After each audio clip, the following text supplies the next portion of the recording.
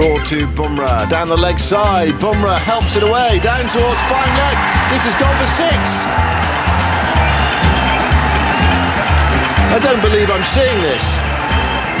England have 2 fielders on the fine leg boundary. It's sailed over their heads.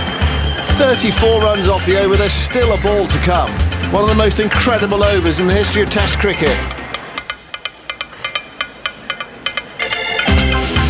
Yes, it might have been worse too had no ball been called for height. But anyway, poor old Stuart Broad being taken to the cleaners there by Jasprit Bumrah, India's number 10. Just one of the highlights of a rather truncated day yesterday. Lots of rain around. It was all a bit disappointing. And so was England's batting too. 84 for 5. They'll be resuming on soon enough in about 15 minutes' time. So 332 runs behind. They've got an awful lot of batting to do after 36 overs were possible yesterday. At the moment, the clouds are high. We've got blue sky around. And I think without any further ado, let's get a weather forecast. Hopefully a cheerful weather forecast from Matt Taylor. Morning, Matt. Good morning. It's got to be a bit more cheerful than yesterday's forecast, let's be honest. That little ripple on the weather front I mentioned certainly hung around longer than expected yesterday. Much better day to come today. I know it's sunny with you at the moment, but if you cast your eyes to the northwest of the ground, you will see a bit more clouds starting to edge in. It will cloud over quite considerably in the next hour or so. There is only a small chance of a passing shower, so a few interruptions really from lunch through to mid-afternoon. Hopefully they'll still clear of the ground, and then from mid-afternoon onwards, I guess we're back to sunny skies to take us through the rest of the day. Lovely. So any interruptions today should be fairly minimal. Not as windy as yesterday, so it'll feel a touch warmer. And tomorrow's looking good as well. Early cloud will clear to sunny spells for the rest of the day. That's what we expect. Thank you, Matt, very much indeed. You enjoy your Sunday, as we all will here too. The crowd coming in, and keep mentioning its early start, of course, 10:30, which I think has either taken some by surprise or obviously inconvenienced pre-made travel plans with train tickets and so on. But they're coming in over there on the right-hand side there. The Hollis stand is filling up. Phil Tuffler's got his sunglasses on. It's quite bright this morning, Tufflers. Good morning to you. Absolutely. And Deep Desk Gupta as well. Morning to you too. Well, morning everyone. What are we expecting today, and what are we hoping for today? I think it might be two different things. Well, absolutely. I think that the Indian bowlers will like those clouds rolling in, because it looks like a lovely day to bowl. High class yesterday, wasn't it? I mean, different league. Looked more hostile. Looked just quicker as well, and kept the batsmen on their toes. And England didn't particularly put up much of a fight. So I think more of the same today from the Indian bowlers. They're going to be really hunting these last 5 England wickets, and I expect them to get them. Yeah, 130 odd to avoid the follow-on. Deep. I mean, that's a lot when you're 5 down already. I mean, there's Bairstow and Stokes together. Yes. Right. But I just wonder what India would. I mean, I feel they'd bat again a second time if they are in a position. If they do roll England out quickly, what do you think? I mean, we don't know about Jasprit Bumrah in this situation, do we? The captain. Yeah, because obviously we haven't really seen him lead any kind of side before, even his first class or underage cricket. But then, listen, if looking at the conditions, and if they don't really have to bowl that much, the Indian bowlers, they might enforce it. But I think it's way too early to say all that right now, because we've seen right through this summer, once that ball gets older, it's comparatively easier to bat. We're talking about 27 on ball now. We're talking about Ben Stokes and Johnny Bairstow, both in good form, and both batters who can actually take the game away from you in the blink of an eyelid. So I think it'll be a little premature to talk about all that right now. I'm going to be really interested to see how Stokes plays. Yep. I mean, he only he's not out, but yesterday, I mean, he took a charge down the pitch yesterday in this brief innings, and in the same breath, I'm going to mention Joe Root, who I felt yesterday just seemed to have this whole question of being positive in the back of his mind, when he's thinking, I can't really play like that because it's hard out here and I've got to get stuck in. But I mean, the number of times he played and missed, playing attacking shots wide of the off stump, balls that were short, he's having a great flash out. It wasn't a Joe Root innings at all. No. Well, listening to Mark there, that those rain breaks really did suit India, didn't they? Yeah. I mean, they kept I think Shami bowled every over from this end, so he just kept on going. Yeah, 13 overs. Yes, 13 overs. So, but it was very un-Joe Root-like, wasn't it, that last session? I think the first 2 balls he had were sort of full and away swinging from Shami. Great big darts outside off stump. So it does disrupt I mean, it does just disrupt a batting side during those conditions. You've got to start again and everything, and it's very, very difficult just to switch on and refocus. And you saw that in the England sort of batting lineup and the way they went about their business. But yes, how are they going to play? I think Johnny Bairstow's only going to look to play one way. Got one wrapped right on the hand, didn't he? Which will be sore this morning. But yeah, going to be interesting. Realistically, England have got two partnerships, haven't they? This one and Sam Billings, to try and get somewhere near to that Indian total. Yeah. What are you expecting from England's? I mean, and from Stokes, Deep? I mean, I know you haven't seen. Well, you may have seen, but you haven't been present at the Test matches this summer. But the way Stokes has played, I mean, it surprised people yesterday to see him take a couple of paces down the pitch to Shami and think, "Whoa, what's going on?" I mean, does he need to play like that? I think at times you do need to. It's not about trying to be aggressive or playing shots. It's just to get the bowler off the line and length. And because Shami, I mean, I know Bumrah picked 3 wickets, but I think Shami was as good as anyone else. Absolutely. Yesterday evening was absolutely brilliant. And we were talking about how generally unlucky he's been in terms of finding the edges or edges carrying to the fielders and all. But yeah, I mean, at times you need to do that to get someone like Shami off that length when he's bowling as well he has been. So yeah, I mean, maybe that. I guess what I reckon they'd be thinking of, both Bairstow and Stokes, is just try and see through the next 10 odd overs once the ball gets older and there's less movement or help for the bowlers.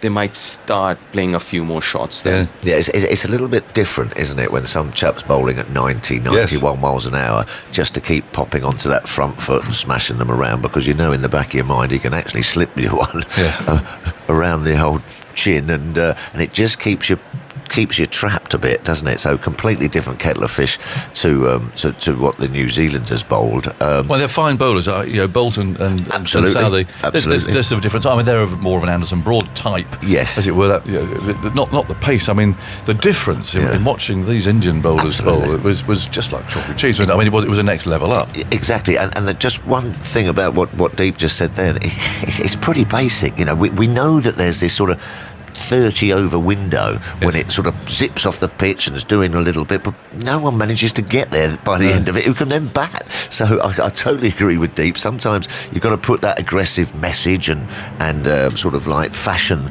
in the way you play and just get through that period, and then you can make hay hopefully when the sun comes out and the ball gets a bit older. Crawley 9, Lees 6, Pope 10, Root 31, and then Leach the night watchman, bless him, got a duck. That's what can happen, can't it? But looking at that top order again, those first 3. I know Pope scored some runs, but it just looks vulnerable. Work to be done. I felt a little bit sorry for Alex Lees. I don't necessarily think he would have faced someone like a Bumrah beforehand, and he looked a little bit. Where's the ball? Whoosh. It must take some getting used to. Absolutely. Yeah, he's so unusual. Yeah, absolutely. Concerns about Crawley.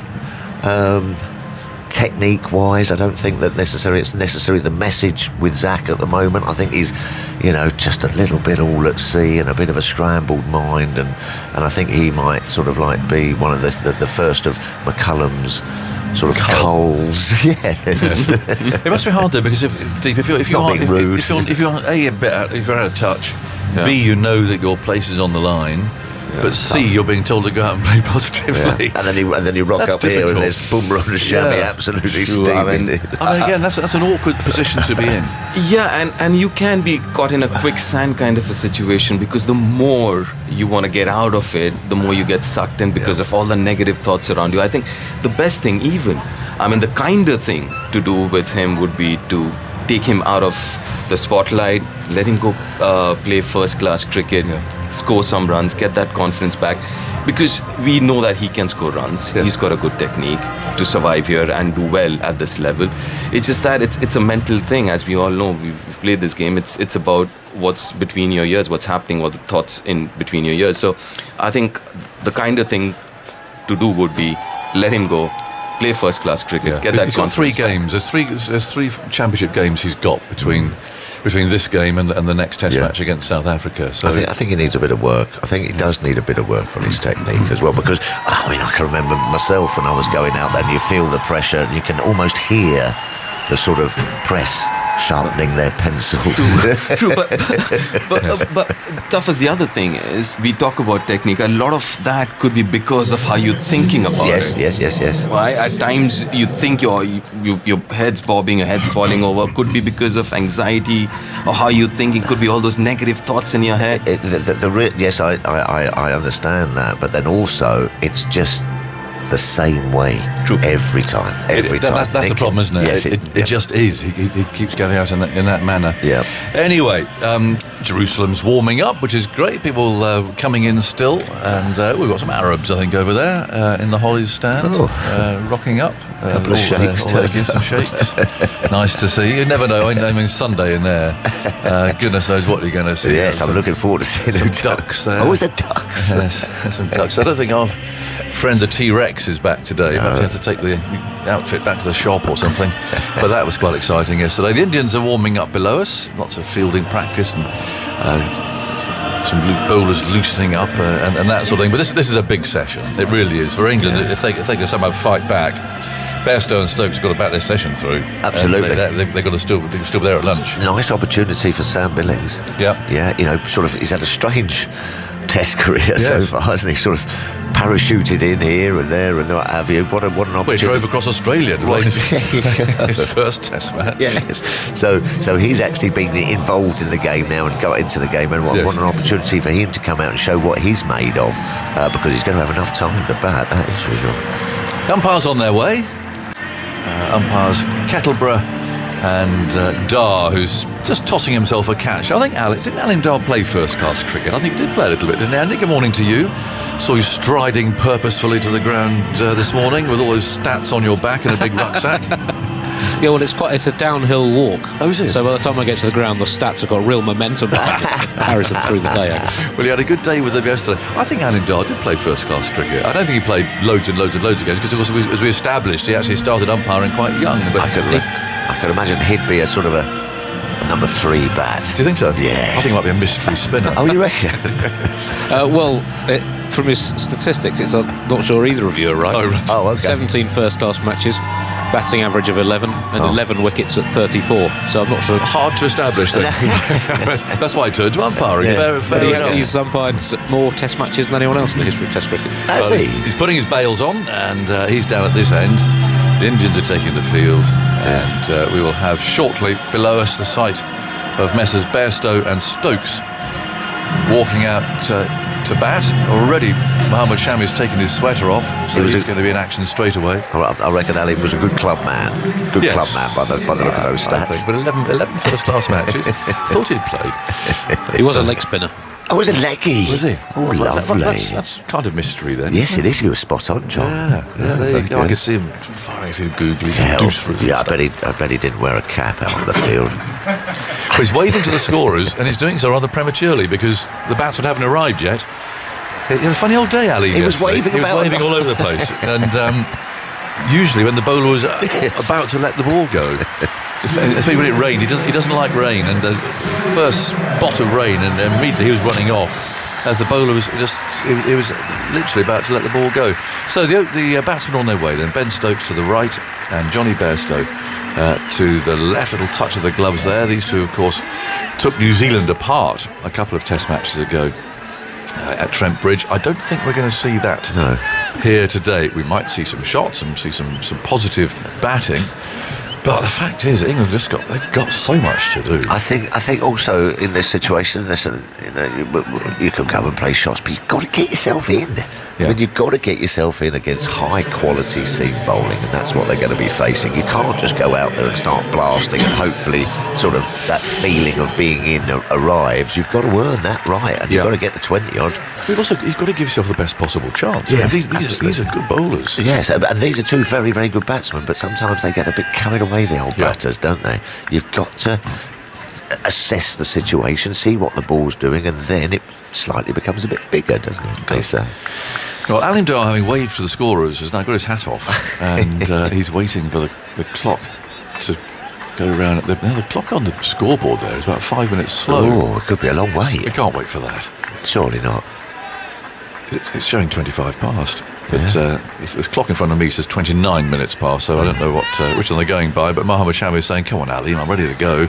Yeah. And Dar's standing there. He's got his hands on his hips. It's a bit silly, isn't it? Well, it's cricket, isn't it? He's happy now, anyway. He's happy, and he's in position. Bairstow's over his bat. Here we go. And Shami is ready to go. There's 3 slips. There's a very fine gully. He's a 5th slip, really. A backward point, a wide mid-off. Shami's on the way. The first ball of the day is an in-swinger down the leg side.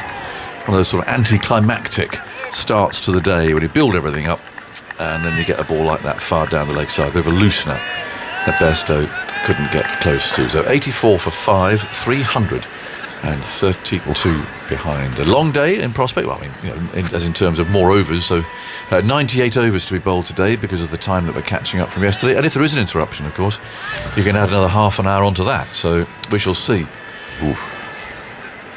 But at the moment, the scheduled time will be about 6 o'clock, I think. In goes Shami over the wicket and bowls outside the off stump. And Bairstow looks at it, allows it to go through, and Punt, who spent much of his time on his knees out there when he's keeping wicket because the ball simply hasn't carried through to him. No. And he's on his knees again there to collect that one. Yeah, the odd one just has climbed from this end, hasn't it? Yes. Yeah, it really has fizzed through. I think of Thakur's dismissal from Ben Stokes really leapt at him.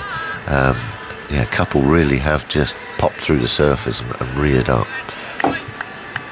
Which is tricky when some bloke's bowling at Not nice. No, not nice at all. No.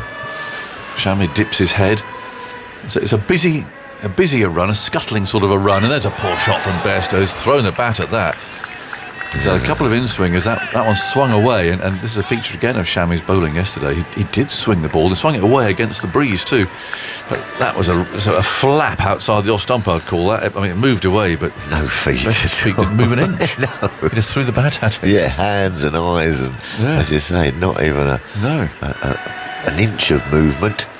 But that's not. It's not what England need. No, to get caught playing a shot like that necessarily. 84 for 5. Shami again bowls, and again it swings away. It's a bit fuller this time. Punt drops it, and Kohli picks the ball up in front of him, gives it a polish. It's got a beautiful sort of way he kisses the surface, but at real pace. Yeah. It's not sort of like a kiss the surface and then it just sort of glides to the wicketkeeper. It sort of gathers pace as it goes to the wicketkeeper. Well, in a way, I mean, I know their actions are nothing like the same, but the end result is off the same. A bit like Malcolm Marshall. I mean, he would scuttle in and bowl that really full length at a lively pace. Yeah.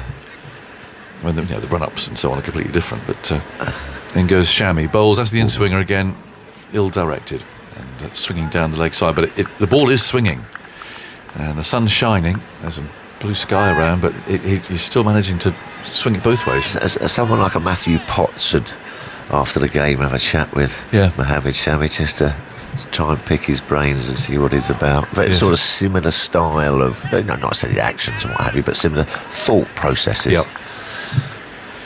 He's not a tall man, so he does pitch the ball up a little bit fuller, and that of course helps it to swing.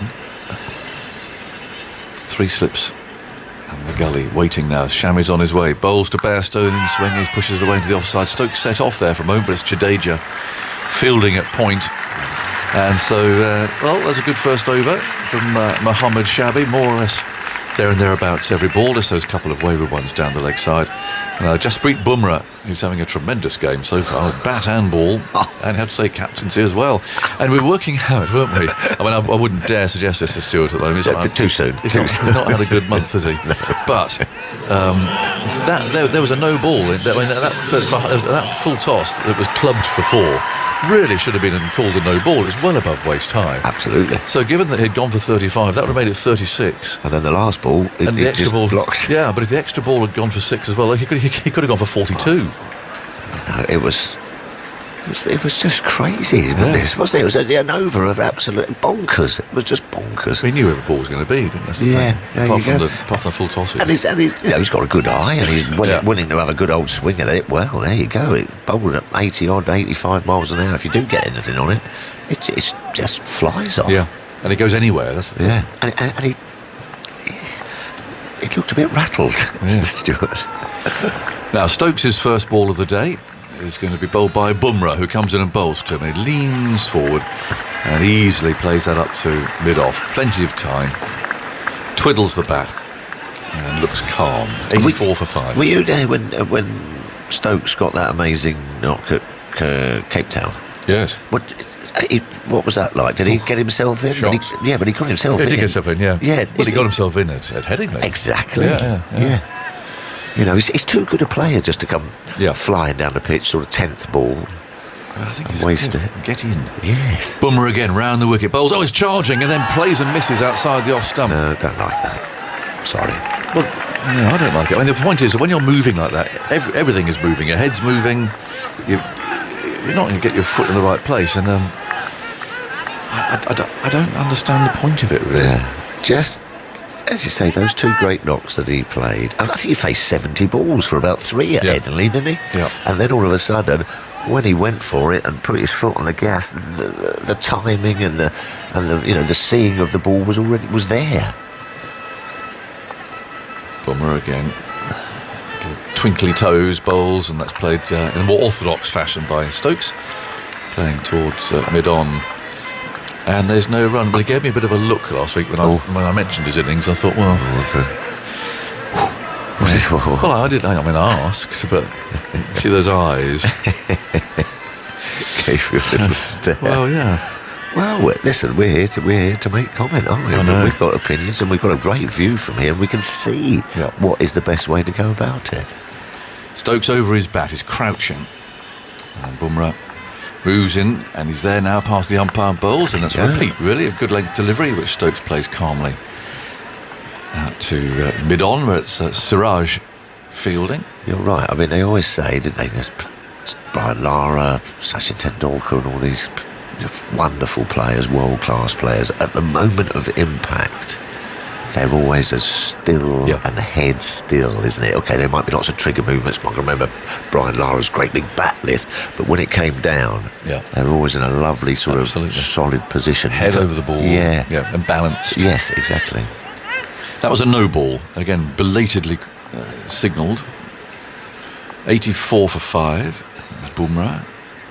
Round the wicket, moves in, bowls to Stokes. There's the first runs of the day. Lovely. Flicked easily past Bidon's left hand. Siraj is after it, but I don't think he'll stop that. The ball is slowing slightly. It's a long boundary down there.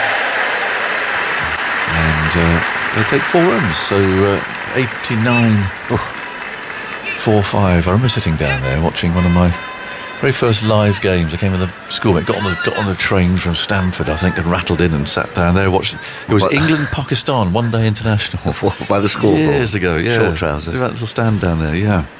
It rained quite a lot. Oh. Peter Lever played, because he was my hero. Oh, well, that's where you got That's where you got it from, was it? Well, I more got him from the Gillette Cup final. I do remember a couple of years later coming down there, sitting there and Day watching. off school. Yeah, I met Bob Willis, asked him for his autograph. Oh, nice. Yeah, I remember that. Didn't give it to me. No. 89 for 5. I've always teased him about that. In comes Bumrah again, and he bowls to Stokes, and that's a thick edge. The ball runs away out into the offside. Jadeja swamped by a long sleeve sweater. Tosses the ball back again. Mr. Willis, can I have your autograph? Yeah, it was, yes. It's more or less like that. It might have been a tough day. Well, yeah, absolutely. And it was a long day. It had been raining a lot.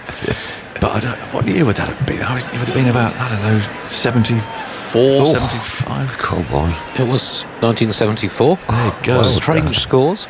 England 81 for 9 from their 35 overs. There was weather around, I seem to remember. Is it 81 for 9 from 35 overs? Yeah. Those were the days, weren't they? We had to go through the England side in a minute. Yeah. Here's Bumrah bowling to Bairstow, who comes forward. That comes off the bottom of the bat, and he looks at that a little anxiously. Doesn't want to break that one. 90 for 5. It was quite a significant recovery as well. They'd been 28 for 8. Were 28 Were they really? I forgot that. It was in the very early days of one-day international cricket. It was played for the first time in the 1970-71 season. So it was still a new art form. Yes. Evidently that England...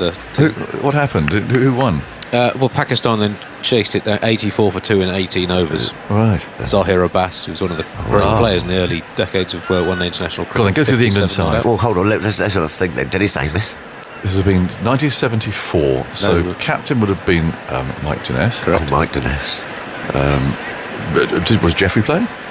No, he wouldn't have played under Mike Dennis. No. He'd have taken his bat and ball home.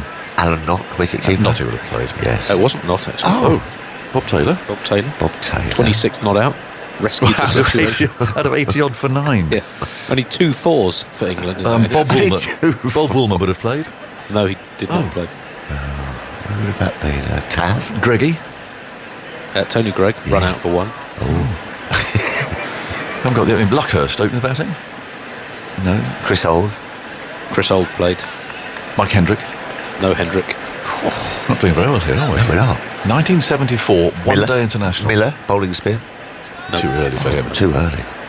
Deadly. Yes. Oh, of he hit the course. only 2 4s of England's innings. Eric 2 key Underwood innings did. of 17. What a 49. game this must have been.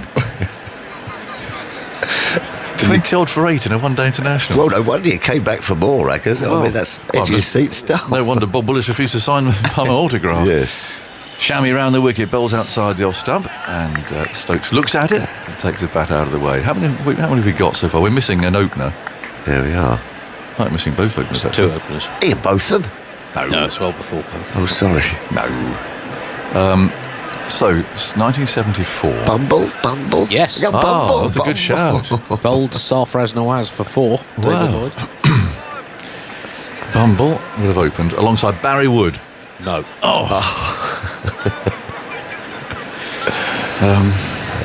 Come on. MJK Smith. Correct. Oh, he got a home call up. LBW Asif Masood for 0. Oh, dear. Asif Masood had that really strange start to his run, didn't he? He got to the marker, and then he walked backwards a few steps, and then with a big swing of the arms, he'd set off. He's a good bowler. Good bowler. Might be missing another quick bowler then, are we? We've got Peter Lever, we've got Bob Willis, Oh, I know. and Shammy bowls to Stokes, again outside his off stump, and he I plays know. no shot. Bob Willis I wasn't know. playing. I don't Didn't know if he? he was Oh, 12th no man. wonder. No, wonder he was he 12th man. No one is upset. I've got one for you. Jeff. Oh, Jeff Arnold. Yes. Yes. Well done, Tuffers. Got Majid Khan out for a golden duck. Did he? He was someone who often got a bit of bounce. Absolutely. I remember My coach, my bowling coach for many years. I remember playing a sort of forward defence to Jeff Arnold at Grace Road, and the balls went poof, and it was straight on under the arm and the elbow there. that hurts. Really hurt. Yeah. Shammy bowls. Stokes is down the pitch and he's launched him. A couple of bounces into the boundary below us. And there you go. I think we knew he was going to play like this. Big clap from Brendan McCullum there. Yeah, saying on the well done. balcony, clapping hands above his head. 94 for 5, and that did come out of the middle of the bat. It was absolutely in the slot, as it were, God, and has launched that over Shammy's head. oh, it's a beautiful shot. It's an extraordinary shot, isn't it? England are 94 for 5. Shammy runs in again, bowls to Stokes, this time plays from the crease, pushes the ball into the offside. I mean, it does mess around with the bowler's length. Well, or does it, Aggers? Because you just think, okay, well, you're not going to be doing that every ball, are you? That seemed a bit short of that. Yes, I know what you mean when it says it messes with the bowler's length, but it never really sort of messed with mine, because you just thought, well, okay, you're not going to be doing that every ball, Right, You know, let's get it up there again. Yeah, well, and if anything, what I used to do was, well, I think next one a little bit fuller and a little bit slower. Oh, did you? You know, because you used to, Crafty old foxy. Yes. Yeah. You know, so I know what you mean when people are moving around. You sort of go, oh, crikey, I'm going to pull my legs back and everything. But it's not going to happen every ball, is it? No. 95 for 5. And goes Shammy, bowls an in-swinger. Oh, that goes straight over the stumps. How's that not bowling? Bairstow there went for an airy drive, and it's the in-swinger. He's got it in the right place this time. And that went right over the wickets. The ball's snaking between inside edge and the pad. And he's very lucky to get away with that. Very lucky indeed. Beautiful ball. Oh, Cut back. Oh, yeah, it is. Cut back a long way. Beautiful bowling. Yeah. Now, my mate Angus Fraser always said he was the most unluckiest bowler in the world, but I do see this chap. Yeah. He bowls beautifully, He and does. only ever sort of. How many fifers has he got, man? Wind him up and he just carries on. 95 for 5. Shammy moves in, bowls to Bairstow, who waits for this and plays to mid-off. And there's no run. How has he got? Because he should have loads. Just 6. He has a fine test record, 215 wickets at 27. I think we looked last year at the plays and misses he had in the 2018 series. It was one of the most of bowlers generated in the series. We only averaged 35 over that series. But he's been a very good bowler for India for a long time. Who have we missed off this team? What sort of position have we missed? So you have the openers, David Lloyd and Mike Smith. Do you want me to just talk you through it? Yeah, I think so. Number 3, John Edrich. Oh, John Edrich. Fine player for many years for England. Sorry, Mike Dines. At 4, Keith Fletcher. Of course. At 5, Tony Gregg at 6. Then Chris Old 7, Bob Taylor, wicketkeeper at 8, Jeff Arnold, Derek Underwood, Peter Lever. Decent. Go. Bumrah around the wicket, bowls for Stokes. Oh, that's hit him a nasty blow, and he's on his knees. And where's that hit him? I can hazard a guess. Yeah, he's getting over this in an unusual way. He's on his knees. And that's a real stinger. And he's not getting up at the moment. No, take a breath. Yeah, that was a horrible ball. It opened him up. And then,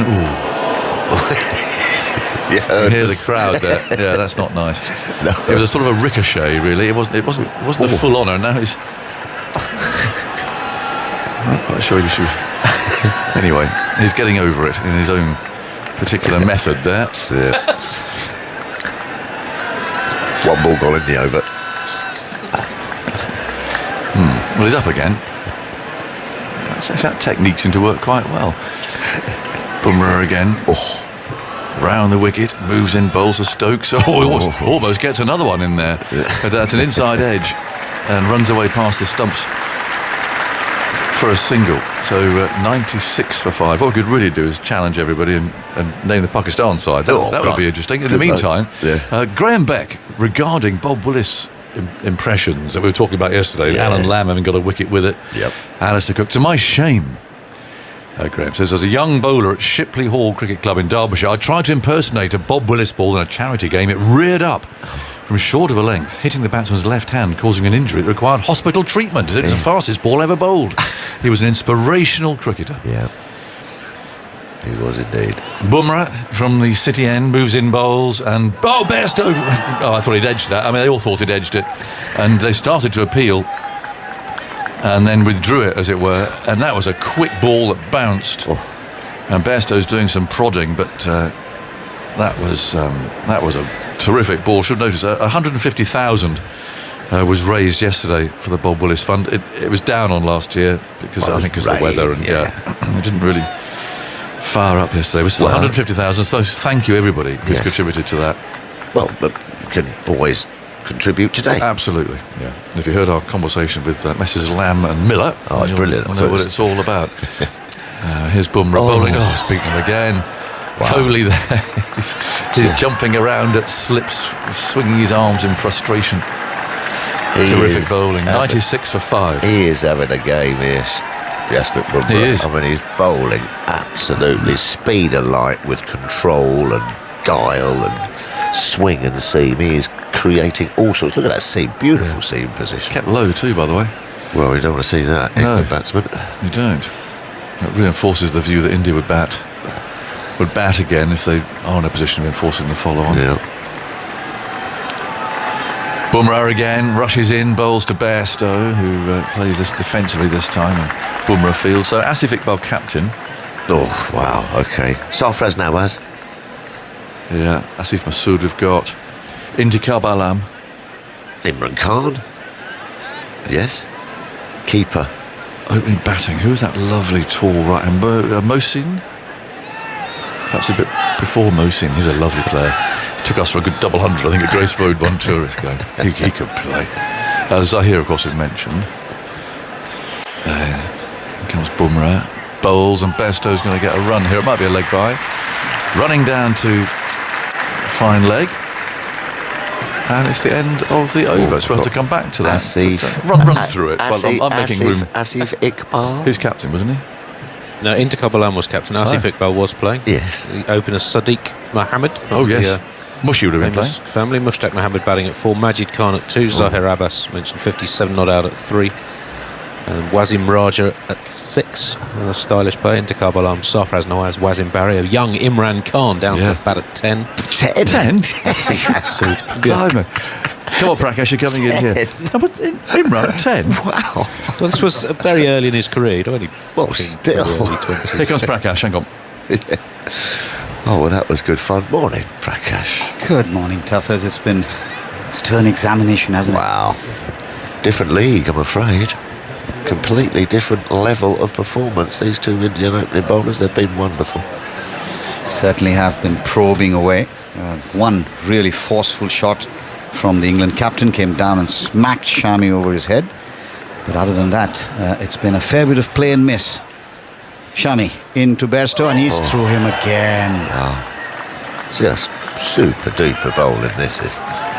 Look where he's ended up. He's ended up sort of extra cover there with a big arc because he's just going, what have I got to do to get the edge? He's beaten Johnny Bairstow about 8 times this morning. And I don't know what's going on, but Virat is having a lot of chat with Bairstow. I don't think it's anything. One hopes it's not anything that is going to cause any issues. And Kettleborough is having to step in. It's unnecessary. Virat needs to remember he's not even the captain, so he needs to behave himself a little bit here. And it's completely unnecessary, isn't it? The bowlers are bowling well. Then the English batsmen haven't really got off to a start, and it's totally unnecessary. I mean, yes, a lot of these guys know each other well from Johnny's time in the IPL, but there's no need for so much of that. No, look, as you said, both umpires, as you say, Alim Dar's walked all the way down to Johnny Bairstow, so that was a good old chin wag, that was. 97 for 5, and Alim Dar now is back to his position, and Shami runs away from us. 2 slips and a gully in place. Shami bowls, and Bairstow is driving and missing again. What's happened here? I don't know. Just came down the wicket, tucked his bat under his armpit, and then had a glove touch with the skipper. Well, yesterday, Virat and Johnny Bairstow walked off arm in arm. Yeah, exactly. I was about to say that. It's a fickle thing, love, isn't it? Well away from it. Just watching the replay there, and missed it by at least 4 or 5 inches. It's his 5th play and miss in the last 8 balls. Yes, it's just 5th and 8. Here's Shami now. Wide of the crease, bowls down the leg side, and Pant has to acrobatically move quickly to his left and take it. Yeah, strange little passage of play there. Perhaps the banter just overflowed a bit. Yeah. Well, listen, it's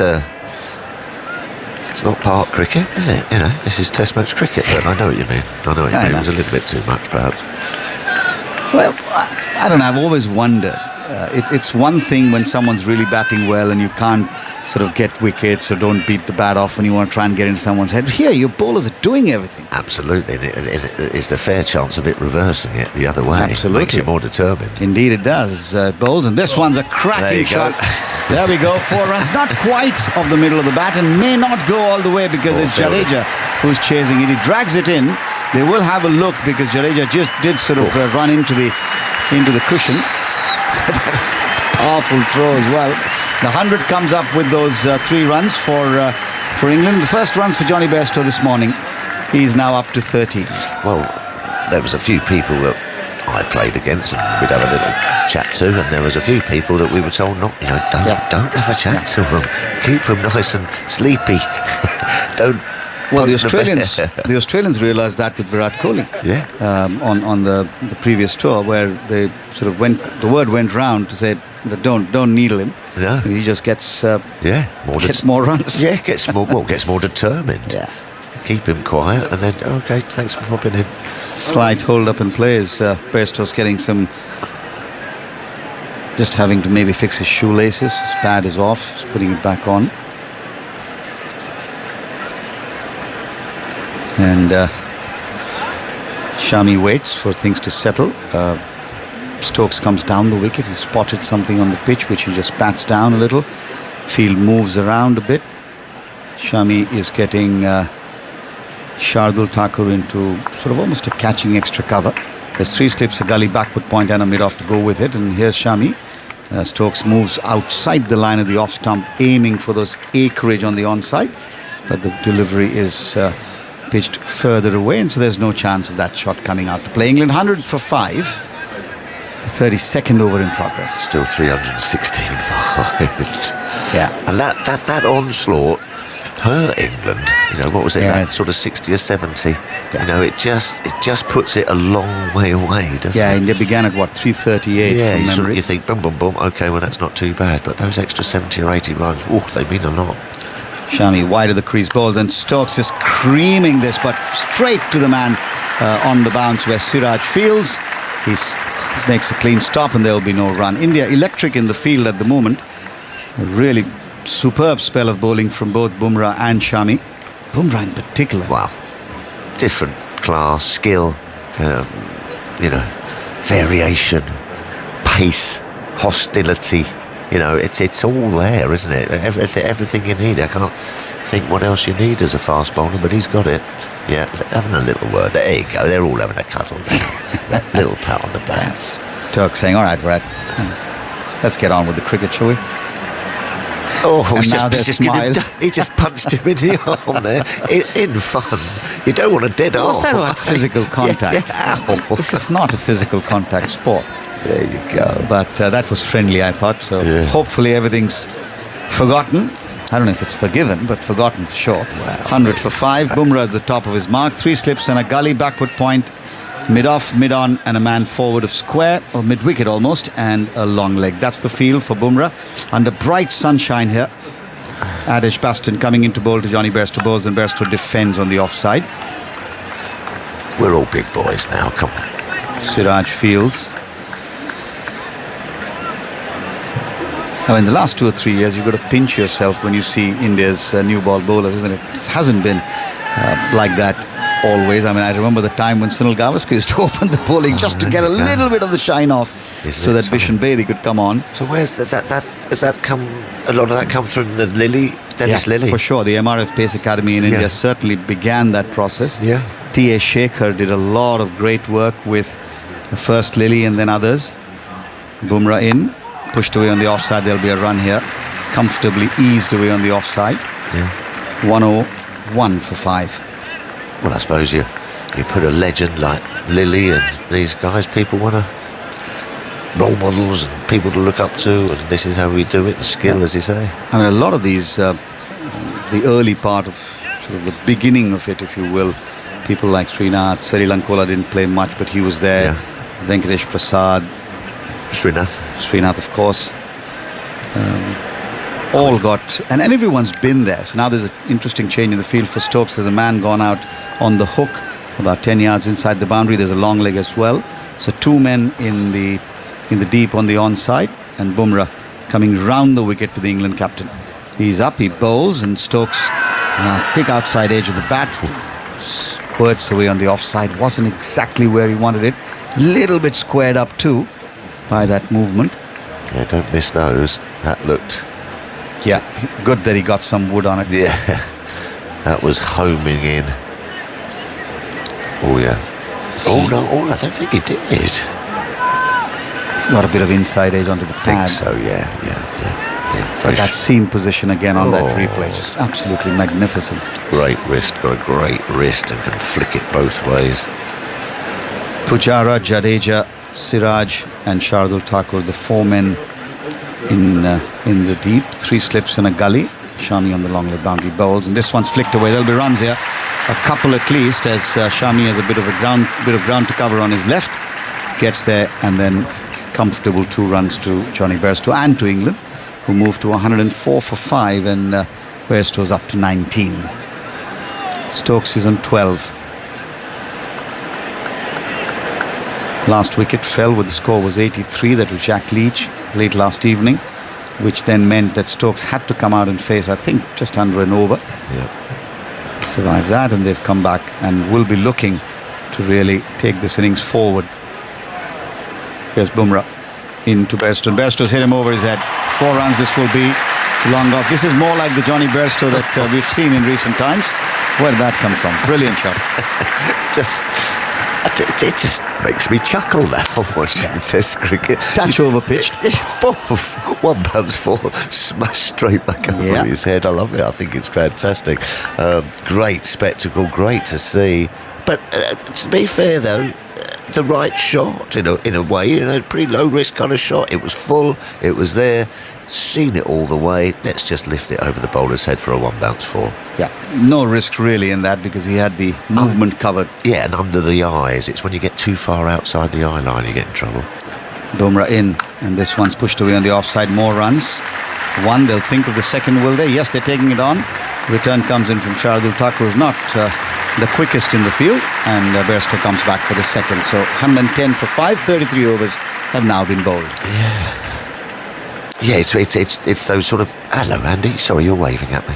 Oh, I'm sorry, Andy. Finish your point, Tuffers. Well, no, it's just those ones that are a bit airy-fairy outside that off stump. And when when it's in your sort of target area, I don't see it as a risky shot. It's when it's outside the eye line and you're having a big old wipe at one that's swinging away. That's when you get in trouble. Andy. Talked yesterday about the difficulty Johnny Bairstow's had with Jasprit Bumrah. That was that 4 was the 100th ball he's faced from Bumrah in Tests, and only the second boundary he's hit. Now got up to 30 off 101 balls from Bumrah. Got him out 3 times, but 2 or 4 and a 2 at the end of that over. So maybe he's starting to solve this mysterious puzzle that confuses so many Test That's batsmen. a startling stat, that, as Shami starts a fresh over, bowls to Stokes, who lets it go outside the off stump, and it's taken once again by Pant low down. I'm wondering whether Pant standing maybe a yard or two too deep, because he's been collecting a lot of these balls low down and hasn't always got them cleanly. Well, Tuffers has left us, and Ebony Vainford Brent, good morning. Hello, Prakash. I'm enjoying this. There's a bit going on, isn't there? Yeah. And I think it's more the psychological part of the game that I'm enjoying at the moment, the battle between the two teams. Shami in wide of the crease, and Stokes has given it everything, and he just races away to the cover boundary for 4. There's a terrific shot from Ben Stokes there. Just waited a little on it, leant back, and then hammered it. Beautiful shot. 114 for 5 now. I think this is even my point here. He could have just rocked back and hit it, but it was the intent in the way he bent his back. He wanted to impose himself, really send a message to India that they're out here for the fight. This could be a nice little fun session. Well, I guess when these two are batting and with the new mindset, it's bound to be exciting. There'll be no shortage of excitement. Who will get on top, only time will tell. But nobody really moved in the field as that went straight into the boundary at the cover region. Here's Shami bowls, and this time it's worked away on the onside, wide of Pujara, who will get there but not prevent the single. 115 for 5. A couple of loose shots from Johnny Bairstow, but again still looking to throw the intent. What do you think India's overnight? India will want to dominate this test, right? They will want to win 3-1. Well, obviously, I mean, but they will want to. Do you think they will want to just be clinical, get the job done, or do you think they will really want to rub England's nose in it if they can dominate? Well, I mean, if it was the previous dispensation, that might have been a thought. I don't think Rahul Dravid is the kind of guy who will want anything of that. He'll just want the result if he can get it. Here's Shami bowls, and this one's lofted again by Johnny Bairstow. He's getting a hang of things. The ball may not actually carry, just has enough legs. There's a lot of sort of a pitch from Bairstow. Didn't get all of it, so the ball on this sluggish outfield just sort of slowed down after pitching, but had enough legs to go through. 119 for 5, and this is the second boundary that Bairstow's now hit. Again, just slicing it a bit, but 4 runs nevertheless. I think what's in his favour there is at least he went through the V and just got his hands through the line of the ball, just skewed underneath, maybe just a fraction slow off the pitch. 3 boundaries in the space of about 7 or 8 balls. Well, it's just past that 30 over mark as well, Ebenezer, which is where we've seen generally that the ball stopped doing a lot, and maybe just beginning of that process of, if you will, softening up, if that's Johnny Bairstow has movement behind the side screen. This is really, really painful for everybody, isn't it? Spectators not quite aware of what's happening, and thereby resulting in unnecessary stoppage and disturbance. especially for the batter. Here's Shami going away now, bowling to Bairstow. And Bairstow inside edge is this. Thickish inside edge. They've taken one, they'll go for the second and they'll make it two. Aggressive running as well. So everything that is being done by England at the moment, very clearly signalling the intent that we're going to take this to you. We're not going to be sort of pushed back by saying we lost 5 wickets, let's be cautious. And that's the way they've played all summer. Yeah, and the point you made about the ball as well. I walked around the outfield today and it's still quite wet. There was a lot of dew on the surface, maybe from all the rain yesterday. So if that gets into the ball, it's just going to kind of just become easy as you like for, no real movement or anything. Yeah, it so gets that a bit could give heavier, them doesn't it? Yeah, so that's going to give more favour to the English batters as well. Well, I mean, to be fair, if you look at it from a unintended advantage perspective, India got the best part of it with the breaks, being able to bowl their top bowlers all the time yesterday. So that might just even out that a little bit. Here's Shami in to bowl to Johnny Bairstow. Now it's close to the stump, and a beauty. That was an absolute jaffa. Beat him with movement and, would dare say, with pace as well. And Bairstow was left in the wake of the ball, just going into the gloves of Pant. Yeah, that was an absolute beauty, wasn't it? It just shaped in. Bairstow got a bit stuck on the crease and ended up sort of fishing at it as it moved away nicely. Balls like that make you realise there's still just enough in it for both sides, right? And this is why it's an excellent battle. Change in bowling at the far end. Mohammad Siraj, who I think Andy will confirm, bowled only 2 overs yesterday. Three. One for 5. Mohammad Shami's bowled a 17-over opening spell, albeit in 4 different sessions. It's the longest opening spell by a pace bowler in Test cricket in terms of overs bowled since 2010, when Darren Sammy bowled I think he's actually passed that now. So since going back now to 2007, when Zahir Khan bowled a marathon opening spell against England, 19 overs. Were rare, albeit aided by weather. Yes, absolutely. And, Johnny Bairstow had 13 from his first 63 balls, one of the slowest starts he's had to any of his Test innings, but has scored 18 from the next 9. There we are. So Johnny Bairstow signalling that he's now seeing it well.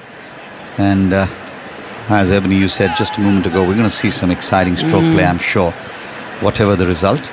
Well, this is kind of part of game plan 1, isn't it? Get through the early openers, start to get into some of the sort of second change, third change bowlers. Of course, they're high quality, but, just start to wear them down. Yeah, the field, the way it's set also just signals that India are aware of what might be happening. There's 2 slips now, a gully backward point cover mid-off. Mid-on, a man about, I'm saying 20 yards inside the boundary at backward square, and a long leg. Here's Siraj bowls, giving him the charge. There is the England captain, and dragged back by Siraj, dabbed away on the offside. The other thing I think Indian bowlers do have actually in their armour is, I think we'll see, especially from Jasprit, but the one-day skills. So once this counter-attack comes, the slower balls, the Yorkers, the variation, slower Yorker. So I do feel that if England continue this approach and really go swashbuckling, that they will have they've got a plan B or C, which we saw England just went to short stuff. I think India might have a few more options with the ball. Well, I'm sure time will tell. All predictions indicate that this will be a relatively full day of cricket as Siraj comes in over the wicket and bowls to Bairstow and to Stokes, who looks to lap it round and I think pulls out of the shot. It's interesting the number of times the England batters are just coming together in the middle of the wicket. I don't know if it's just a pattern to sort of talk about what's happening, or it's just stay focused. Different Were you teams. a talker in the middle? No. To your. Well, not unless there was something to say. So in the middle, at the end of the over, what was the chat? Nothing. How's it going? What are you having for lunch? Keep it simple. Yeah. Bowls and defended on the offside, but slightly thickish outside edge down to backward point. Shubman Gill comes in and feels there is no run. So Siraj, who picked up the wicket, the all-important wicket of Joe Root last evening, replacing Jasprit Bumrah at the far end. And you can see the difference. I mean, nothing against Siraj, or not that he's not a good bowler, but the difference is so visible. Bumrah's been absolutely on fire. I don't know if the captaincy has sort of just spurred him on a little more, but he's bowled brilliantly, as has Shami. Sun behind the cloud, but nothing threatening at all at the moment. As here's Siraj into Stokes, and Stokes is working it away on the onside square. They'll get one. Shardul Thakur sort of jogs in from a deeper position. 122 for 5. We're in the 35th over, and Johnny Bairstow is now into the 30s. He's on 31, and Ben Stokes is 18. What is different from the last 2 or 3 innings that Bairstow's played, he's faced about 72 odd balls to get to his 31, which has not been the pattern up until now, particularly the last 2 innings against New Zealand. Yeah, I think that there was a spell of Bumrah was honing in at his pads yesterday, just ball after ball after Straight. ball. Yeah, and he was going for that old problem he had, so I think he knew he had to just settle in. Siraj to Bairstow. He's in bowls, and Bairstow short arm jabs it through the mid-wicket area. This will be a chase. The ball will probably win. Desperate dive there, and doesn't get there. So terrific shot from Johnny Bairstow. He's really now showing that he's at ease with things. He's sort of battled through the early part. Lovely boundary, 126 for 5, and that takes Bairstow up to 35. Yeah, really interesting shot, isn't it? That, it wasn't that short. It wasn't a cross-bat shot like a traditional pull. It was just kind of in between a 45, working it around the corner, and then using a bit of power late in the shot. Yeah, I mean, you see subcontinental players do that with their wrists. I think Johnny just using a little bit of forearm there, just jabbing it away. And now he goes over the top, and he'll get 4 more, will he? The ball's slowing down a little. Jadeja's the man after it, but he will not get there either. So back-to-back boundaries for Johnny Bairstow. And at the end of the 35th over, England getting a move on here. 130 for 5. Bairstow's raced up to 39. Stokes is 18. More from Ebony Rainford Brent, and then taking over commentary, Simon Mann. Well, this might cause a little bit of a headache for Jasprit Bumrah. Mohammad Shami's done a long stint. He's put in some overs as well, both of them 14 and 17 overs. And now I think England are going to attack the second and third change bowlers. Maybe time to think about Jadeja as well, if they're going to be going for it. But I think he's going to have to start ringing the changes. And Shami's done a pretty long stint, so I don't know how many he's got left. But I think some captaincy thinking about at the moment, Simon. Good morning, Ebony. Good morning, everyone. What a 40 minutes cricket this has been. Absolutely riveting. India beating the bat, chat out there, strokes being played eventually. Bairstow took 20 minutes to get off the mark this morning. He's now on 39. It's 130 for 5. Here's Shami bowling to Stokes, who's down the pitch and he's high in the air. He could well be caught in the covers. He's going to be. There's a sky air. Oh, dropped. No. It has been dropped. And they're standing up all around Edgbaston and cheering. The England supporters anyway. Shardul Thakur underneath. He had a long time to think about it. And standing there in the covers, he waited and waited and waited. It came down. Got 2 hands to it, and it went down. That is a shocker, an absolute shocker. I think the pressure, it was hanging for a long time. He got into the right position. He was in the right position. It was in the hands, and he just snatched at it. That's pressure. There was so much time for the sound of the crowd to start getting into those ears. He knew how important it was. Just tensed up. What a moment. They got a single, 131 for 5. On another twist on this riveting third morning. What are we going to see next? India got 2 slips in the gully, 3 on the offside, 2 on the on, and a deep backward square leg. So they've gone more defensive with these strokes being played. Bairstow has shown a willingness to drive in the air down the ground. Shami bowls, and Bairstow clips this away out towards deep square. That's 4. Well, it's almost a shotter ball again. Can they keep on playing like this and get away with it? Ben Stokes very nearly didn't there. Bairstow's beginning to time it well. He's in such good form. He's 43 not out. It's 135 for 5. That brought up the 50 partnership from 9.5 overs. Shardul Thakur right now is having palpitations.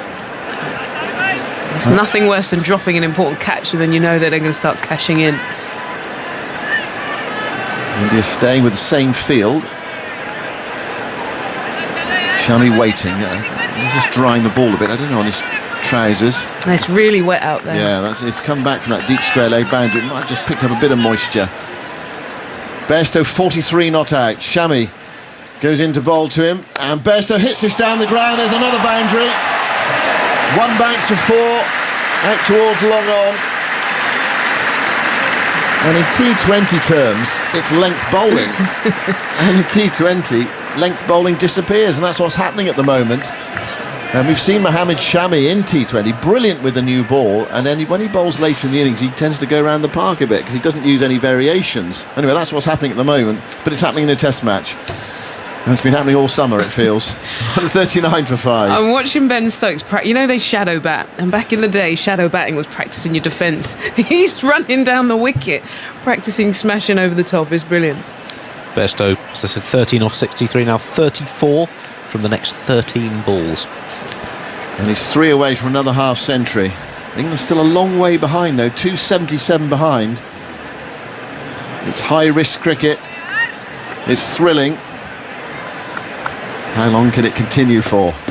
Shami bowls to Bairstow, and Bairstow nudges that into the offside and just hints at a single there. Stokes is a long way down, it to send him back. Shubman Gill coming in from cover to pick up, and there's no run. Bairstow 47, Stokes is on 19, so dropped on 18, Andy? Yeah, Shardul Thakur. It's one of those catches, I mean, at this level you'd expect to take every single time, wouldn't you? Yeah, had time, he got into the position. Everything was right, got it into his hands. There was no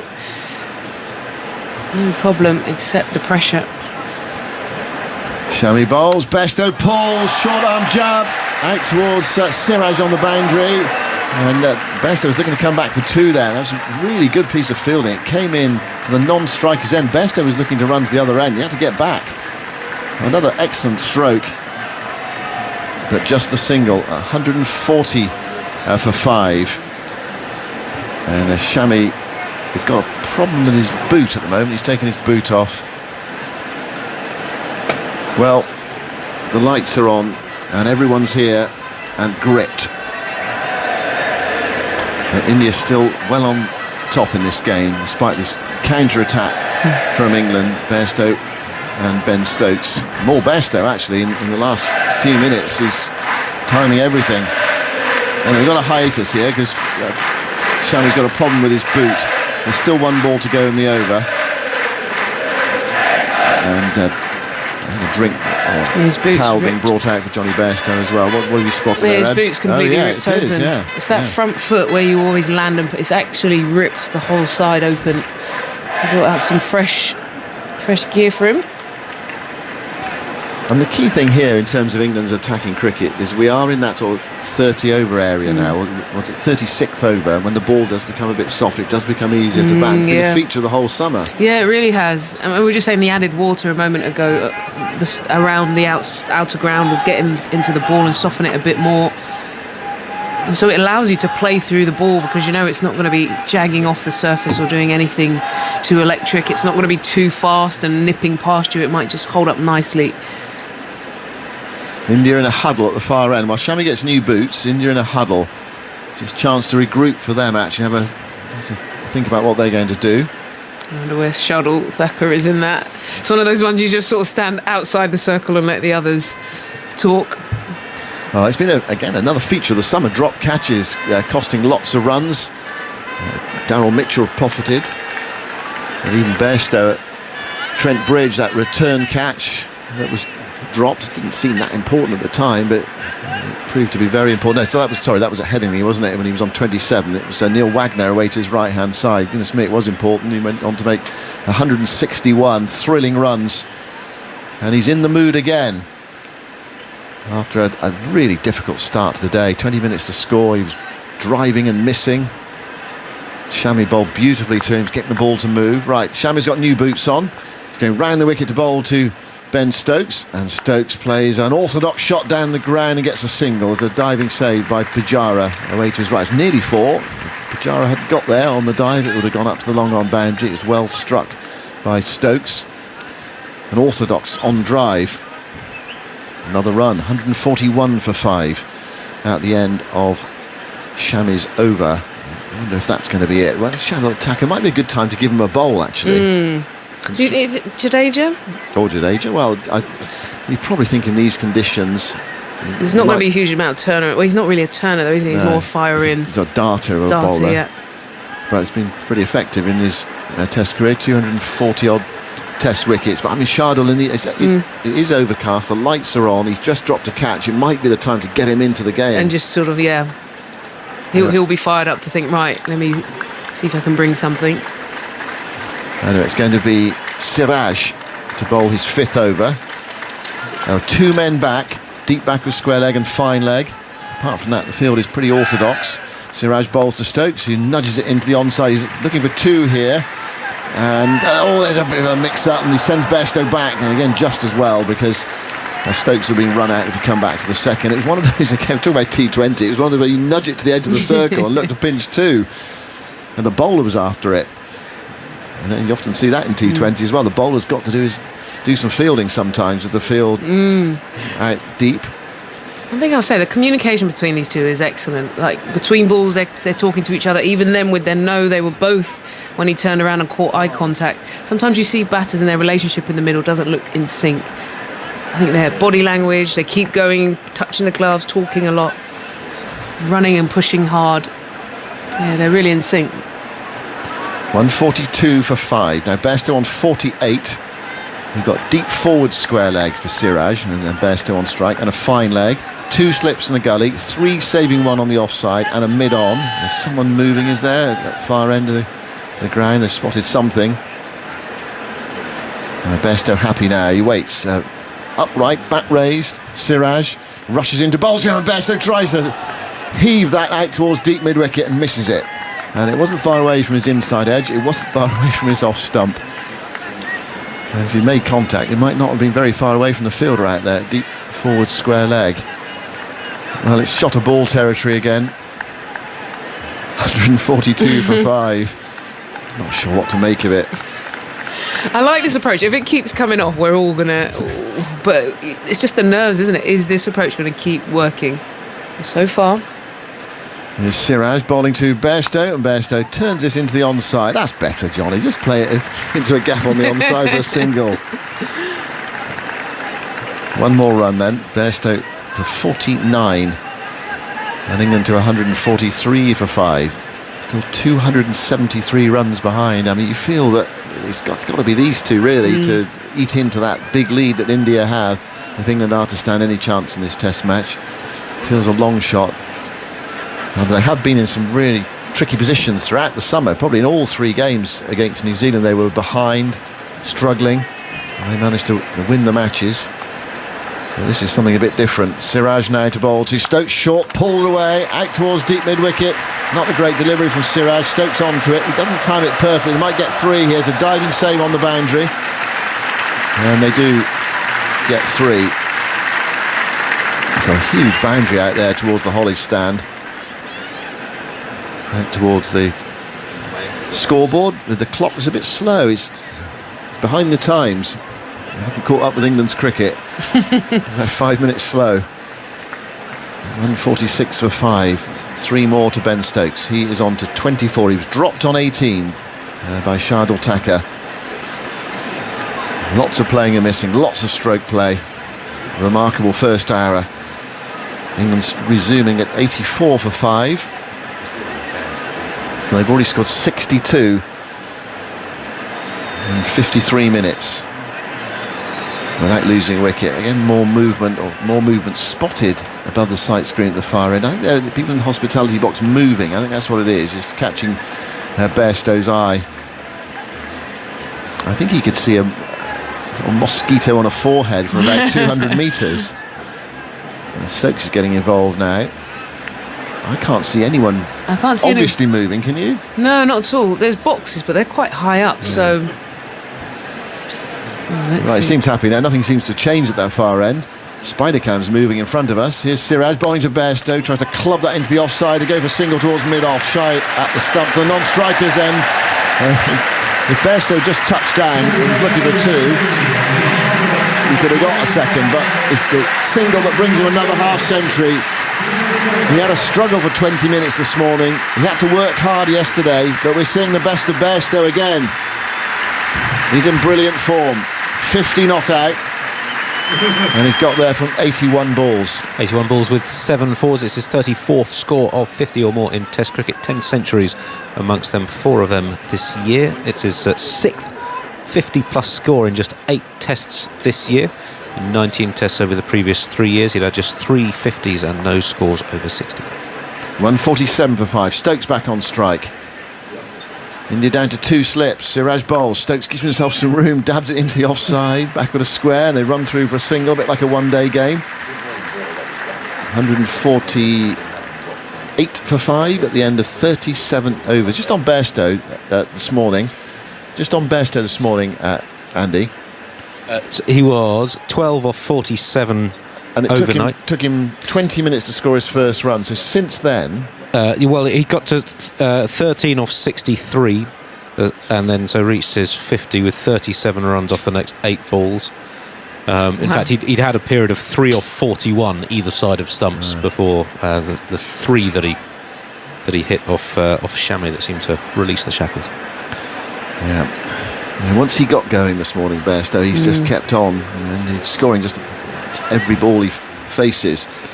148 for 5. Now, we are going to see Shardul Thakur bowl from the pavilion end. And I mentioned, the lights are on, it is overcast, in theory quite good bowling conditions. The ball is 37 overs old, Ebony. Yeah, well, first of all, I just wanted to say on Bairstow, a couple of things I thought in this innings has been really interesting. He used to have this deficiency on that sort of leg side LBW falling over. He was tested hard by Bumrah yesterday, and you could see he's worked so hard, turn that around. And then the way he's able to flip that switch today, such a beautiful psychological edge. So let's see how it goes. Can Thakur get the ball talking? Here's Shardul Thakur bowling to Stokes, who comes down the pitch and he just drags his length back a bit, and the ball goes over the top of the bat and flies through to the keeper. He saw him coming and bowled it in short, and Stokes still went for it, but fortunately for him, I think it was too short for him to get onto, because it could have top edged that. Although I think it was a no ball signalled. I thought I saw umpire Dar signal no ball. Well, they're 2-man back as well on that leg side. So he's got to make sure he gets it in front of square or really nails it. 149 for 5. Thakur bowls to Stokes, who plays that firmly into the offside. There was a misfield, and they were thinking of a run, but it went out towards mid-off, deflected towards mid-off, so they decided against it. It's probably just as well. It's not Bairstow, you might argue. It's a very different sort of innings. It's almost, because of the degree of difficulty in this innings, probably the best he's played this summer. It's been this is definitely the biggest challenge. I think the threat of that opening combination. Thakur, right arm over the wicket, bowls to Stokes, who leans forward and guides it away, backward a square. Oh, that's another misfield, one of those old wicket ends, but it's not costly. And Ravi Jadeja, you don't see that happen very often. Managed to stop it, but it's difficult at this stage of the season. Those old wicket ends, the ball bobbles up. 149 for 5. And Shardul Thakur is bowling with a second slip and a fourth slip, and the rest saving singles apart from the 2 are out on the deep square leg boundary. Thakur bowls, Stokes comes down the pitch and hammers it towards mid-off, and he's dropped. Again, it's a low one. It's Jasprit Bumrah, the captain. That was hit really hard. For a moment I thought it was going to go to him on the half volley, but it was just there for the catch, and it slithered out of his grasp. Yeah, it got quite high up, almost on the wrist. He didn't really track it into the hands very well. He tried to juggle it, tried to knock it up. Did it just dip on him? Yeah, it went down. Here's Thakur bowling, and Bumrah, brilliant! Oh, what a catch! He's more than made up for it. Diving away to his left-hand side. Is there nothing this man can't do? Stokes smashing it down the ground. Thakur's got his wicket. And a brilliant, sensational catch from Jasprit Bumrah. And he's being mobbed by his teammates. It's 149 for 6. Absolutely stunning first hour comes to an end with a wonderful catch from Jasprit Bumrah diving away to his left. Well, he dropped the first because he wanted the spectacular catch. That was outstanding. A bit of Superman going on, moving to his left. That ball was racing as well. Ben Stokes doesn't hit the ball gently. He absolutely nailed it. And he had to go to his non-dominant side. Took it almost just slightly behind him. Stokes will be a bit frustrated there because they just built a partnership that just could have opened up the game. Well, yeah, it's snuffed out. I'm off to put my head in a nice bucket after that. Incredible cricket, incredible first hour. But England, the bottom line is England are 267 runs behind, and they've only got 4 wickets left as Sam Billings makes his way out into the middle. It's a hard... Sorry. Who's coming in? Daniel after this. It's a hard call really with this approach because it's so entertaining to watch. It's brilliant to see the counter-attack. But then I suppose when you see the wicket like that, especially after just getting dropped on the same ball, you throw the question up, is it the right approach? Does it need a little bit of balance between the two? I don't think you can have it balanced, to be honest. I think it's all, one way, it's all or nothing, isn't it? It's a great catch from Bumrah, especially with the ball before. Ball had come to him and looked like he dropped it. Could do with seeing the replay again. Deep Dasgupta thought that perhaps it hadn't quite carried, but he flung himself to his left, did Bumrah, and Stokes threw his head back in agony when he saw what had happened. But it's the way he's going to play. And this morning, we have had 66 runs. That's the first wicket to go down in 10.4 overs, with England up against it. Is that right? 64 runs, let's not overstate things, Dan. It was 85 for 3, was it? Sorry. It was 84. Might have been a no ball, that hasn't it? Okay. Come off my... anyway, Stokes' innings 25 off 36 from 3 fours, dropped on 18 and 25. The partnership 65 in 12.2 overs. Or 66, please confirm that. Extraordinary stuff. How will Billings play? I suppose he's going to be encouraged to continue with the same method. But he's right at the start of his Test career. He's in because Ben Foakes is away with COVID. And Bairstow at the other end has suddenly got motoring. He had 16 off about 64, didn't he? He was 13 off 63. 13 off 63, thank you. So he's Then he hit a 37 in 18. Yes. Which is a lot from 18 balls. It is quite a lot, but it was one of his, I think it was his third lowest score after 60 balls, 13. It's nothing like enough for England, from an England point of view. I think the clock might have stopped, on the scoreboard. You've seen it over there, over yonder, on the scoreboard. I'm pretty sure it said 11:26 for some time now. As Shardul Thakur resumes after the drinks break, first ball for Billings is clipped away out to the boundary for 4. Wow. It was on the pads. Just turned the wrists on it, timed it gloriously. The 150 is up, 153 for 6. I mean, Stokes was going to get out like that, wasn't he? He'd had a life already, charging down the wicket. In fact, the shot he did get out to was one of the ones he actually connected with very well. Andy, you've got a microphone in your hand. He'd had 2 lives. Yes, the ball before. Thank you very much. I've just been brought a cup of tea, which is distinctly clement. 3 slips, gully, backward point, extra, mid-off, mid-on, a long leg. And Shardul Thakur is in to Billings. Billings defends firmly on the front foot up to mid-on, where Bumrah does the fielding. That's the end of the over that has brought the first wicket of the day, Ben Stokes. Go and judge for yourself how fantastic that catch was, because you can get the in-play clips on the BBC Sport website and app, and tonight, TV highlights on BBC 4 and on the iPlayer from 7 p.m. You can watch them at any point you want in the next 30 days. What a terrific service. You could watch them every day for the next 30 days. Well, do you know, Yep. I videotaped in, I think, would it be 1983 when England played New Zealand? Was Yes. it 83? There was a great stand between Botham and Derek Randall after tea. They put on about 180 in about 35 overs, the like of which I'd never seen before. And I watched that every day for about 30 days. It was like having the iPlayer, only it was considerably more awkward, and the quality of the film got worse and worse. Yes, like a physical memory. Yeah. Right, Ciro starts a new over into Bairstow, who push drives back to the bowler, who half fields, and there is no run. 153 for 6. England. Bairstow has 50, Billings 4 from 2 balls. And coming in to sit next to me is a man who's played plenty of Test cricket, and I'm sure understands exactly what's going on out there. It's Mark Ramprakash. A very good morning. Good morning, Mark. And what a wonderful morning. I mean, every ball's an event at the moment. Isn't it? Siraj is in. That's pushed out into the offside up towards mid-off. And there's no run. Well, that's the tagline for the 100, isn't it? I think it probably is, yes. But every ball's an event, isn't it? Yeah. Well, I mean, I suppose it's like watching 5.400 innings in a day.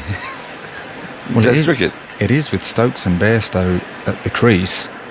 Just seeing a few replays of Stokes being caught at mid-off at Headingley, and then his dismissals here. Well, he's dropped catches here, of course. There's one hit a steepling catch, dropped by Thakur, and then 2 in a row to mid-off. And what the conversation would be to review those dismissals from the England camp, and what Baz McCullum reaction would be. I suspect he'll say, go harder. Yes. Try and, really commit and get it up and over the fielder.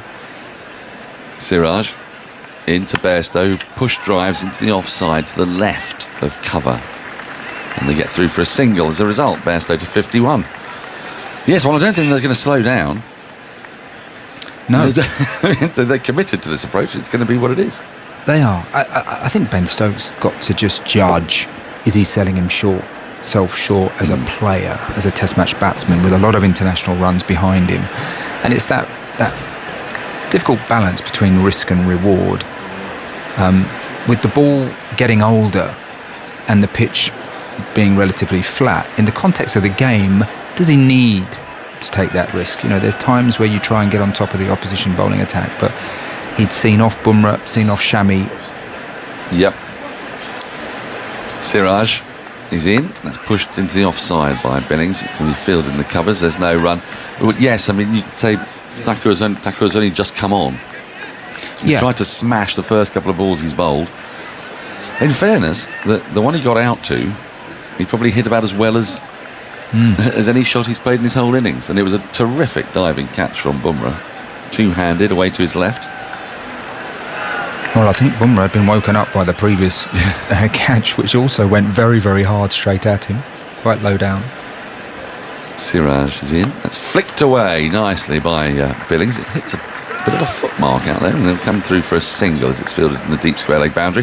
Have you had a chance to watch a replay of that properly? Deep wondered if it has actually carried. It did definitely carry, did it? Yeah, no, definitely carried. It was low down, and I suppose that's the difficult thing with flat catches is the depth perception. But he hit it so hard. Yes, it did carry. It was low down, but it's one that should be taken. And again, I think Ben Stokes, England captain, having been dropped twice, then to go after the next ball and get caught in that manner. Siraj scurries in and Bairstow pumps him back over his head. One bounce for 4. Back over wide-ish mid-off on this occasion. He's played that lofted drive a few times today. Moves to 55, 159 for 6. And that is the end of the over. Yes, it was the fact that he'd been dropped at extra cover playing a sort of thrash at Stokes, and then dropped at mid-off, and then the very next ball caught at mid-off. But and it's controlling your emotions, isn't it? If you're going to play big innings in Test match cricket, controlling your emotions, I think that decision of it is the ball to hit, and then you've got to, if it's a yes, you've got to execute properly, and he didn't on 3 occasions really. I suppose Rishabh Pant did though, didn't he? I mean, if we look at Rishabh Pant's innings, there's any number of times he could have got out, but he executed it fine. He got away with it and played what we look at as a wonderful innings. Is that going to be Stokes' defence, if you like, if he needs a defence? I think Pant's innings was superb. The only time he looked like getting out to me was when he tried to reverse sweep Jimmy Anderson. I mean, Ben Stokes, this is the balance that he's got to weigh up, and I think we're all agreed. You know, it's a wonderful shot in the arm for Test cricket for England to take this attitude and to play in this fashion. But in the people talk about an attacking brand of cricket. I like a winning brand of cricket, and at what point do you say, actually, we're in the ascendancy here? The field was starting to spread. We've got the bowling changes. The ball is older. The pitch flatter. You know, they're good enough to go up and down the gears, I think. Well, I think Simon Mann was most delighted when Johnny Bairstow just pushed the ball into a gap and ran one, which is a fair point. Tucker is into Billings, who defends firmly on the front foot, straight back to the bowler. There's no run. Yes, I mean, not for him the flim-flammery of the lofted drive for 4, just manoeuvre the ball into a gap. And I guess, you know, that's exactly what you're saying here. Stokes had got the field set back, he got the ball a little bit older, he'd had a change of bowler. The other thing about Pant is that he had a very good foil in Jadeja. Now, Johnny Bairstow was ticking. Did Stokes need, in the context of the game, to take that on? Could Stokes have been Jadeja, in a sense? Outside the off-stump, play and miss, goes through low to punt. There's no run. It's absolutely right. I mean, Jadeja was striking at about 42, 43 while punt went berserk. And very effective. Stokes could have... Oh, a no ball. A no ball has been retrospectively called. How many no balls have we had in this match, Andy? It feels like an awful lot. Stokes bowled 10 of them. I think England bowled 12 in the end. Here's Shardul Thakur into Billings, and Billings defends again firmly, forcefully back to the bowler. No run. England bowled 14, 10 by Stokes, 2 by Broad, 1 each for Anderson and Potts. India so far have bowled 8, 6 by Bumrah, now 2 by Thakur. Feels like quite a lot. Yeah. And wickets have come off 7th balls of overs. Quite a lot this season. Carl Jamieson got Johnny Bairstow at Lords with 1. We saw 1 yesterday. Thakur in to Billings, who pushes into the offside. Bairstow wants a run, it isn't there as it's fielded in the covers. There's no run. How's Billings going to approach this? I mean, he's a naturally aggressive player. Does he need to prove that he's down with the Bazball, you know? Well, he's played a lot of one-day cricket for England, so he's a very capable player. He's actually got really good basics as well. I mean, I remember being in discussions a few years ago about him, you know, perfectly capable of playing Test cricket. His basics are very, very good in terms of his stance and setup and batting. Thakur in, leaves it alone, a little bit short, flies past his gloves into the keeper's hand. I would just say that Sam should play to his strength. I don't think he should try and emulate Johnny. I think in terms of his attitude, he's a busy player. We saw the first ball that he flicked away beautifully through square leg for 4. So he looks in the mood, but this has been a good over, and he's respected it. It's been so far. It's been some good line and length from Thakur, a good short ball. Thakur is in, right arm over the wicket to the right-handed Billings, and Billings defends again. Just back of a length ball into the offside. There's no run. You can sort of see, when looking at Thakur's natural length, why Stokes was coming charging at him, because he wants to disrupt him. Thakur is always just back of a length. So coming back into the right-hander, slightly away from the left-hander. I think having come on after Shami, who bowled brilliantly. I mean, it was high-class pace bowling. It would be easy to underestimate Thakur.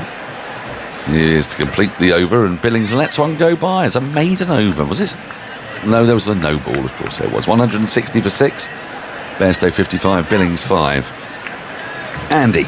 Billings has not played a huge amount of red ball cricket in the last couple of years, since 2019 season, when towards the end of the season he had 3 centuries in successive innings, 3 of his 6 in first class. This is just his 10th first class match in almost 3 years, and that's including the fraction of a game that he played against New Zealand in the 3rd test. Just 150 in that time. Overall has a reasonable first class average of 34 from 78 games.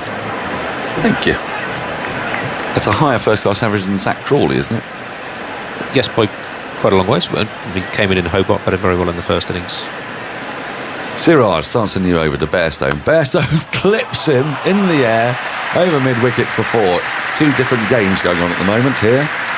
When Bairstow's on strike, he's just standing perfectly still and lofting the ball over the infield. 164 for 6, Bairstow to 59. It's a lovely shot, that, Mark. A wonderful shot, and of course, when it comes off, it looks great, and it gets the scoreboard moving, and it's putting the Indian bowlers under huge pressure.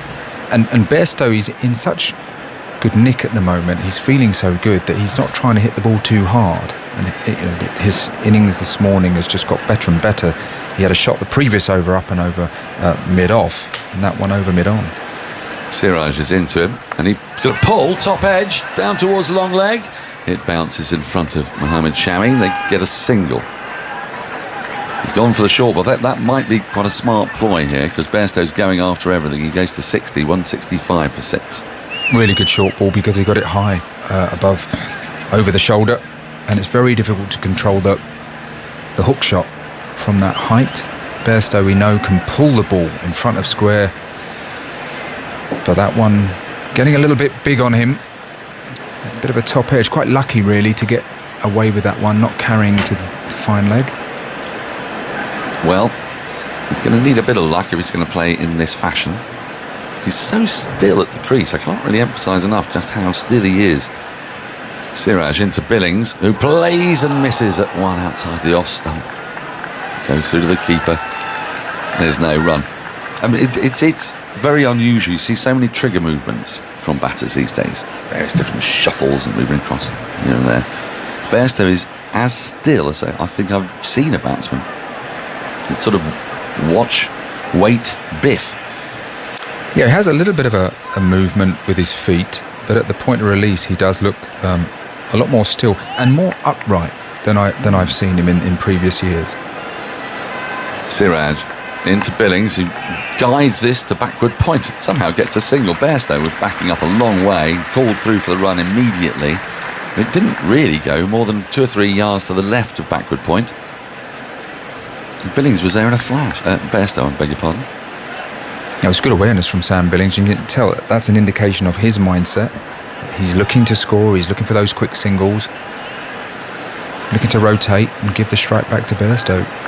Bairstow, for the first half an hour today, looked all at sea. Currently, not so. Siraj into him, pulls viciously out to deep square leg, and it's been very well stopped on the boundary, actually. They pick up a couple of runs. They'll stick at 2. Is it Jadeja out there, I think, making terrific ground to his left, diving on it, and saving 2. 168 for 6, Bairstow to 62. Vihari, thank you. 2 slips, backward point, extra mid-off, mid-on, mid-wicket, deep square leg and a long leg. Siraj, loose of limb, comes running in. Bairstow works this off his pads out towards deep square leg. Vihari will have more work to do. And just the one comes on this occasion. 169 for 6. Bairstow 63. Billings 6 at the end of the over. Actually, I think we've got time for a change. Prakash? Yes? In your pot. Mark, some more words and thoughts on what's going on out there as England's scoring rate moves above 4 and over, miraculously. And then it'll be Prakash Wakanka.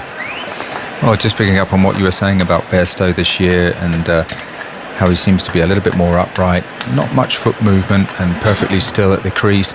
We sort of contrast that a little bit with someone like Joe Root, who's I regard as England's best player. He's got a lovely fluidity with his foot movement at the crease, and actually at the point of release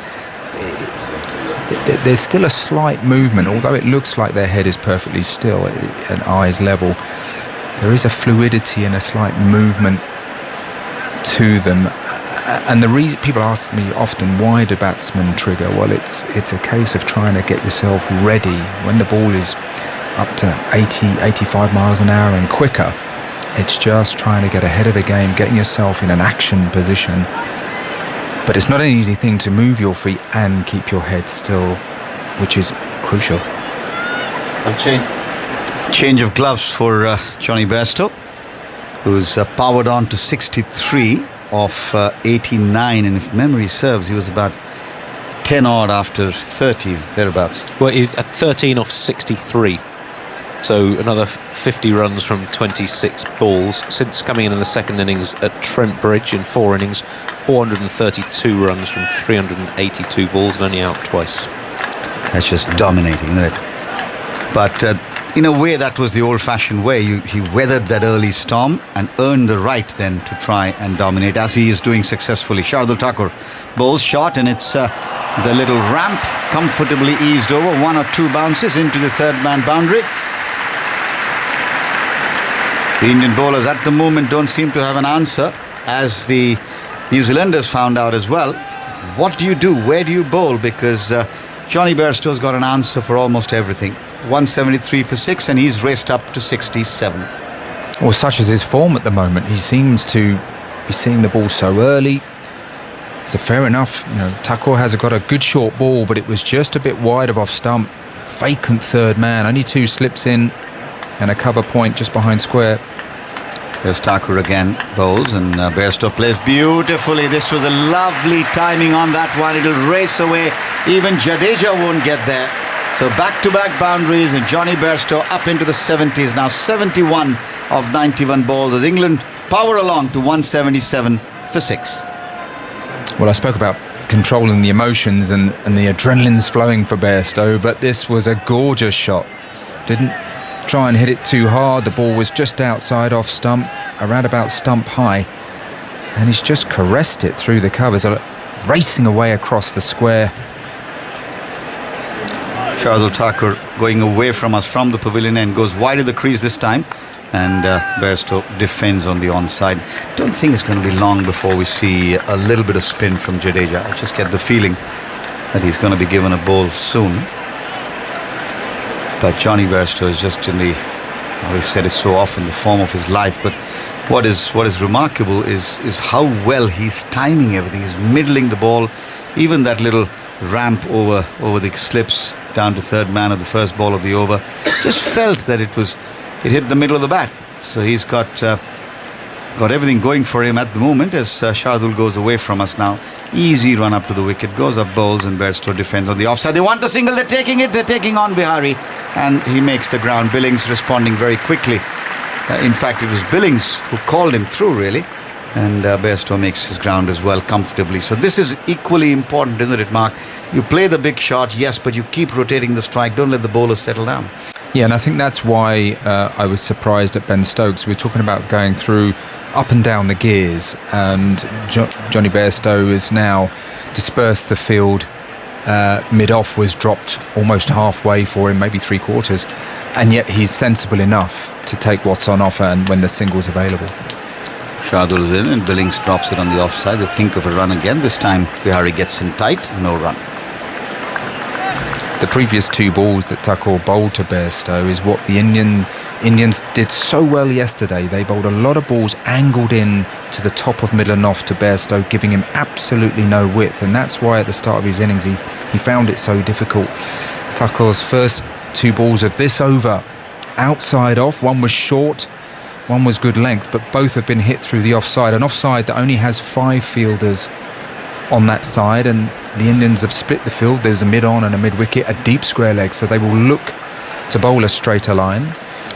I think umpire Kettleborough has accepted the request to replace the ball. That's the sense I get. He's checked it through the rings, and I'm sure we'll see a replacement ball coming out soon. It's been standard. In fact, it's almost as if it didn't happen, it would be an event. It's become the norm. Yes, it has. Yeah, and you always feel with the fielding side that so there's a lull in play now, which the batters have to cope with, and you see both batsmen now with gloves and helmets off. They're having a break for a drink whilst the umpires look at the ball. The fielding side will be hoping that they get a nice ball with a bit of shine on, maybe a little bit harder, that might swing and present a new problem for the batting side, and the batting side mustn't switch off here. They mustn't lose concentration. So often we see wickets fall after a break. Yeah, we talked about that a bit about concentrating when there's a break in the game yesterday, didn't we, Mark? And this, of course, is going to be much shorter. It's only going to be a question of minutes, I think, where the umpires pick the ball that they think is closest to the one that they're replacing. And while the two England batters have had a quick drink and a chat, the Indian team seem to be in a fairly closed and tight huddle. Well, it's a good opportunity for the captain to get his troops together, to digest what's happened this morning, and to have a clear plan. Because Mark, what I'm seeing actually, it's Virat Kohli is doing all the talking again. I don't know if it's by design or by default. Like you have a group discussion and there's somebody who just dominates everything all the time. It's Virat who's animated and talking. I don't know if it's something that Bumrah's asked him to do. He may well have, because when you've got that experience in the squad, why not use it? But you've got to be careful that people realise who the boss is. Yeah, I wondered about that, how Bumrah or Rohit Sharma would cope, because when Virat gets the bit between his teeth, he becomes very animated. I don't think that'll happen if Rohit was leading. Not so much. Yeah. Simply because I think he feels that Bumrah's probably, or maybe that's what the team management's agreed. We'll never know. That because it's sort of a one-off game, stand-in, first game, I will offer my advice, and then you will have the veto, which is probably fair, isn't it? Shardul Thakur going to bowl one ball with this replaced ball that's come out of the sort of aluminium suitcase that the fourth official brought out. The umpires chose the one they felt was most appropriate, and here's Shardul Thakur now. Will it make a change? We didn't really see that change very much when England played New Zealand, but we'll wait and watch. Shardul bowls, and it just beats him outside the off-stump billings there. Again, I think stance on off-stump there. End of the over. It's 178 for 6. 42 overs have now been bowled. Yeah, hint of movement there for Thakur around a tight off-stump line. You're talking about the introduction of Jadeja. I think that's a big difference between this match and the New Zealand series, is that Bairstow was the off-spinner. We saw Johnny Bairstow just swat him with the spin up and over the leg side. Jadeja's a canny bowler, a lot of test wickets behind him, but also very good change of pace. He will keep a lot of balls on the stumps. And so if the batter misses, then he'll be in business as well. But for the moment, India not introducing him into the attack, sticking with the four-seamers. Yeah, bright sunshine here at Edgbaston again. We've had 78 runs from the last 10 overs. 78 of the last 10. Siraj bowls and Bairstow defends. Back to the bowler. That just shows you how dominating it was when Bairstow and Stokes were there. And of course, Johnny Bairstow is carried on. He's, as we heard, 63 balls he'd faced for not too many. And then he's now on 72 of 94, going at almost 200. I mentioned that run of innings since he came in at Trent Bridge. Siraj, we'll get that update from Andy after this delivery, as Siraj is in, bowls to Bairstow, defended, no run. Now 441 off 388 balls. If you spread that out over a 90-over day of Test cricket, that is the equivalent of roughly 615 for 3. The magic of numbers, extrapolation and statistics, and what have you. Obviously the over 8 wouldn't be quite good enough for that, but still. Well, unless you had like a 8.5 hours play or something like that. But here's Siraj turning at the top of his run, and 2 slips in place. Backward point cover mid-off on the offside. Here's Siraj into Bairstow, who goes for a pull. This time misses it, strikes him over the right thigh, of course too high. Difference in pace as well, Mark, probably making a difference. I mean, Shardul Thakur, of course, is much, much slower. Siraj is nippy, but probably doesn't have the guile that Bumrah or Shami have. Yeah, just looking at the replay there, he tends to bowl a lot of balls scrambled seam, Siraj. So some can skid through a little bit lower, some can bounce. Yeah, he's a canny bowler. He brings a lot of energy to the crease, to his bowling. He does seem to make things happen, but we'll be working on that line to give Bairstow no width. He's hit that way over the backward square leg boundary. It's gone for 6, just for a fraction of a second there. The fielders were interested and then very quickly dispensed with the thought as it sailed way back, I think 4 or 5 rows And that was just a swat. Terrific timing again from Bairstow. He's really on fire now. He's 78 and England 184 for 6. Oh, the previous over from Siraj, Johnny Bairstow top-edged an attempted hook. There was no top edge on that one. That was middled. Went a long way back into the crowd. I think it's a fair enough tactic, though, from Siraj, if he's going to bowl short, to try and get it high and get a little bit of lack of control from Bairstow. Yeah, but it's also the shorter side when you're batting at this end. This time pushed away on the offside to backward point. Shardul feels there is no run. Because this isn't the centre strip, I'm not that it would have made a difference. I think the ball went so far back into the stands, still been 6.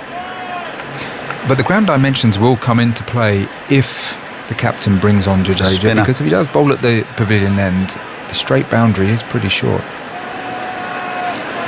Siraj in again. Bairstow still waits, looks to pull, gets a little glove on it, drops dead next to him, and the batsman scampered through for a good single. This is again very good running, leg by signal by the umpire. 185 for 6 at the end of 43, and Bairstow retains strike, which is again something that he's obviously keen on doing, and because he's in such amazing flow, he's now 78 of 99 balls. Another dominating display, and it looks like two different Johnny Bairstows really. Last evening and for the first 20-25 minutes this morning, he looked all at sea, played and missed quite a few.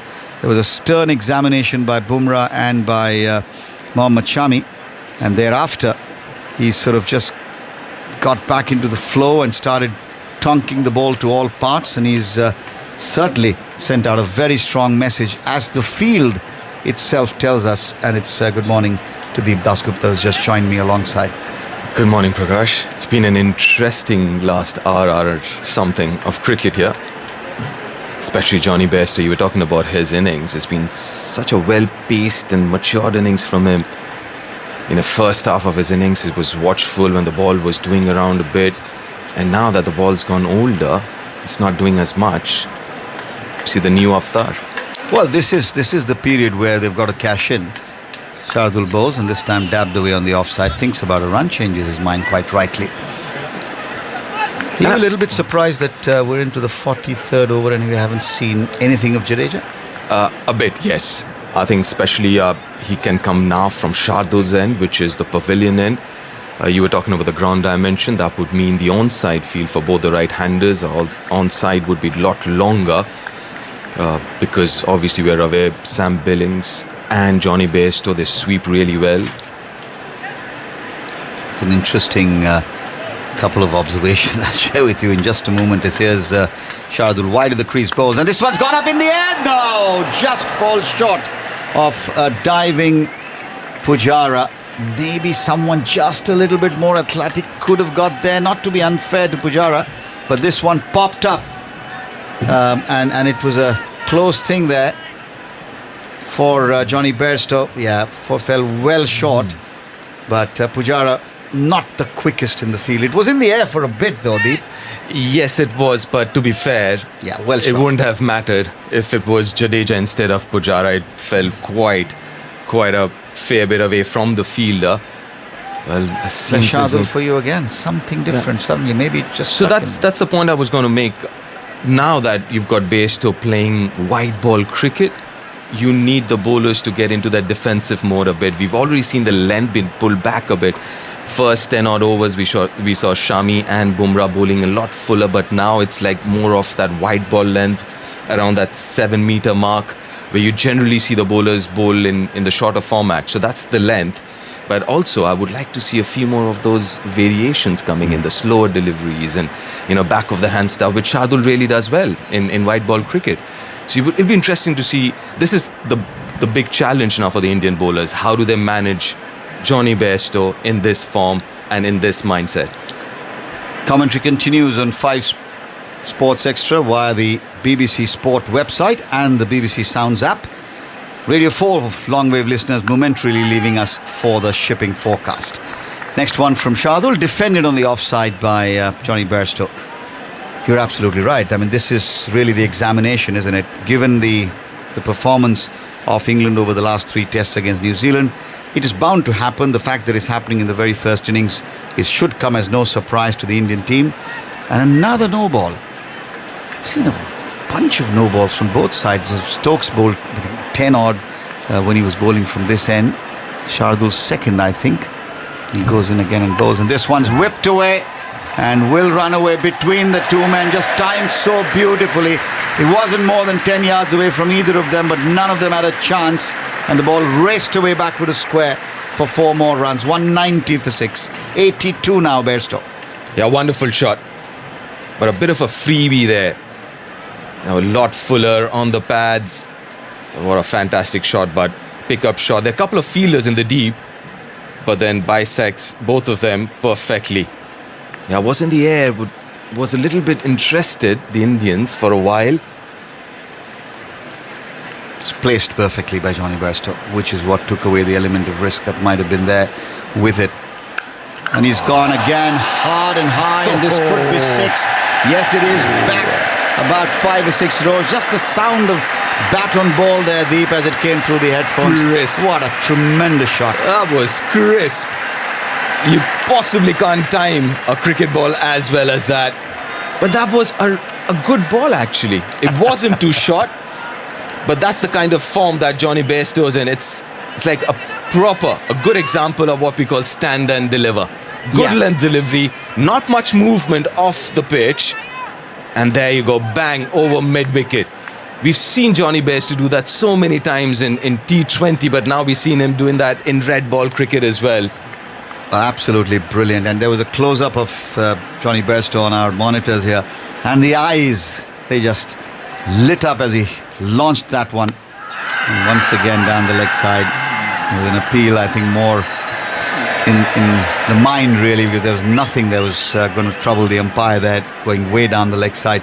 But Johnny Bairstow is I mean, the ability to pick the length is one thing, the time the ball is the other, and just the confidence that he's brimming with. He's overflowing with it, and he's sort of in that frame where he can do no wrong. He's almost like an emperor surveying the field and doing pretty much what he wants to do when he wants to do. Shardul Thakur will have different plans. Can he execute them? Well spread out field, 196 for 6. Here's Shardul to Bairstow, and Bairstow defends on the offside. There is no run. End of the 44th. Right, and we were talking about the lengths and defensive bowling that India's been bowling. I mean, the game plan's been a little defensive, which you can understand with Bairstow, that kind of form. But I would rather have the bowlers bowling a little fuller to him, because you mentioned about him. I mean, we were talking about him trying to go square off the wicket, because that's what his game plan seems to be. Just welcoming our Radio 4 listeners back after the shipping forecast. You've just missed an absolutely towering 6 from Johnny Bairstow that he launched over mid-wicket to race up to 88. He is now 12 short of yet another 100. This is the summer of Johnny Bairstow, many will say. 196 for 6. And there's a change at the far end. Jasprit Bumrah, the Indian captain, bringing himself back on. And well, he might, because Siraj didn't really make any serious impact. Sam Billings is the man on strike for the moment. There's 2 slips, backward point, cover mid-off, mid-on, mid-wicket, deep square leg and a long leg. Here's Bumrah from the far end, comes in and bowls, and Billings defends. It's been a tremendous display. I mean, you just stand and applaud in awe. This is shock and awe. True, and you know, the good part is, as from a very neutral perspective, that's also making Test match cricket more interesting, because there's so much action out there, and it's been what, an hour plus now on day 3, and it's been so interesting so far. And credit to Johnny Bairstow, credit to a great extent to this new approach that England has now. Well, it certainly makes it so exciting for the spectator. There's no question about it.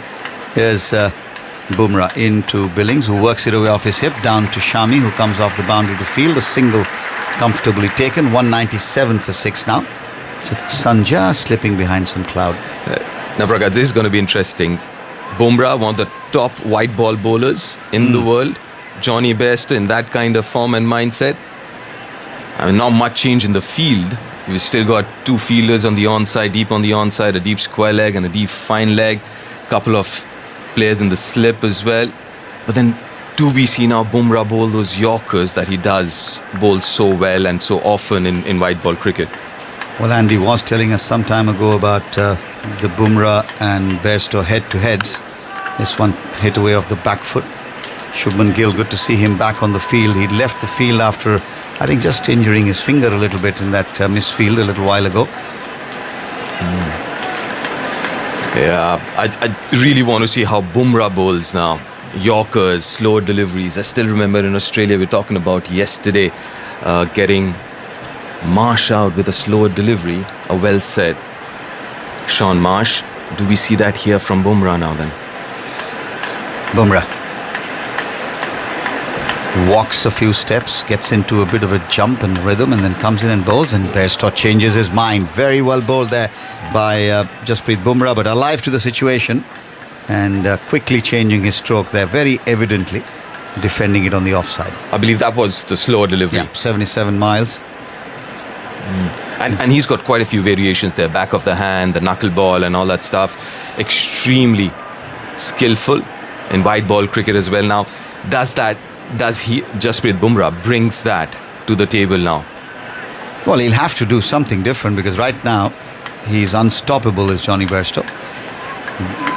Sun behind the cloud just momentarily, and Bumrah is in bowls, angled back in. Bairstow defends on the onside, no run.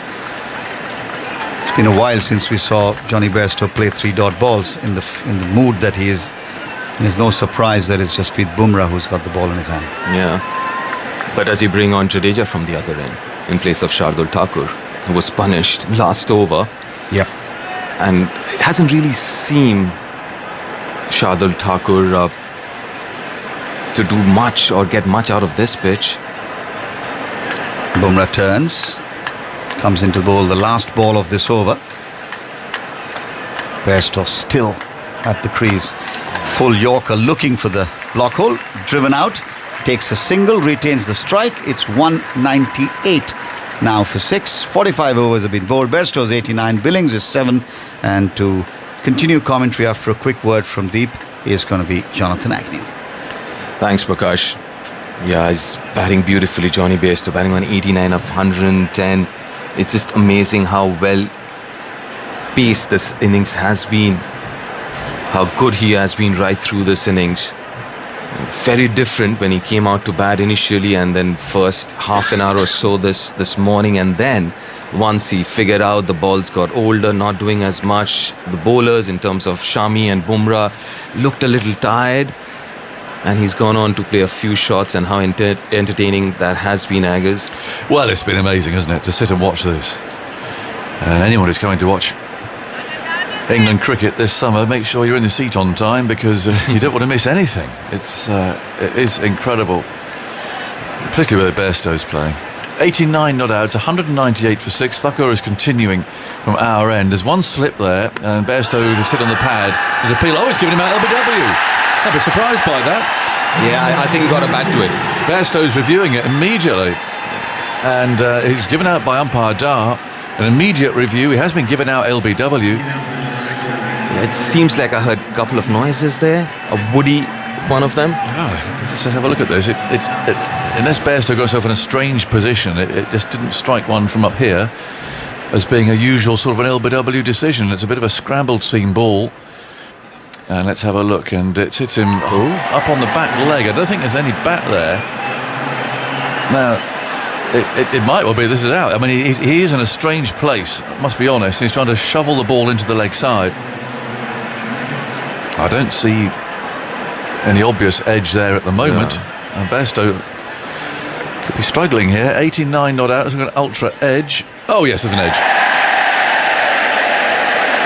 Much to the delight of the crowd. Little thin edge. Ball hit the back. Yeah, my ears are all right then. Yes, well spotted. 198 for 6. Alim Dar didn't hear it, and the fielders all scatter again.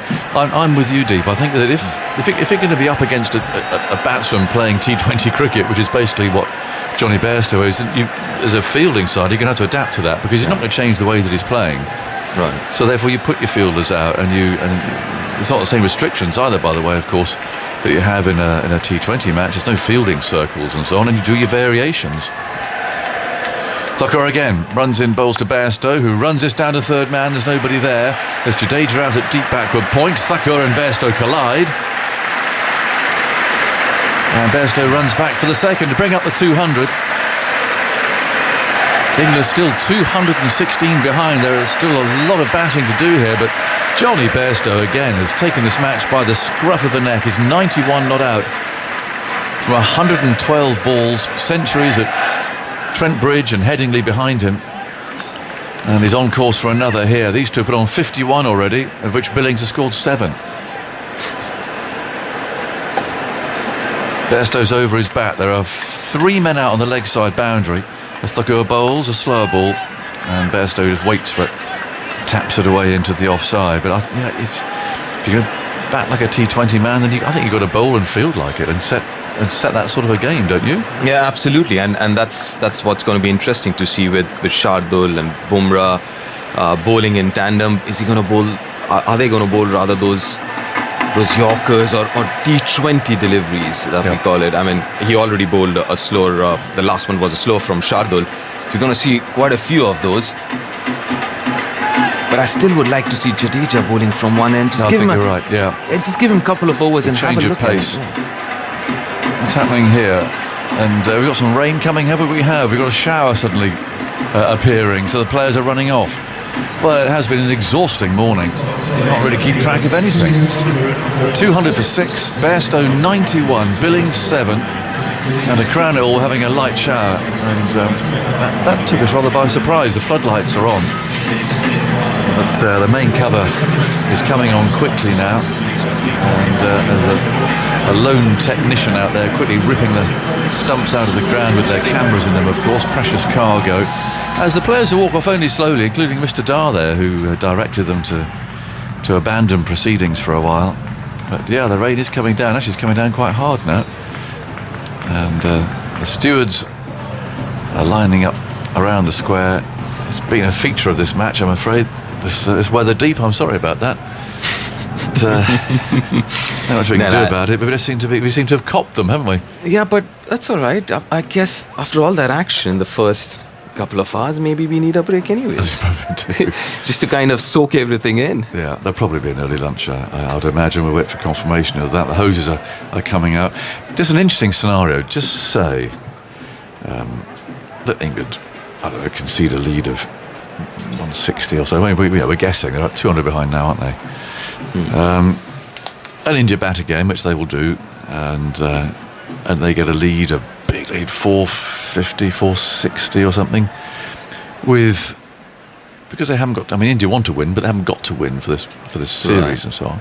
Say they leave them 450 to win in 3.5 sessions. So the last day and a bit between tea and close. I wonder how England will go about that. Will they look to save the game, or will they just simply say, no, we're going to go there and knock them off, and if we lose it, we lose it? Fair enough, but I'm looking at, let's say, 375 with 100 overs or something, or maybe 90 overs. Oh, that's that. Yeah, last day 90 overs, 370 odd runs to win. That'll be interesting because, that'll be a true test of this new approach, isn't it? Whether you really bought into it. And to be fair, from an England perspective, you've got nothing to lose. You're 2-1 down anyways. I mean, a draw doesn't help. You might as well. Yeah, they can use that as a reasoning, couldn't they? I mean, if you look at Stokes' innings again, 25 from 36 balls, only hit 3 fours, but dropped at cover, dropped at mid-off, and it was a brilliant catch that caught him at mid-off, but even so, it was still hit in the air to mid-off, and he was caught there for the second time now in consecutive matches. I think, I have to be honest, I think if I were playing against Ben Stokes, I'd want him to play like this. I think you've got a much better chance of getting him out than playing like this than when he gets a solid start and then builds an innings. True, and I don't know whether you agree or not with this, that you think he might be under a little bit of pressure also because he's the captain and he wants the team to play in a certain way. Yeah, so he has to walk the talk, not just tell others to play, but he has to show them the way as well.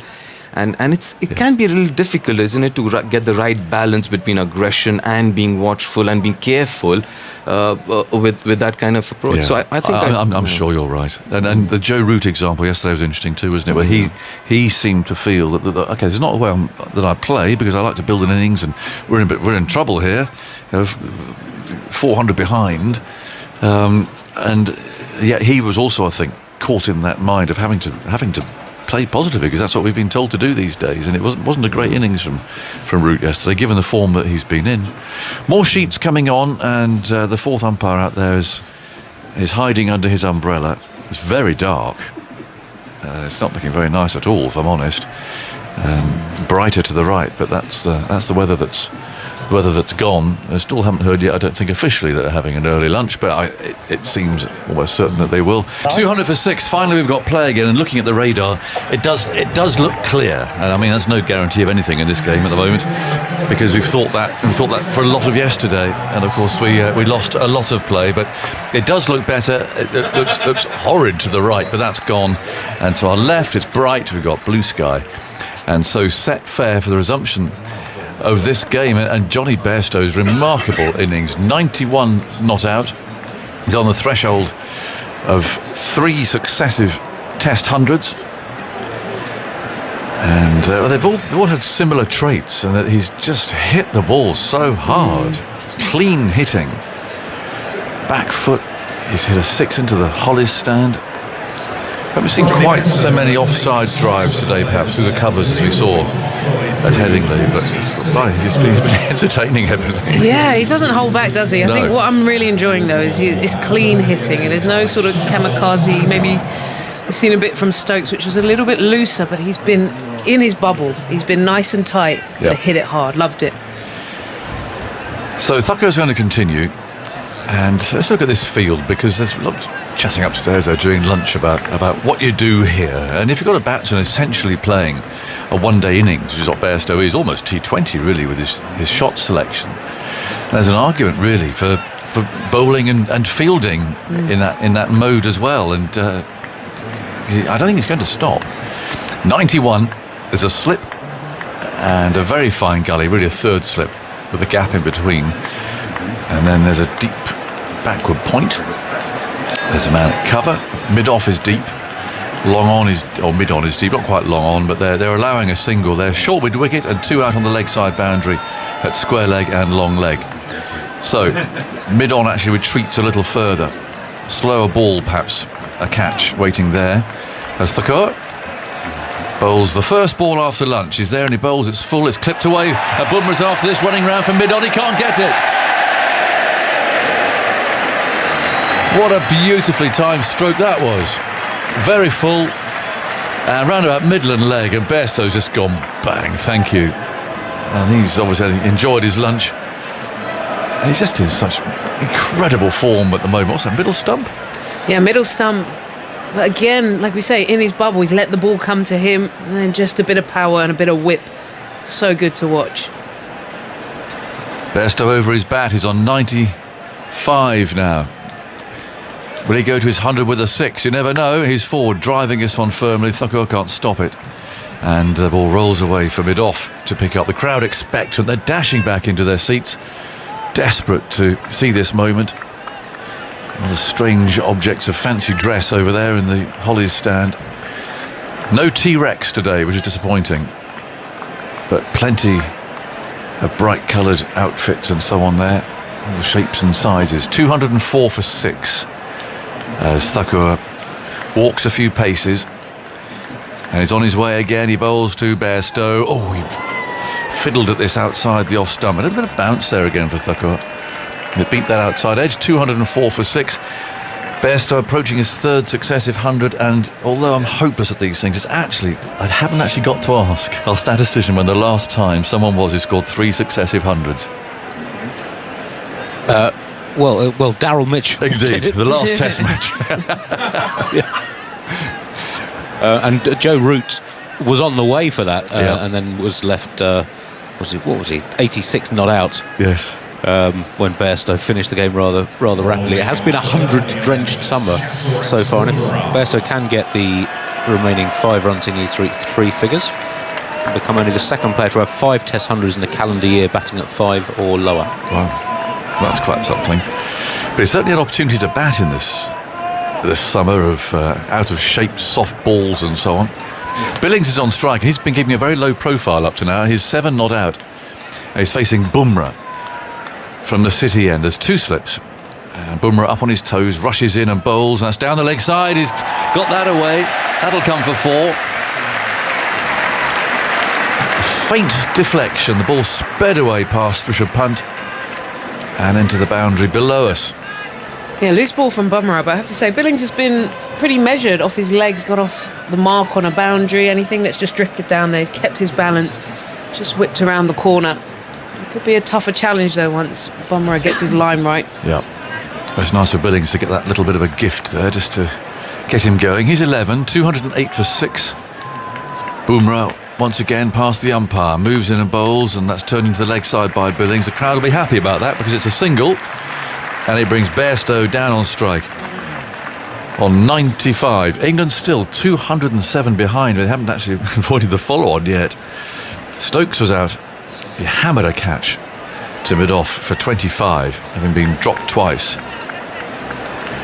But he's the only man out so far today. I can't see Bairstow hitting Bumrah for 6 unless he drops it short and he hammers him over into the stand to our left. But it's an orthodox field with 2 slips, backward point, extra cover, mid-off, mid-on, short mid-wicket, and then 2 out on the leg side boundaries. Bumrah crouching slightly, rushes in, he bowls to Bairstow, short of a length. Bairstow picks up 1, guiding the ball into that gap there in the offside. Gills the fielder, 210 for 6. Up he goes to the non-strikers end on 96. He's been very busy today, Bairstow. He's had an argument with Virat Kohli. After they were hugging yesterday. Well, they were great chums yesterday, and then they had a tremendous row today. From quite long range, the umpires intervened. It was all very exciting. Floodlights on as Billings waits for Bumrah. In he comes again. He's there and he bowls, and that's edged past slip. 4 more through third man. That was a thick edge, but dropped well in front of, well, he would have done if there had been a third slip there. Then there wasn't, of course, and down through third man. And more runs. And so now England need 2. They actually need 3 to avoid the follow-on. It's quite a wide delivery there. It's one of those ones he didn't necessarily have to play out. It was full. I think it kept low again, Ebony. I think it's right at the bottom of the bat again. I mean, I think even if, they won't now, but even if India were in a position where forcing the follow-on, they certainly wouldn't have done. We've seen quite a few keep low today. 214 for 6 then. England are 202 behind. In comes Bumrah, India's captain, bowls short of a length this time and straighter. And Billings on the back foot, plays that easily out to cover. And there's no run. The cameramen below us here, the TV cameramen, all gazing intently through their lenses. Cameras everywhere these days. Remember the days before your time, Ebbs, when you only had camera at one end. And that's so you it. couldn't really see much what was going on. If you're watching Bumrah now on telly, you see him running towards you. You get the same view as we have now. You wouldn't see behind his arm. In comes Bumrah and bowls, and that's guided into the offside, going for a quick single, and they get there as well. So the batsmen change ends, but that means that Bairstow will lose the strike because that's the end of the over. 215 for 6. So 201 behind. I think it might have changed, when Channel 4 took over that was 1999, wasn't it? Because now you'll have up to 20, 30 cameras on again. Yes. Like even just here at this one end, there's 4 or 5 cameras. There'll be equal at the other end. You've got the drones, all sorts going. It is amazing.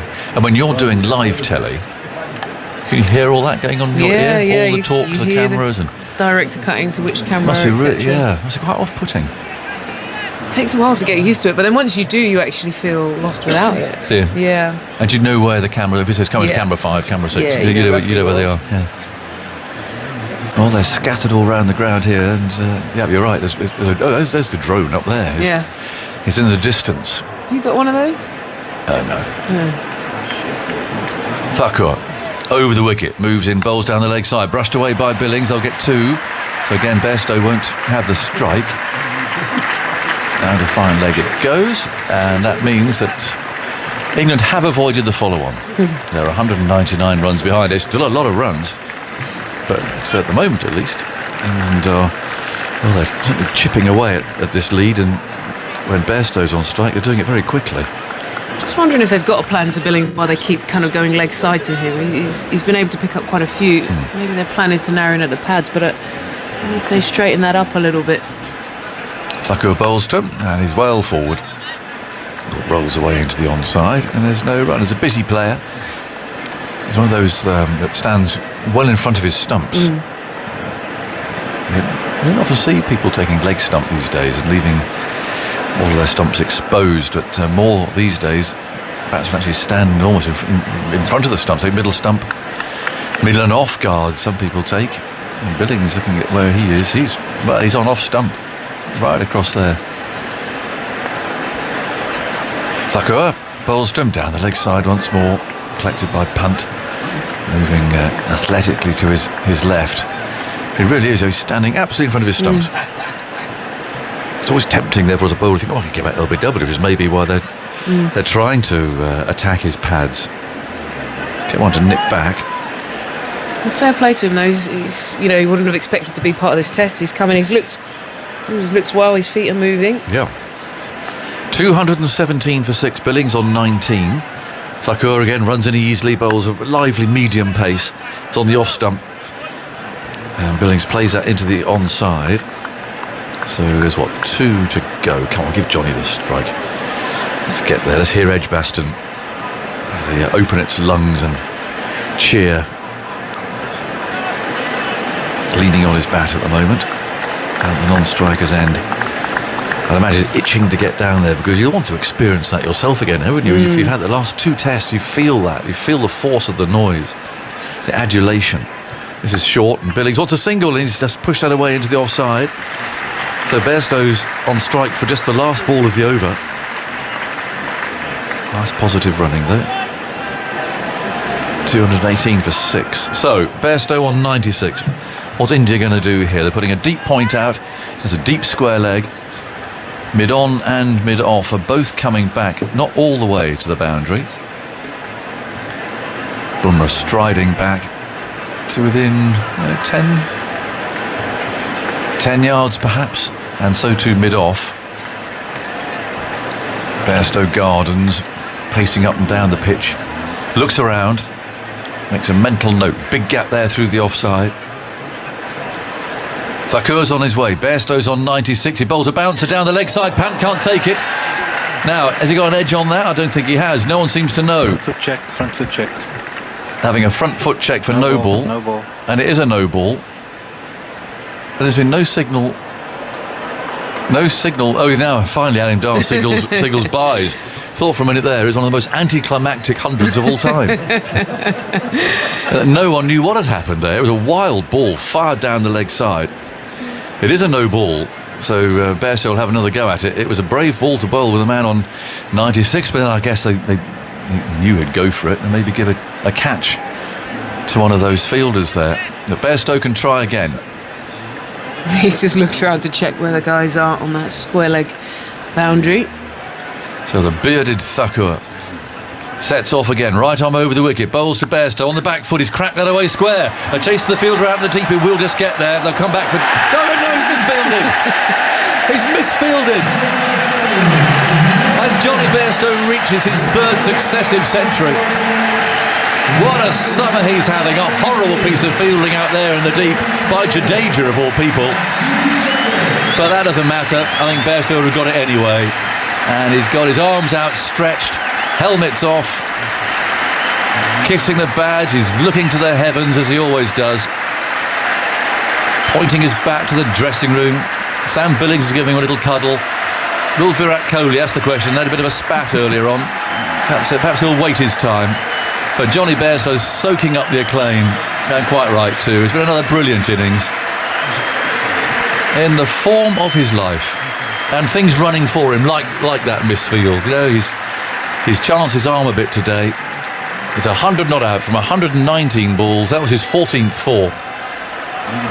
And there were 2 sixes, and it was only the cheer from the crowd way over there to our left that gave the clue that Jadeja had let the ball through his legs. Well, I think he enjoyed it because he went running down to celebrate down to that side of the crowd. What an entertaining 100. I think when you see days like this and you reflect back on his career, at times he had horrendous patches, and then you look at him now in such a run, you know, you really feel emotion for him. He's entertained, and he's really bringing this new style to life for England. Well done to him.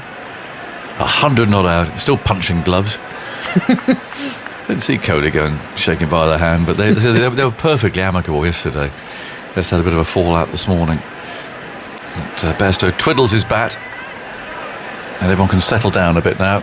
And Bumrah will continue from the far end of the ground.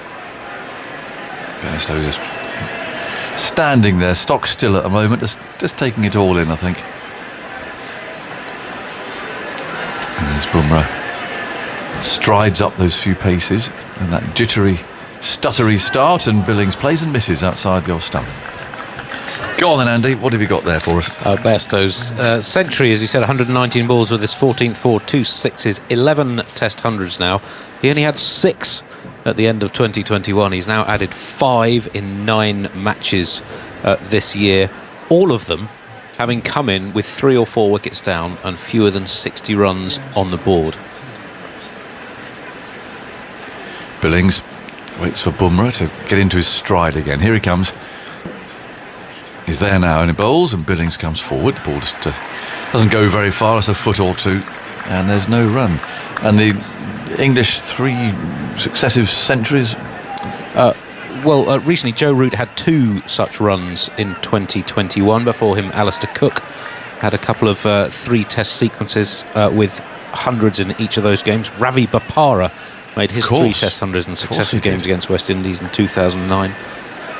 Before that, Strauss, Bell, Gooch, Chris Broad, Alan Lamb, Boycott, Ken Barrington, Dennis Compton, Wally Hammond, Herbert Sutcliffe and Jack Hobbs. The other England players. Good list. Good group again. 227 for 6. England are 189 behind. Bumrah bowls, and again Billings plays and misses, and Kohli is leaping in the air at first slip. He's so animated. He's really in the game, isn't he? He's feeling of living and breathing every second of it. Well, this is definitely the right line to Billings. Whenever they've gone a little bit tighter, he's looked very organised, going straight back down. But that sort of 4/5 stump line, we saw the ball that flashed the outside edge. Just a little bit more vulnerable, played and missed a few. Bumrah swings his left arm, hands together, and now he bowls and Billings is forward. Bairstow sets off and now is dashing back again as Jadeja fields securely this time at point. He's had a couple of little fumbles today, actually. Well, he's the best fielder out there, isn't he, in the Indian side? But that one over there, interesting to see it. I haven't actually seen a replay of whether it did get a bad bounce or something. So unlike Jadeja, especially a moment like that where you're trying to keep the batsman from getting his 100, trying to put some pressure on him. Might be a bit slippy on that outfield. Yeah, it could be. That could be it. It's near where the cover is, isn't it? Bumrah again bowls, and Billings made a very late decision there to withdraw the bat. But managed to do so just in time. 227 for 6. Crowd quiet. They settled back. They enjoyed the moment. Now they can offer some more entertainment. It's absolutely packed. Looking around, barely see an empty seat around now. Is your T-Rex back? No, I don't think he's come today. Disappointing. Bumrah. Past umpire Kettleborough bowls. That's edged and doesn't carry. It's that sort of surface. There's a genuine edge that. There's always so disappointing as a bowler. You know, you do the hard work, you get the edge, and that landed at least a yard in front of the second slip fieldsman. It needs to come up a little bit. It's always, as a bowler, you'd rather see a catch dropped than one not carry. That's really frustrating. But of course, the closer you get, the less time you got to see it. It was interesting hearing Jeff Miller talk about the famous catch at Melbourne in '82 which clinched the match, which Alan Border and Jeff Thompson were threatening to win. Was it 3 runs they won by? I think 2 or 3. I think it was 3. 2 or 3 runs. Anyway, catch suddenly came off Ian Botham, and they were very close because the Balls wasn't carrying at all, so they're standing really close, and Chris Darry really didn't see the catch go to him, and it thumped straight into his shoulder. Ooh. And then looped up, and Jeff Miller took the catch at second slip. Here's Thakur bowling. It's driven out to that same area where he picked up his 100, which time it's fielded securely by Jadeja. Front foot check. One, and they're having another front foot check here. No ball. It's another no ball. How many are they up to now? There's a lot of extras on these front foot no balls, Andy. It's quite disconcerting because suddenly Murray Erasmus's voice appears in your headphones, doesn't he? You're just not expecting it at all, and there he is. That's the 11th for India.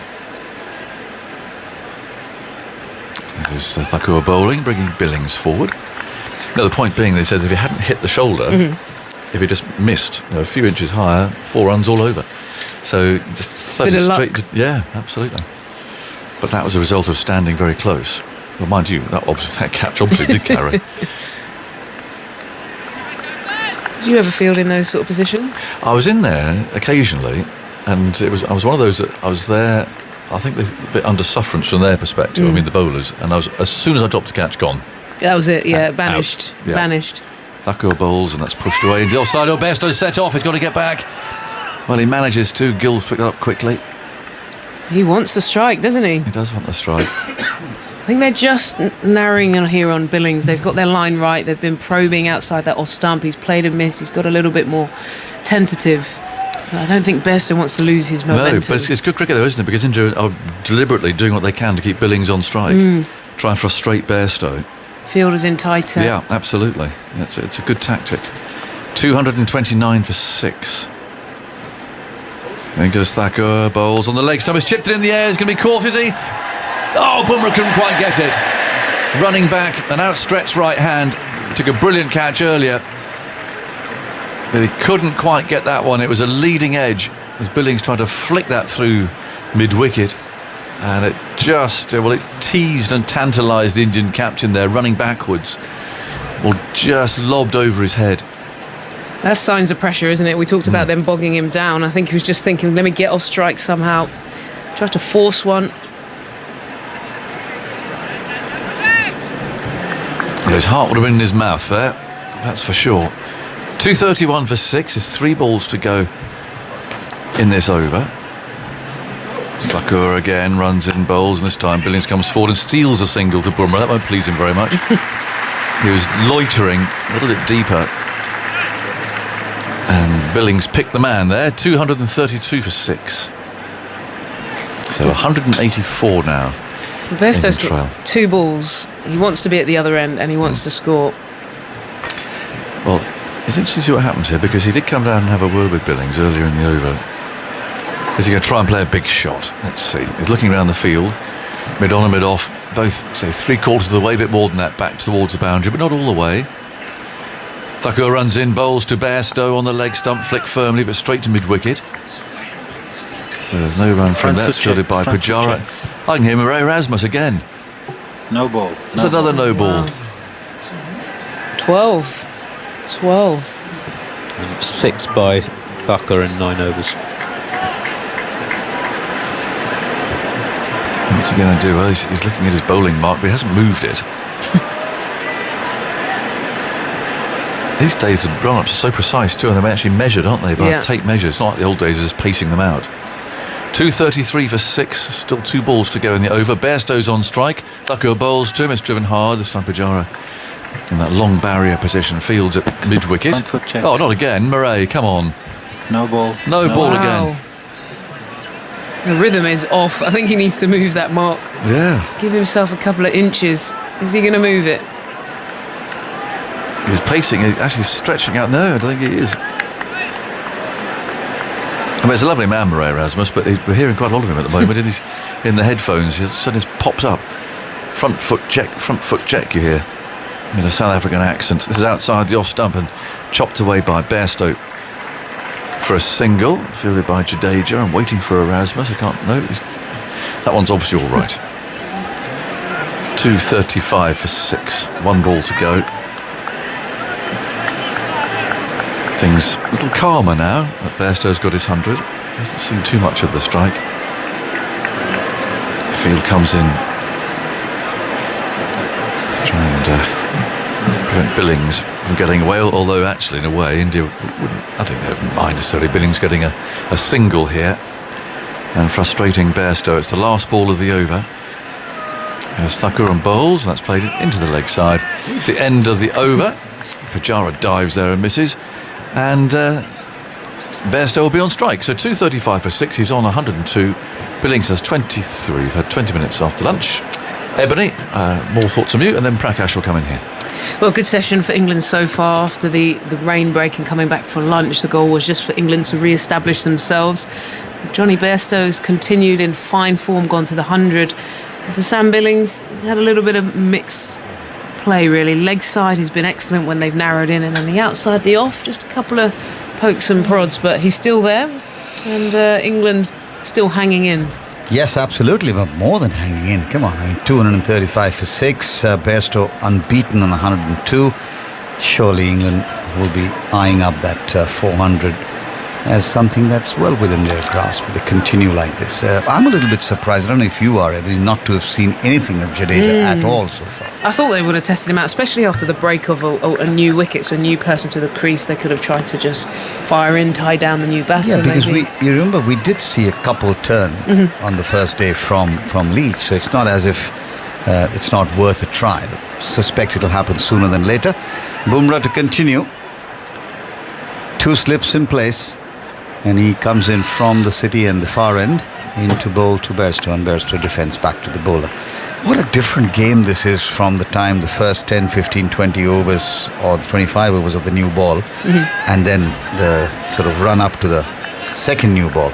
In every single game we've seen so far. If the ball stays like this, who's going to want to be an opening batter? You'll think, wear down the ball a little bit, and then you can How cash about number in. 5, thank you? How about number 5? That sounds good.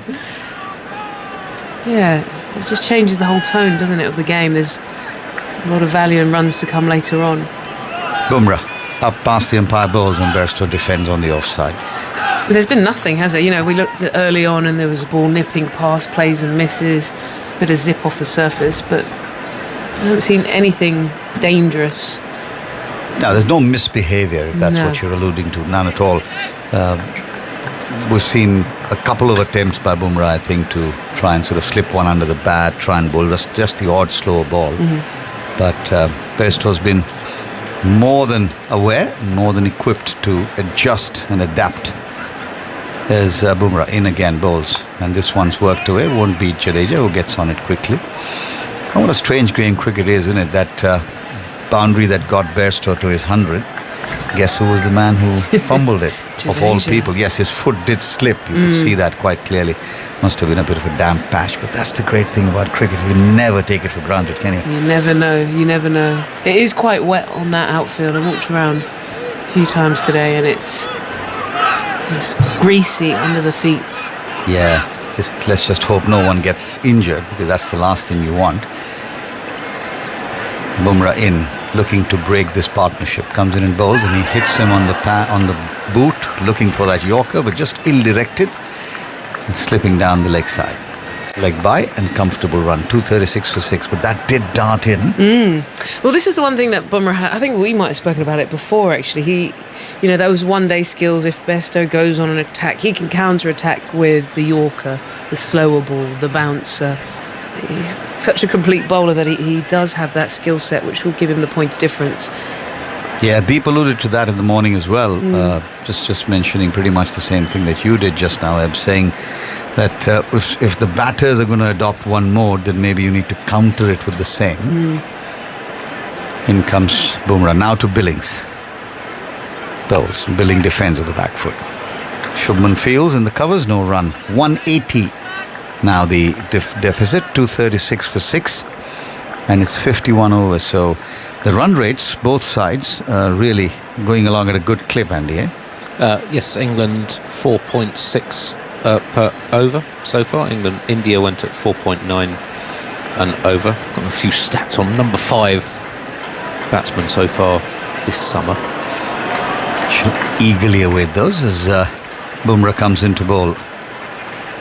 He's up past the umpire, bowls, again looks for the it actually does go through him in a manner of speaking, but after having taken the bottom of the bat and bouncing over the stumps.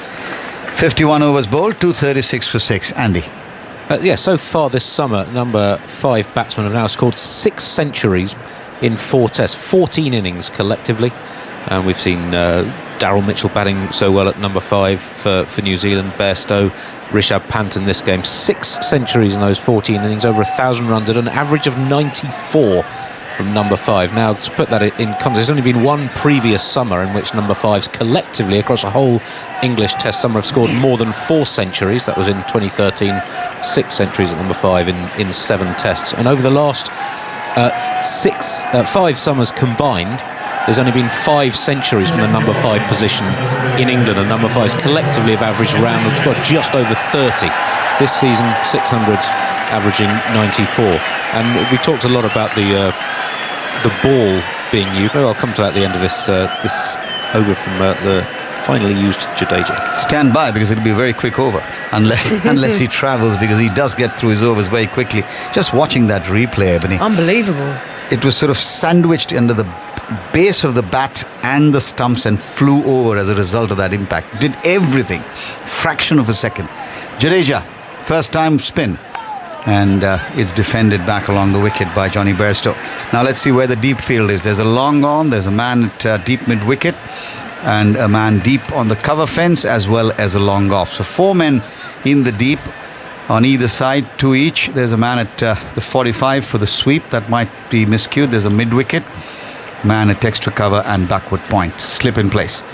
Jadeja bowls. He looks too attentive. There's a big shout, but he got himself probably outside the line of the off stump.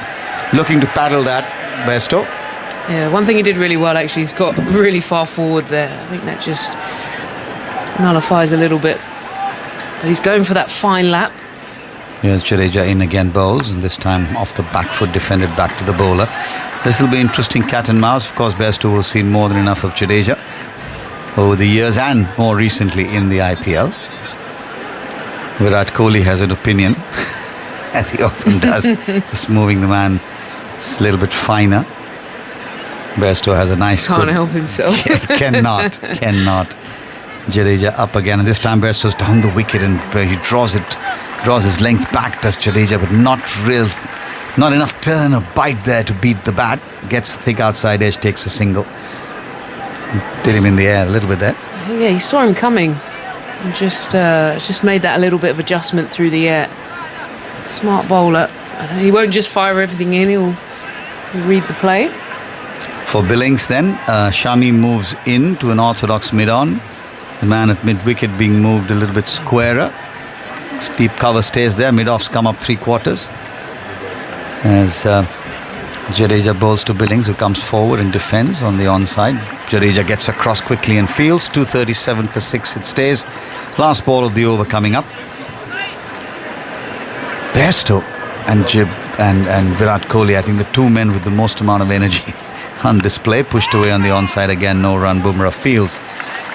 And the score is 237 for 6. Andy. So over the 4 tests this summer as a whole, in overs 1 to 30, bowlers collectively, teams batting collectively averaged 28 runs per wicket. Overs 31 to 80 with this older ball, 61 runs per wicket. Even if you take out Johnny Bairstow's extraordinary performances, it's still around about 55 per wicket. Now let's compare that with previous summers. Last summer, 2021, inside the first 30 overs, 35 runs per wicket. Overs 31 to 80, 32 per wicket. The previous year it was 33 and 34. The year before that, 2019, a bowler-dominated summer, 26 and 28. The year before that, 2018, 27 and 32. The numbers tell the tale. Come back to that after this over, or in between, as Bumrah comes in and bowls. And this one, my goodness, that one just went through everything. Defeated Johnny Bairstow and didn't miss the stumps by much either. Could take by punt. He's got to be wondering, Bumrah, what he's got to do, Deep, to be able to actually get the wicket. Yeah, how close was that to the inside edge and the leg stump? But what a take from Rishabh Pant. That jack back in quite a bit. Long way to his left here to dive. Yeah, I mean, listen, Bumrah's bowling well, but finally, Prakash, we see Jadeja into the attack. That's what we've been talking about for last 20 odd overs, if I'm not wrong. There's Bumrah in again, past by Kettleborough bowls, and this time thick outside is running down to the third man boundary. Jadeja will drag it in, and they'll come back for the second. It's 2 more to the total, 239 for 6. Yeah, the other thing I didn't understand, there was a break of an hour and a half, right? And then India started off with Bumrah and Shardul. And Shardul is your fourth seamer. Can understand it'll be difficult for Shami after having bowled 18 overs to come back and bowl a spell again. But why not Jadeja or Mohammad Siraj? I mean, generally you want your top bowlers to start a session. Absolutely. And that's what they did yesterday. Bumrah bowls, Bairstow pushes on the offside, Shubman Gill fields, no run. So Andy, clearly those numbers showing almost double the number of runs. So in overs, 31 to 80 compared with each of the previous 6 summers in England. There'd never been a summer in which in those overs teams collectively had averaged more than 35 runs per wicket, and this year so far 61 runs per wicket. So it is a vast difference, and particularly pronounced amongst top order players. We've seen Bairstow, Mitchell, Pant in this game. He's taken advantage of it. That's all the evidence that anyone would need, I would suspect. Here's Bumrah and Bairstow to a fuller ball, wristily up the ground towards mid-on. No run. 239 for 6. Bairstow is 105. Billings is on 23. Billings is playing an important hand here for England. He's not looked entirely comfortable. He's had his moments, but the fact is that he is there with Bairstow holding the fort as England march towards the Indian total of 416, now 239 for 6. Bumrah turns. And he'll come into bowl. He's in his 19th over now. Up he comes, passes umpire Kettleborough. And he hits him on the pad. This has got to be close. No, the hand hasn't gone up. Are they going to review this, Deep? I think so. Yes, he's gone for it. I think what the shout. It's Johnny Bairstow. And it looked very adjacent from where we are, but of course the DRS and the ball tracking will tell the story. We have a players review for LBW. Original decision not out. I've checked the front foot and it's a fair delivery. Well, Kettleborough just indicating there was going down the leg side. Yeah, it may just have, but it's worth a shout. Worst come worst could be with the umpire's call. On the full, actually. Can I check any bat with ultra edge, please? Yeah, that would have missed leg stump. Yeah, good call by Kettleborough is our call here. We're waiting for confirmation, of course. To the pad, please. Okay, no bat involved. Ball tracking when ready. Yeah, we can also see the middle and the off stump right. quite clearly. So his foot was on the leg stump and it hit him on the outside half of the pad. Might be umpire's call, you think? Yeah. Impact is in line and missing the stumps. So you can stay with your original decision. By some distance. Clearly when you're on screen now you can signal. So from an Indian perspective, a bit disappointing, but England will be thrilled with that because, again, it's the game of millimetres, really, isn't it? That delivery that Sam Billings got in the previous over, another Yorker squeezed between the base of the bat and the stumps, believe it or not, and then went over the stumps to the keeper. And on this occasion, Bairstow was defeated. That hasn't happened very often in recent times at all, but he's very much there. Bowls, there's Bumrah pushed away on the offside, no run to Shubman Gill. 239 for 6, he stays at the end of the 53rd over, I beg your pardon. The deficit now 177. And Deep, what do you say about this stats that we just heard from Andy? I mean, first 30 overs, somewhere in the 30s, 31 to 80, somewhere in the 60s in this summer.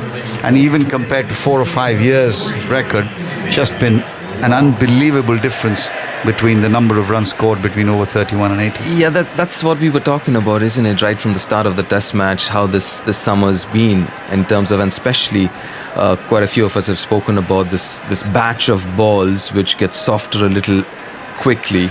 And maybe that could be one of the reasons behind those numbers which Andy mentioned.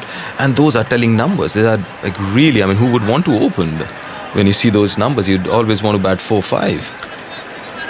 Jadeja now to come into bowl to Billings. There's a long distance conversation between Virat Kohli and Jadeja. Everything's okay now, and Jadeja comes into bowl to Sam Billings. Billings down the wicket, and Jadeja fires it in, defended back along the track. Yeah, he plays spin really well, Sam Billings. Seen him in the IPL. He sweeps well, both sides of the wicket, the orthodox one, and obviously the reverse. Jadeja bowls, pushed away on the offside. They'll take a quick run, and now this will be interesting as Bairstow gets to the striker's end. He's on a very well made 105 of 137 balls. Well, just to sort of finish what we were talking about, the figures inside overs 1 to 30 are in line with what we've seen over the past sort of 10-12 years in this country. So little change at the start, but massive change later on. Jadeja to Bairstow, who pushes this one on the offside. Pujara at extra cover fields, no run. 240 for 6. Yeah, the change also, I mean, could it be because of the nature of the pitch as well? That's become kind of drier as compared to what it was 10 odd years ago here in England during summer. I mean, a lot flatter nowadays. That's what at least I've observed. Jadeja bowls, worked away on the onside, and he'll pick up a comfortable single, will Bairstow, as Siraj moves round and fields. Virat Kohli's moved out a slip into extra cover, wants to be in the batsman's eye line, I guess, or maybe just a bit of a change. I think it's Vihari who's gone into that position. And Pujara's at backward point. Billings looks around the field. He sees the man at deep square and the man at deep cover. This one's a little bit short. He goes back, pushes it out on the onside, thinks of a run, and then realizes that Bumrah's got it quickly. No run. 241 for 6. The deficit now 175 runs. Jadeja bowls, punched off the back foot straight to Bumrah, no run. End of Jadeja's second over, 54 overs bowled, 241 for 6. We've seen no pronounced turn, but we've also not seen Jadeja give anything air yet. He's sort of kept it reasonably tight and flat, which may well be his role at the moment, isn't it?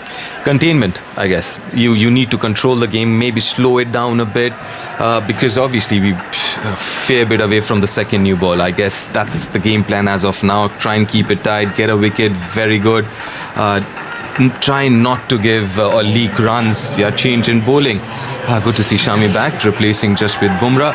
I was thinking, I mean, would he be ready for another spell as early as this after having bowled 18 overs already? Well, you would argue that he did get a fair bit of breaks in between yesterday. So while it appears 18-19 overs on the trot, it was spread over 2 days. Yeah, over 4 sessions. In fact, I mentioned it was the longest opening spell by a seamer in Test cricket since Zahir Khan bowled 19 overs at Lords in 2007. That was also a rain-affected game, and that spell was over 4 sessions as well. So Shami, the longest ever opening spell, 67 5-ball overs by George Giffen for Australia in 1893. Didn't see that. I'm sure Andy would have. And this has become a pattern. When Johnny Bairstow takes strike at this end, there's always somebody moving behind the side screen at the City end. But that's all been settled now as Shami starts a fresh spell from the far end. The first time he's bowling from that end. Comes in and bowls, and he's nicked it, is caught! Mohammad Shami has made the breakthrough. Virat Kohli takes the catch. First ball of a new spell. Johnny Bairstow going for that big drive, booming on the offside, finds the outside edge, flies comfortably, and Kohli makes no mistake. 241 for 7. Bairstow is walking back for 106. Yeah, you live by the sword, you die by the sword, as they say. First ball of the spell, 6 stump. Yeah, had a go at it, thick outside edge, and Virat Kohli makes no mistake. But what an innings. It's been a fabulous innings to watch. Johnny Bairstow, another 100. His third this summer and 5th this year. Johnny Bairstow, take a bow. Absolutely. What a terrific innings from Bairstow. He again came in, as Andy's always told us throughout this summer, at a precarious position for his team. 3 or 4 wickets down, pressure on the team, and he's once again got England to a position where they can still breathe a little bit easier. More thoughts from you deep on that dismissal. A thought from Andy as I get ready to hand over to Simon Mann. This is a huge wicket because, yes, that was a fabulous innings, but let's not forget England are still a fair bit behind India's first innings score. So now this is where India wanted to be. Got rid of Johnny Bairstow, got rid of Ben Stokes, and you're kind of getting into the lower middle order or lower order, so to say, with Stuart Broad walking into the crease.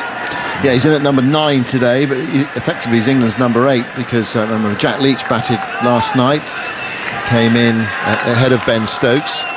241 for 7, so Broad, Potts and Anderson to support Sam Billings.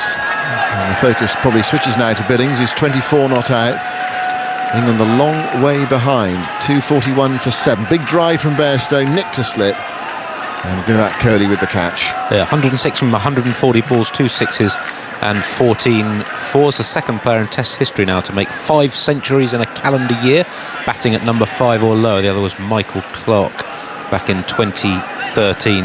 And yeah, we're talking about Bairstow coming in difficult situations. All 5 of his hundreds this year, less than 60 runs on the board, 3 or 4 wickets down. Only 2 players have had more hundreds in that situation over their entire careers than Bairstow has had in 9 tests this year. Steve Waugh had 8 such innings, coming in with 60 or fewer on the board and 3 or 4 wickets down or more, and Andy Flower 6.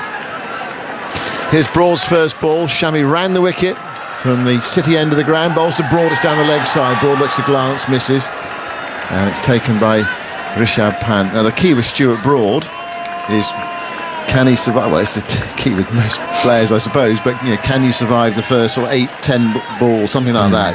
If he gets through first 10-12 balls, he can be dangerous. But that's he's not a great starter, and he's unorthodox. But England needs some runs from him here, along with Sam Billings. 3 wickets left. India 416, remember. England 241 for 7. So India well ahead in this Test match, despite Bairstow's heroics today. Here's Shami bowling to Broad. Broad gets a short ball. It's over the keeper's head. This is going to go away for 4. 4 buys or wides? Buys. That's unfair. On the wicket keeper is way too high for the keeper, Rishabh Pant.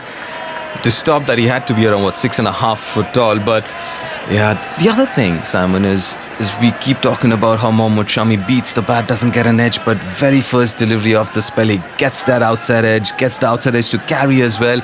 And this is what I've noticed. If he gets a wicket early in the spell, he generally picks up more than 2-3 wickets in that. So he can kind of, this could be that kind of a spell from Mohammad Shami. He's got an opportunity here with England's lower order out there. Shami bowls to Broad. Broad gets his first run into the offsides and misfield.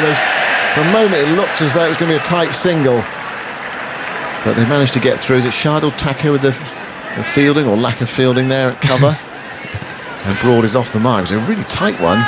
Billings was under pressure running to the striker's end. I think that bounce to the ball before might have tickled up Stuart, but it was a good ball actually. The short ball went over the keeper's head. It was quite close to his right shoulder. There was a flinch from Broad just to get out of the way of it. Anyway, he's off the mark. 246 for 7. England are 170 runs behind still. So India, unless there are some dramatic heroics from England's last 3 wickets, will have a significant lead, you feel, here. And you can see suddenly the mentality has changed. The field's a lot more attacking, got an extra close-in fielder now. We've got a gully along with 2 slips, and also we're kind of catching covers. Shami bowls to Billings. Billings is forward quietly, pushing up the offside of the pitch, and there's no run. Sam Billings is an aggressive player as well, but he's biding his time, seeing where it takes him at the moment. Think of him being very inexperienced in terms of Test match cricket, but he has played 62 white ball games for England in both one-day internationals and T20s. He made a fabulous 100 in a one-day international against Australia at Old Trafford during that lockdown period. He waits, Shami bowls to him, and he's forcing that away. It's a nice looking shot out towards cover. He sets off with a single. Wow. There's Jadeja there. He hit it basically straight to him and just set off for the run. It was the last ball of the over. And Jadeja could not prevent the single. It was fractioning to his left, but that is his strong side. And Billings was so quick. When the throw came in, he could not get the ball in time. So 1 to Billings, he goes to 25. England to 247 for 7. One benefit of England scoring quickly is that we've only had 55 overs, so at least the lower order don't have to contend with a new ball. True. Bumrah with a new ball and Shami with a new ball. But what we are going to see here is that with Broad out there, enough of Jadeja, the left armour to the left hander, we're going to see some pace with Siraj. That's good captaincy. Because a couple of things. Obviously, as you mentioned, you don't need Jadeja anymore. His role was more of to contain and slow down the game to a certain extent. But now that he's gone, we've got to attack. And that's the other thing is change of ends for both Mohammad Shami and Siraj. Mohammad Shami bowled the first 18 overs from the Pavilion end, has moved over to the Birmingham City end, and now Siraj has is going to bowl from a different end. You need to be careful, Deep, calling it the Birmingham City end. There'll be Aston Villa supporters who will be saying, hold on, how did Birmingham City get an end here at Edgbaston? Here is Siraj bowling. That's played away towards backward point and there's no run. That's just a football illusion. Two big clubs in Birmingham. Birmingham City over to our sort of 2 o'clock from here.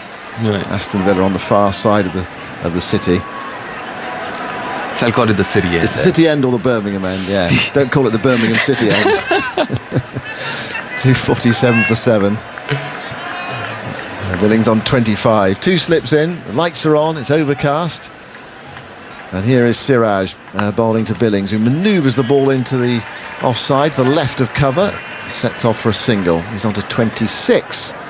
And England up to 248 for 7. Stokes out for 25 today. And Bairstow for 106. And if you said at the start of the day's play, 84 for 5, England get to 248 for 7. I think they would have taken that, but there's a lot of work for them still to do if they're to get back in this Test match. It's the shape of Bairstow's innings: 13 off 63, then 87 off 56 to reach his 100. Started consolidating after 3 figures from tight bowling from Bumrah before finally dismissed for 106 off 140. Yeah, it was a fine innings, and I think you can make an argument out for it being his best innings of the summer, just because of the situation he was in, the quality of the attack.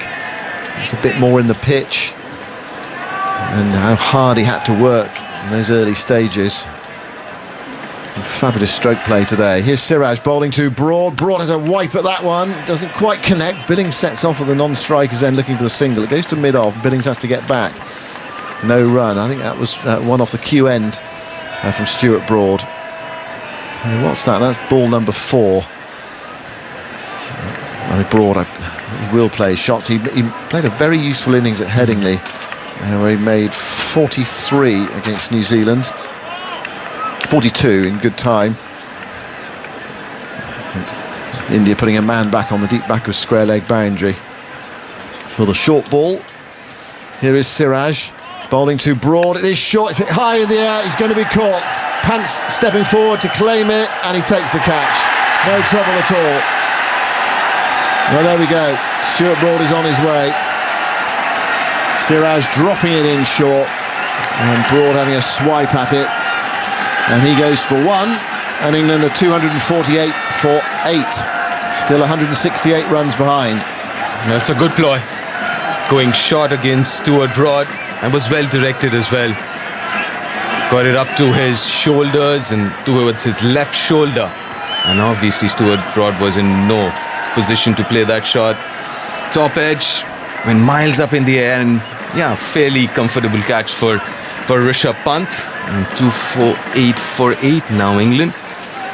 Yep, India closing in on a big first innings lead. Matthew Potts coming in at number 10 for England. He has scored so far in his short England career. I think it's 4 runs. Yes, 0, 3 and 1 not out from so 4 runs from a total of 14 balls. So unproven, I think we can say at this point. He's had a couple of half centuries for Durham in first-class cricket. Well, Paul Collingwood was talking the other evening post the first day, and he actually made a point of saying about Matthew Potts, we're talking about his bowling, he said, and he's actually a far more capable batter than he's shown so far, and I'm expecting a bit more from him. Well, he needs to show it here. If England are to reduce that first innings lead that India look destined to take. They did cross, so Billings will be on strike. That won't be part of the game come October time, because that's been changed in the laws. That's right. The new batter will have to take strike. It's already happening in some short form cricket. Yeah, happening during IPL. Yeah. But as you mentioned, not in international cricket till October this year. But a lot more defensive feel for Sam Billings, because you're aware that he's going to start playing a few more shots now. There's Siraj bowling to Billings. Billings strokes that away. It's a nice looking shot through extra cover. Should get 2 for that. Billings does indeed come back for the second. Takes him to 28. 250s up for England. The scoreboard below the slow clock just got a bit confused by that, because I think they had Potts on strike, so I'm not quite sure where to add the runs. They've sorted it out now. Billings to 28. Potts at the non-striker's end. 250 for 8. There is 1 ball left in the over, so the field presumably is going to come up now. Well, the deep backward point's coming up. Mid-on and mid-off are closing in, but deep backward square leg is still there. Matthew Potts, you got your skates on here at the non-striker's end. Here's Siraj bowling to Billings, and Billings gets a short ball. He lets it hit him. I think he was looking at the uppercut there, and it just kept on coming at his body and just could not manoeuvre the ball away. So it dropped away into the offside. It means that Potts will be on strike for the first ball of the next over, and it's 250 for 8 with Billings on 28. And Siraj's figures, Shami's figures are already up on the board. 19 overs, 4 maidens, 2 for 65. He's going to bowl the next over, but Siraj, successful over for him. He has 2 for 45 from 9. Yeah, this is going to be interesting now. We've got Matthew Potts on strike, got a short leg, couple of slips and a gully, and 2 fielders on the onside and the deep. So you've got a deep square leg and a deep fine leg, just to keep Matthew Potts honest with his footwork, and every now and then slip in a bouncer as well. Now Potts focus on his batting here. Shami bowls to him, and he gets a short ball. He nudges it away. It's coming down fine. It's 4 somethings. Hits the rope now. 4 runs. That's his highest test score. Yeah, he's got an opportunity here. He's got a batter at the other end, a proper batter in Sam Billings at the other end. So we'll figure out how good he is with the bat. But yeah, that's all right. Actually took his eyes off that short pitch delivery, was off the gloves. Doesn't really matter. 4 runs added to his tally and the team's tally. 254 for 8. Potts waits. Shami bowls to him. Oh, he gives himself some room there. That's a massive mow at that. Trying to hit that through the offside, misses it. It's unbelievable, right? Every time a batter, after missing out, look at him doing that shadow practice again, play that shot again, and that looks so perfect when you're practicing that shot. But then, it's a different ball game when there is actually a bowler bowling at you. Well, Sam Billings thought about that at the non-striker's end. Someone give me a bit of support here. Broad's had a swipe. Potts has had a swipe. Shami bowls to Potts, and that's a perfectly good forward defensive shot. Pushes it away up towards mid-off, and there's no run. I mean, Potts, you feel, just seeing his bowling so far, he could well have a decent Test match career for England. He's only 23, and you'll want some lower order runs from him over time. So that's made a huge difference as far as India is concerned. In the last year and a half, the contribution from your number 9, 10, 11 has been telling more often than not. Potts on 4. Shami rushing into bowl to him wide of the crease, and Potts plays that perfectly well as well, back to the bowler, and there is no run. He's got a good defensive technique. Last couple of deliveries, he's got right behind the ball. deep. When he played his first Test match at Lords, he batted at number 8. He was ahead of Stuart Broad, and then they looked at him and they thought, perhaps Broad should go ahead of him. But just from listening to people, he's one of those players you feel could score some useful runs at 9, say, in the future. A bit early, perhaps, to come up with something special here. But we'll see. Shami bowls to him. He's edging that along the ground to Iyer, who goes to his right-hand side at second slip and stops it going for 4. A very good use of the crease from Mohammad Shami again. Last delivery, as you mentioned, he went wide. This one, he came really close to the stumps. We bowled wicket to wicket. Not much movement, but then again the change of angle induced that outside edge, but fortunately for him, didn't carry. This is the last ball of the over. So in keeping with how England play, you're presumably trying to hit this for 6. Really should just block it. Shami bowls. Oh, it's a ballooning back, so very well taken by a leaping pant, but it's a wide. Well, he did well to stop a fiver there. Yeah. How good has he become now? Rishabh Pant, when he first came into international cricket, there was a big question mark about his keeping skills, but in the last couple of years he's been fabulous. The improvement in him as a keeper has been fabulous, not just here in England but also, keeping in India can be quite challenging, and he's been very, very good. 255 for 8, so Shami has to bowl this again. Moves in now to bowl to Potts, and Potts gets a ball outside the off stump. He tries to score off it, tried to hit that through the covers. There's a big gap there between mid-off and point, but he miscued it back to the bowler. There's no run, so Potts has survived that over. He is on 4. England are 255 for 8. Now, when India were batting 7 down, they didn't take the run, did they, at the start of the over there? And England pushed the field back and said, OK, we'll play that cat and mouse game. I wonder what they're going to do here, Billings and Potts. Whether Billings is going to try to take everything up. I think they should. I didn't agree with Jadeja's game plan at that point in time. We had Mohammad Shami batting along with him, and he decided not to take those singles early in the over. With Mohammad Shami, who's done all right, fairly decently with the bat, and in the last series as well, or rather last summer, didn't understand why he would do that, and eventually, day 2, early morning, he did start taking singles and showed a little more faith in Shami, who scored some valuable runs. And the field is up, so India trying to get Billings out as well. Here's Siraj bowls, and Billings just right across his stump and ramps this down towards the fine leg boundary for 4. Well, that was a T20 shot. Wow. Right outside the off stump, helping the ball on its way. Wow. Made very good contact. 259 for 8, and Billings moves to 32. That's also a very smart piece of cricket. Yes, adventurous as far as the shot selection is concerned, but Mohammad Siraj, who generally angles it into the right-hander, he used that angle really well because he was quite aware of the angle and also the length that Siraj is bowling here. So yes, it might look adventurous, it might even look dangerous, but it's a pretty low-risk shot for someone who plays a lot of T20 cricket. Yeah, if you practice that stroke. Here's Siraj bowling to Billings, and Billings is tucked up by that and nips back into him, and they're happy to take a quick single into the offside. So Billings not looking to farm the strike here, happy to trust Potts while England are 8 down. Might change if Jimmy comes in, well, when Jimmy comes in. 260 for 8, and England 156 runs behind.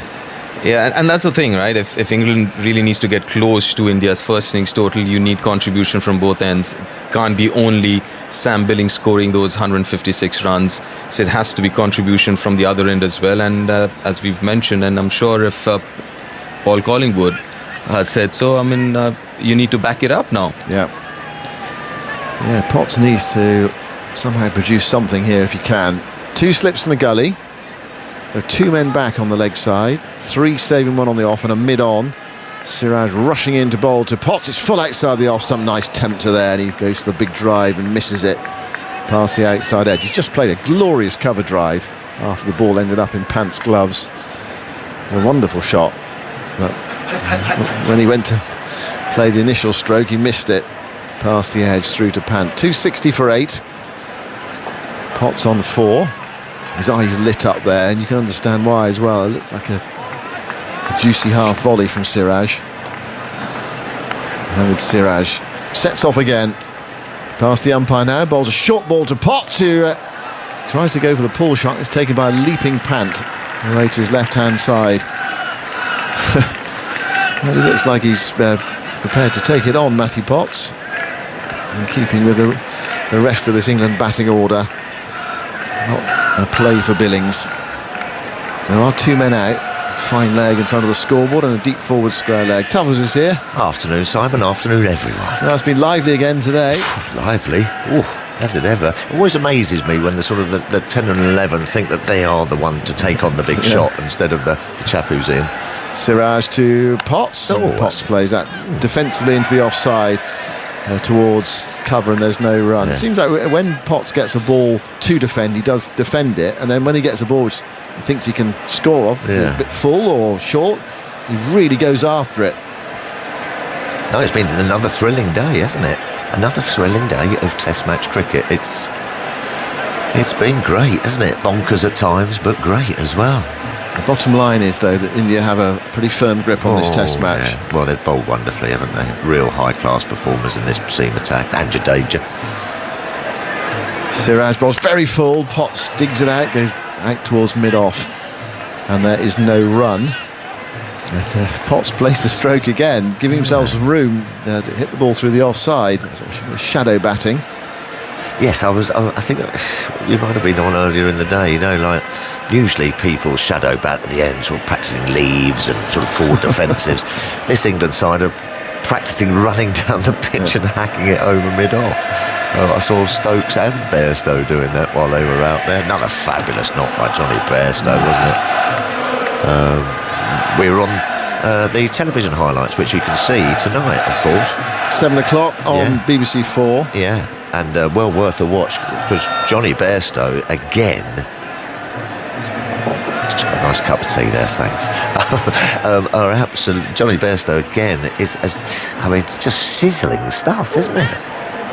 Shame he just couldn't quite go on. Yeah, out for 106, big drive.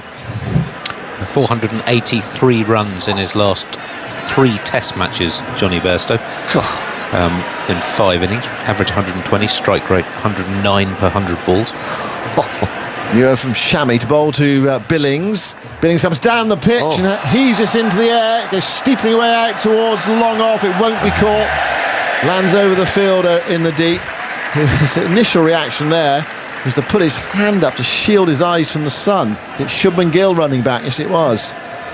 But he then started pirouetting, so the sun was just forever ever in his eyes. I prefer that, though. If someone's going to use the feet and look to attack and take a few risks, I'd rather it be Billings, of course. As I said earlier, sometimes it amazes me that the tail ender thinks it's his job. No, let the bloke with a bat who can bat do it.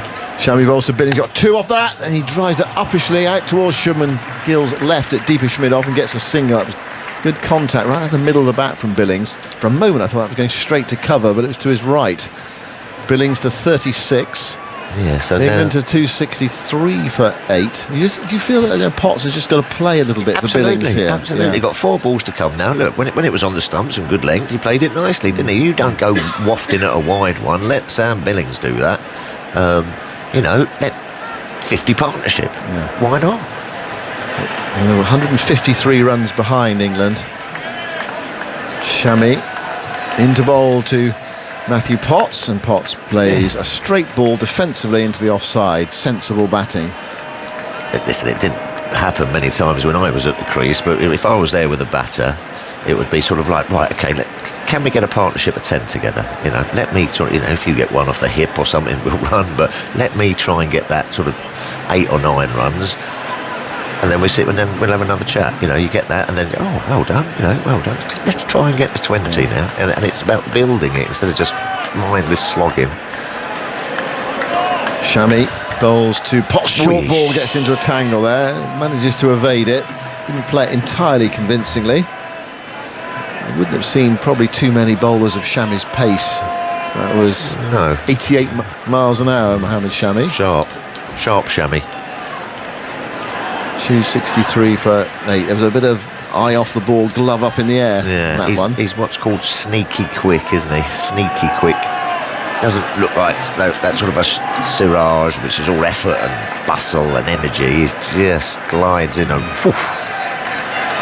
Potts under a bit of pressure. Shami bowls to him, and Potts. Oh, goodness me! Wow. Where did that come from? He's clipped him through mid-wicket for 4. It raced away. I can say with great certainty that is the best shot that Matthew Potts has played in his Test career so far. Absolutely, that is a gorgeous mid-wicket, sort of clip through mid-wicket, just angling into him, and he's just waited for it and punched it through extra cover like a tracer bullet. Mid-wicket. It went like a sort of terrified mouse off the middle of the bat. You cat chasing it that quickly, skipping across the outfield. 267 for 8. Oh well, Matthew, just play some shots. I don't know. Wow. Who knows? Block the good balls. Block the good balls. Shami bowls to Potts, and Potts goes for something similar there. Digs out full ball out towards mid-wicket. There is no run. Potts is on 8. It's 267 for 8. England are 149 runs behind. Billings is on 36. More from you, Tuffers, and then it will be Jonathan. He looks like he's enjoyed himself out there, Matthew Potts. And I know it's difficult for us tail-enders, but it does get easier the longer you're out there.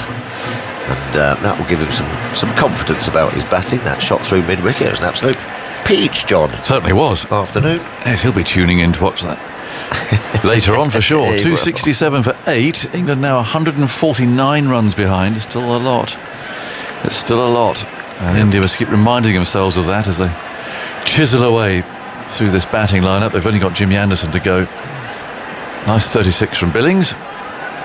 Wonderful 100 from Johnny Bairstow. Sizzler. Yeah. It's been an action-packed day. There's been some banter out there, hasn't there? There's been a bit going on. Did you see Kohli blow him a kiss on the way out? There you go.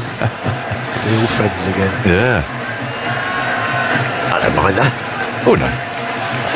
Billings on 36. There's some gaps around now. The field going a little bit deeper. And Siraj kicks up his heels. He's rushing now. Bowls outside. The off-stumper's dragged it onto his stumps. Billings is out for 36. He's bowled, looking to run the ball to third man. And I think we can be fairly sure now that India will have a substantial lead going into their second innings. This chopped into his stumps by Billings. That's his highest Test score. He played nicely for his 36. It's now 267 for 9. Yeah, looking to try and find some gaps in the field, wasn't he? Perhaps looking for twos to protect Matthew Potts. Just angled in on him, and he's gone forward and just trying to sort of glide it past that second or third slip for a 4 or maybe a 2, but just jagged back in and at a touch, got the inside edge and onto the stumps. A drag on, which is always frustrating for a proper batsman. But he played well. He played well. Here comes Jimmy Anderson. He always gets a wonderful ovation when he comes out the bat, doesn't he? I mean, I don't think Don Bradman never got a reception like this. Here he comes. Well, towards the end of my career, when I was sort of slightly not quite so petrified of walking out there, I used to wait. I loved it, actually. I can't remember who told me. Someone told me, but I said, I'm going to give that a go. And you wait, because I always used to sort of, as you say, scamper out there a little bit scared and everything. But then I used to wait for the batsman to get right off, give it a beat or two, and then sort of appear, you know. Yes. The crowd would just be... Yeah. Milked it for every step. Oh, quite right. I loved it. Oh, it's brilliant. We're having a drink out there at the moment. Anderson and Potts together.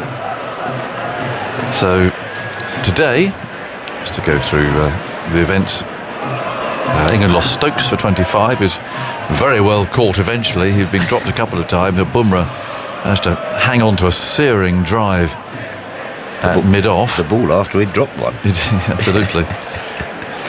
And then Bairstow out for 106, caught by Kohli off Mohammad Shami. Excellent innings that. 106 from 140 balls, 14 fours and 2 sixes. His 5th century in this calendar year.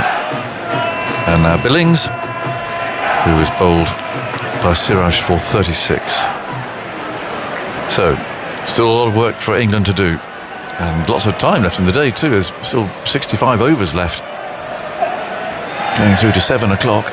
So 149 behind. As Anderson looks around the field. Yeah, England will just look there, won't they, at that scorecard? Got a few starts, didn't they? Yeah. Root 31, Billings 36. There were a couple of starts there. Stokes and people they'll be kicking themselves. One of those just didn't kick on.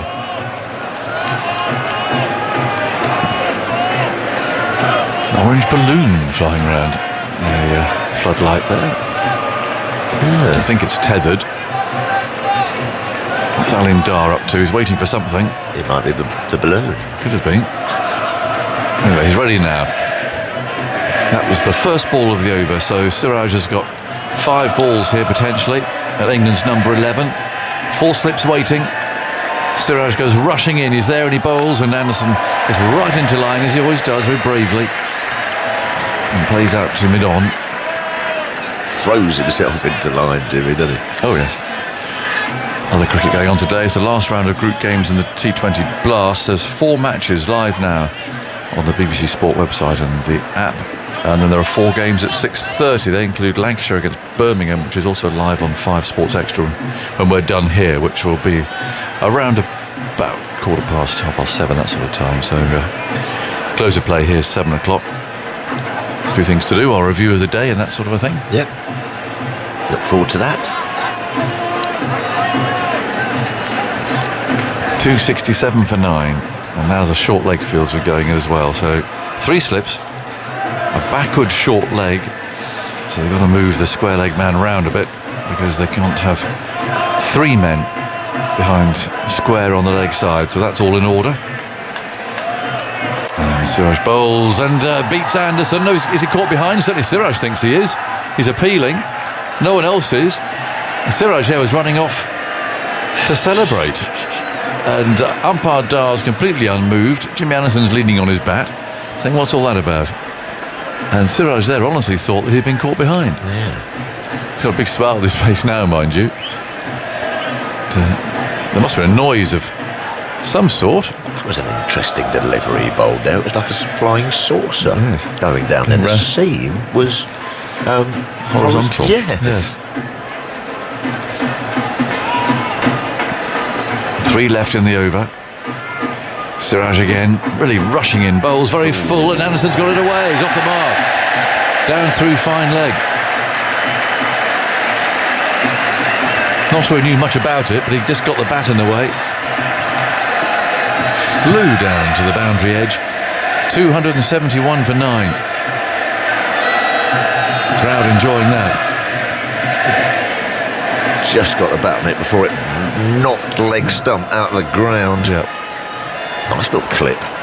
Hostile bowling in. It's fast, isn't it? Yeah, it is. Quick bowling here. It looks as if Siraj might come. Yeah, he's going around the wicket. Not sure Anderson will like that very much. Follow him. Leaves you know where to go if you're just giving yourself a bit of room. Yeah. This is a nasty angle for a number 11. Siraj again runs in, bowls to him, is pitched up and goes right past the outside edge and the off stump. And Siraj has one more go in this over at least to knock over the number 11. 271 for 9. Where do you see this game sort of going, John? Well, see, there's no pressure on India, you see, because they're leading in the series. Yes, just bat. I think it's bat. Yeah. I don't think they will just bat. I think they'll have a game, but there's still enough time, isn't there? 2.5 days left. Only it's halfway through the game. Siraj bowling, it's edged, and Anderson's got more runs here. Through third man, a chase for Iyer, who's got his sun hat on there at second slip. He'll dive, down he goes. And they've taken 2. They could have had 3, but Potts is now keeping the strike because that was the last ball of the over. So he's kept Jimmy down that far end. 273 for 9. So 143, the lead for India. 60 overs left, so they could double that tonight. So they lead by getting on for 300 by the close of play. There's still 2 days to go. Bat for a session and a bit. And bat for more than that. Yeah, well, there you go. 4.5 sessions to bowl England now. Yeah. You'd think they'd aim to bat to sort of tea time tomorrow, wouldn't you? Yeah. That's possible. Yeah, perhaps just beforehand. A huge score. Yeah. And then see what England do. They get a... Well, I they think chase it. They go for it. They're not going to block out for a draw. Andy, you're poised. But after we've had 60 overs now. After 30 overs was 95 for 5, so going just over 3 and over. Since then, another 178 runs for 4 wickets, so fractionally under a run of ball. Just a little more on Johnny Bairstow. I mentioned in his last 3 tests, 483 runs. He hadn't had a home test 100 since 2016, and in his previous 14 home tests, he'd scored 454 runs at an average of 17. And going back to the start of the West Indies series of 2017 at home, 21 tests, average of 20.8 and just 4 half centuries in the last 3 matches. 3 centuries plus a 71 not out, 483 runs over a run of ball. I just wonder if we've witnessed something here that's a complete waste of time. The umpires have changed the ball again because he's gone out of shape with numbers 10 and 11 at the crease. Yeah. So anyway, these days if it doesn't go through the ring, of course, then you have to change it if it's been not asked. But seems a shame to waste a. It's not a brand new ball, is it? But it's still got quite a useful spare, maybe. Yes, I can remember one game when it was a number 11 batting or something, and they went for the review and they said, "Oh, don't worry, just give it a ball, I'll do it again." That must be a bit embarrassing. Yes, exactly. Shami then with the change ball runs in, bowls to Potts, who's heaved that down the ground.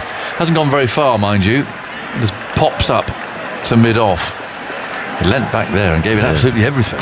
But perhaps it's bounced a little more than he expected and hit up on the splice, the top part of the bat. Would have been an easy catch if someone had been standing at a straight bit off. Ugly shot.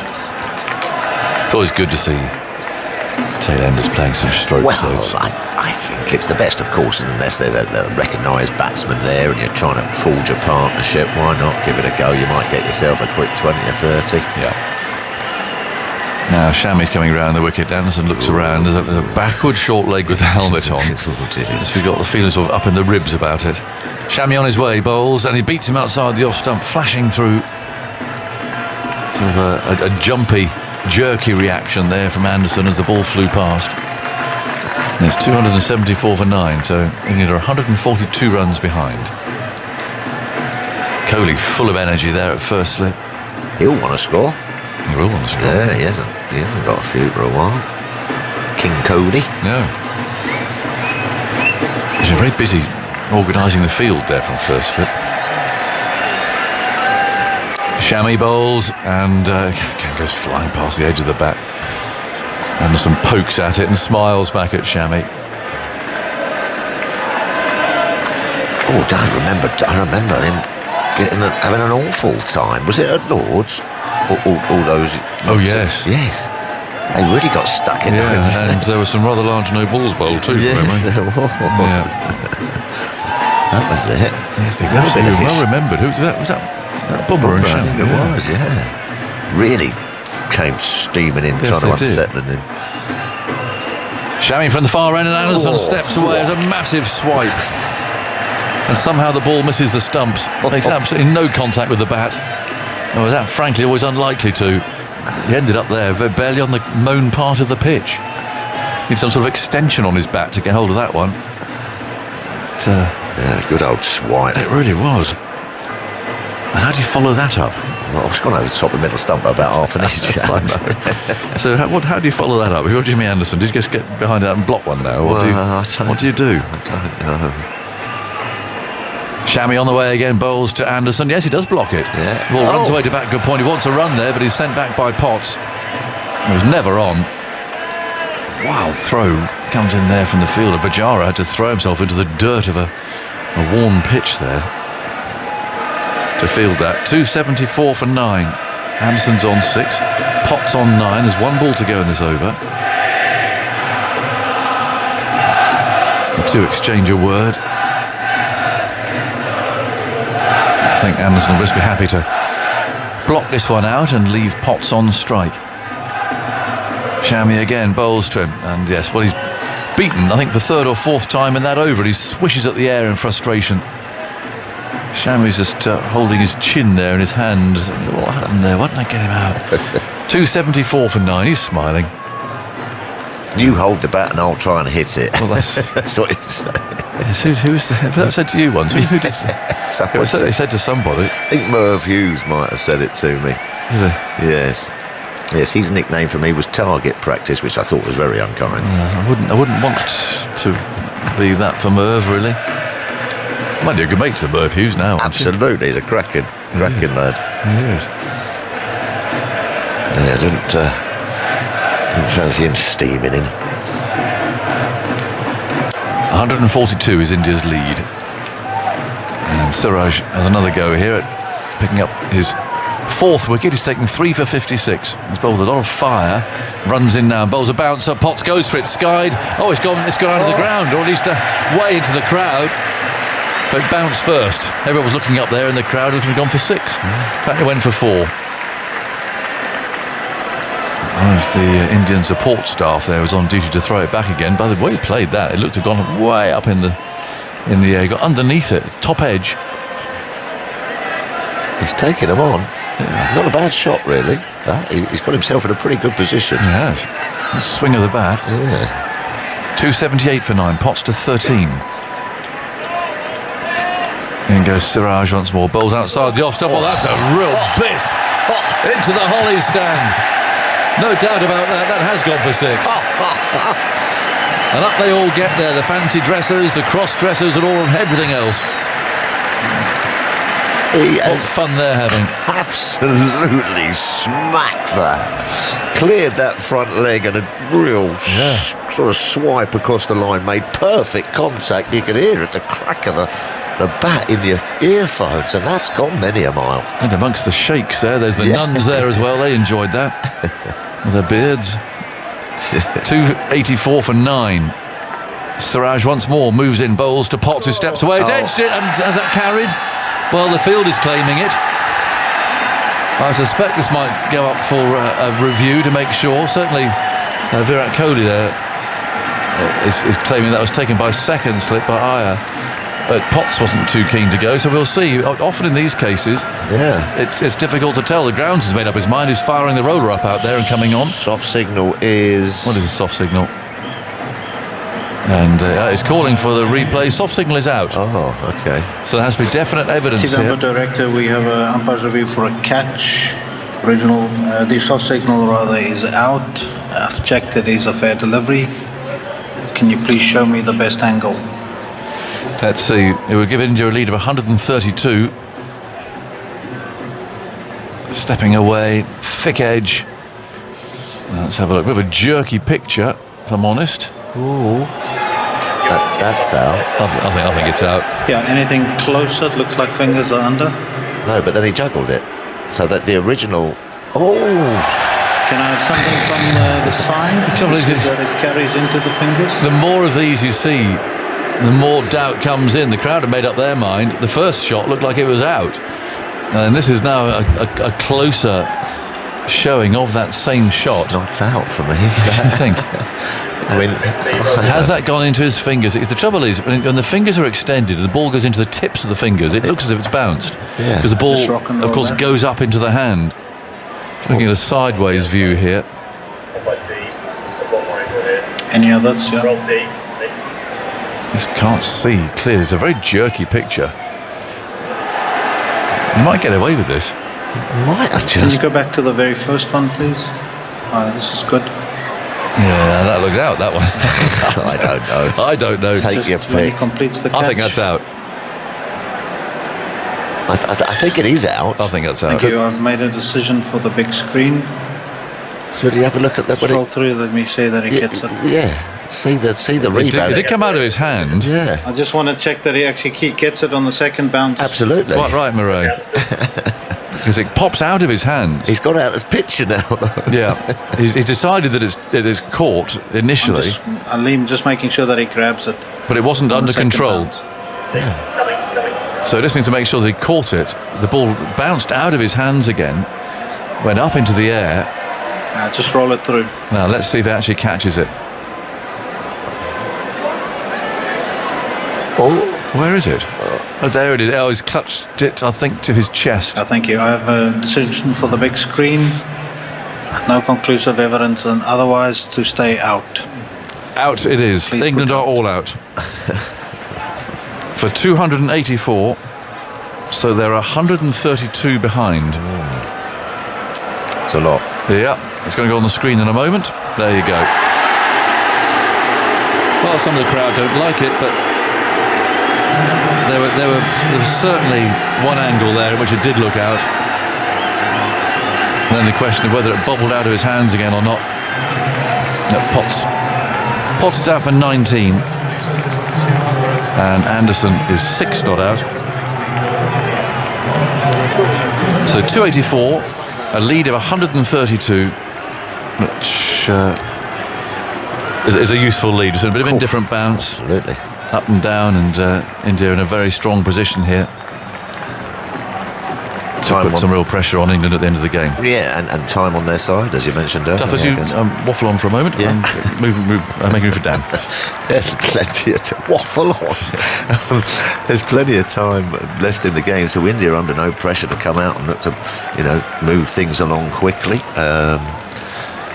They'll just look to slowly increase that lead till they get to perhaps something like 400 or something along those. As you say, a lead of 130 is substantial, and always difficult when you come out in the second innings as a bowling side and you're facing a huge lead. Things don't seem to go your way. A partnership develops.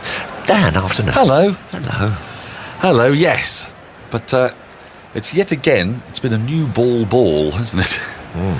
England subsiding to the new ball and then clawing their way back. We've lost 5 wickets today, and Siraj has been the beneficiary of quite a few of them. 3 of them at least, Billings, Broad and Potts. I'll talk you through the card in just 1 second once I've got it up. So, first to go yesterday, Alex Lees for 6 off 9 balls. That's 16 for 1 when he's bowled by a thunderbolt from Bumrah. Crawley fished at a wide one and offered an easy slip catch to Gill, also off Bumrah for 9. And Ollie Pope drove at a wide one and was caught by Shreyas Iyer in the slips off Bumrah. That was 44 for 3. The big wicket of Joe Root played a skittish, unusual innings. Andy Zoltzman told us, I think, he played 17 false shots out of the 67 balls he'd faced. It was quite the thing. He made 31 before he was caught by punt off the bowling of Siraj. That was Siraj's first wicket. 78 for 4. Poor old Jack Leach was sent out to do a virtually impossible job against some brilliant bowling and was caught feathering a little edge through to punt off the bowling of Mohammad Shami for a duck. 83 for 5. Today, Ben Stokes came hurtling down the wicket a couple of times and then drilled a very firm off drive that was spectacularly caught by Jasprit Bumrah off the bowling of Thakur for 25 from 36 balls. That was 149 for 6, the partnership adding 86. Then Johnny Bairstow. This was the end of the long partnership, 92 between Billings and Bairstow. Bairstow out, caught, he was driving a ball and was caught by Kohli off the bowling of Shami for 106 of 140 balls, 14 fours, 2 sixes. He started the day all at sea, looked dreadful for about 20-25 minutes and then looked utterly imperious. It was a curious knock once he got in, I guess. He was seeing it like a football. The ball got a little bit older as well, which is definitely the lesson that people need to learn about this batch of balls. Yes. Then Stuart Broad came, thrashed and went 1 off 5, caught by punt, trying to pull a ball, got a thick top edge. Punt to catch comfortably. That was off the bowling of Siraj, 248 for 8. Sam Billings chopped on, 36 from 57. It kept Bairstow admirable company, playing the sort of Jadeja role to Bairstow's punt, if you like. That was 267 for 9. The last to go just now, Matthew Potts played a few spectacular shots, 3 fours and a 6. He was out for 19 from 18 balls. Caught, not really controversially, by Iyer, very, very low down. It looked like the ball bounced, but did the ball just bounce on his fingers? I mean, if it goes into your fingers, it's not going to just thud and stay there. If you're close up on it, it'll look like it's bounced. Anyway, the soft signal was out, so he was given out. Anderson not out, 6, 284 all out. The bowling figures, Bumrah, who took all his wickets yesterday in a burst, 3 for 68. Mohammad Shami, 2 for 78 from 22. That was Siraj, 4 for 66, expensive, 11.3 overs, but the leading wicket taker. Shardul Thakur, 1 for 48 from 7, and Ravindra Jadeja, just the 2 overs, none for 3. The clock has ticked round to 3 o'clock. today we can go on until 7 o'clock. Is that correct, Andy Zaltzman? Nobody knows, but we think we can. 7 o'clock. So, if we take 20 minutes from here out, plus another 5 minutes for what we've got to get through, that's 3 hours and 35 minutes of play today at England's over rate of around about 13. That's 39, that's 50 odd overs. India going at 3.5 and over, 175 perhaps. They might look to target, and then they'd have a lead of well over 300, just over 300, which means that they could bat for another session, take it through to lunch, have a bit of a thrash, set England over 400, 450. I think this might be a 5-day test again, Mark. You never know.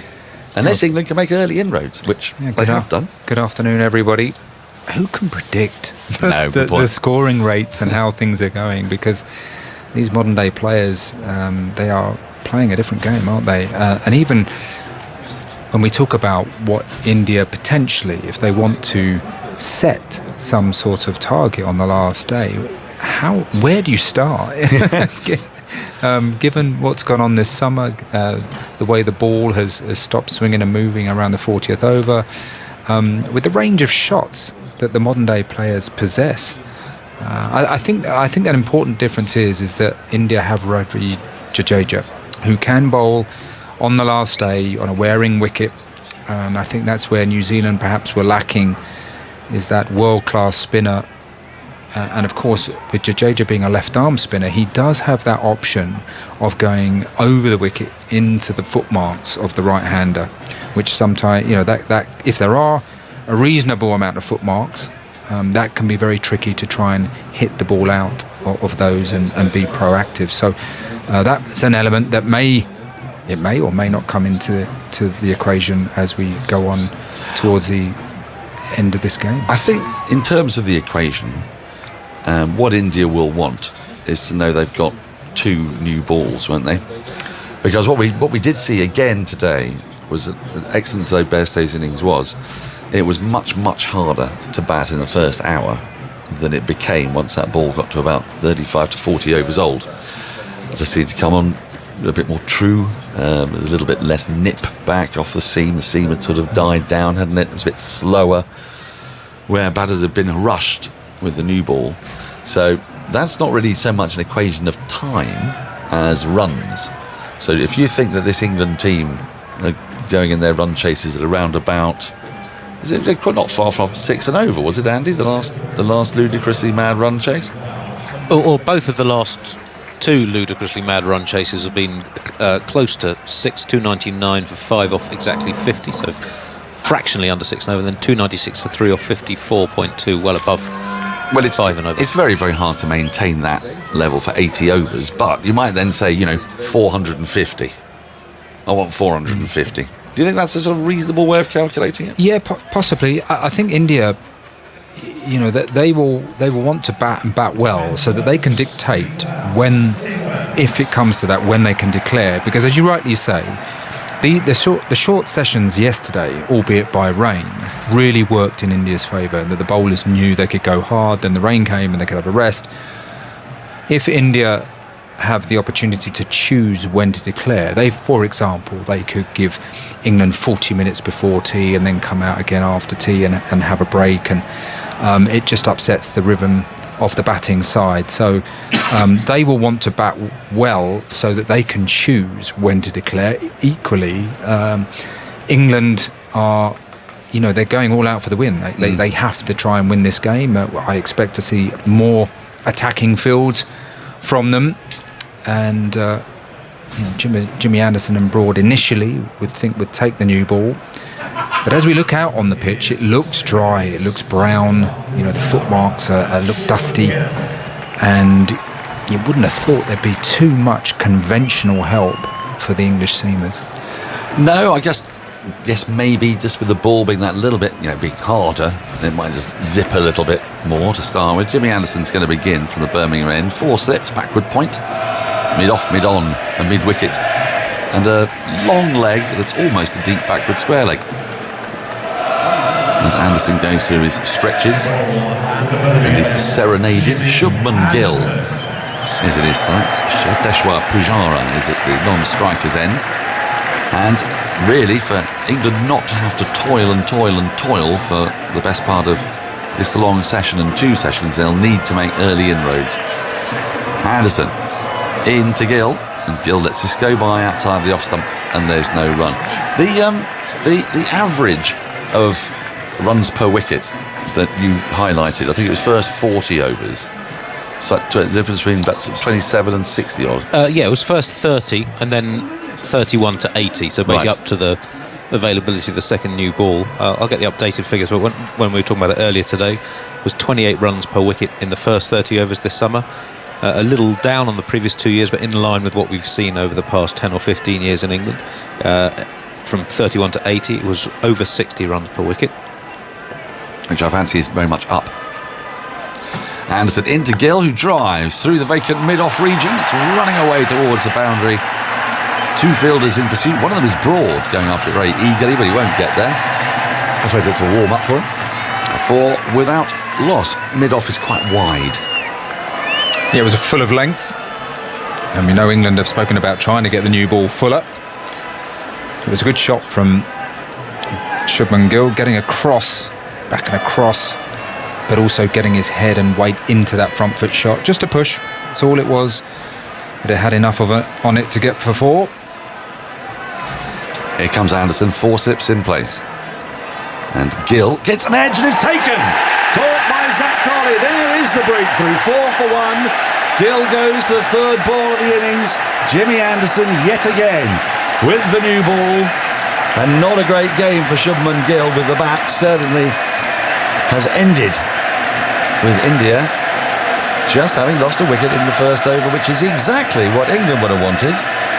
Didn't do a great deal. Just came straight on, but Shubman Gill, who got out in very similar fashion in the first innings, couldn't resist having a little play at it, and it went through at a nice waist height to Zach Crawley. And well, there we go. The new ball's doing it again, Mark. Well, you spoke about the hardness of the new ball. It certainly bounced, that one. I think that dismissal, the batsman will probably say actually it was just a reasonable delivery, a good line, probably felt he had to play at it. Certainly in the first innings, Shubman Gill was out playing away from his body. On this occasion, I felt it was a lot tighter to off stump.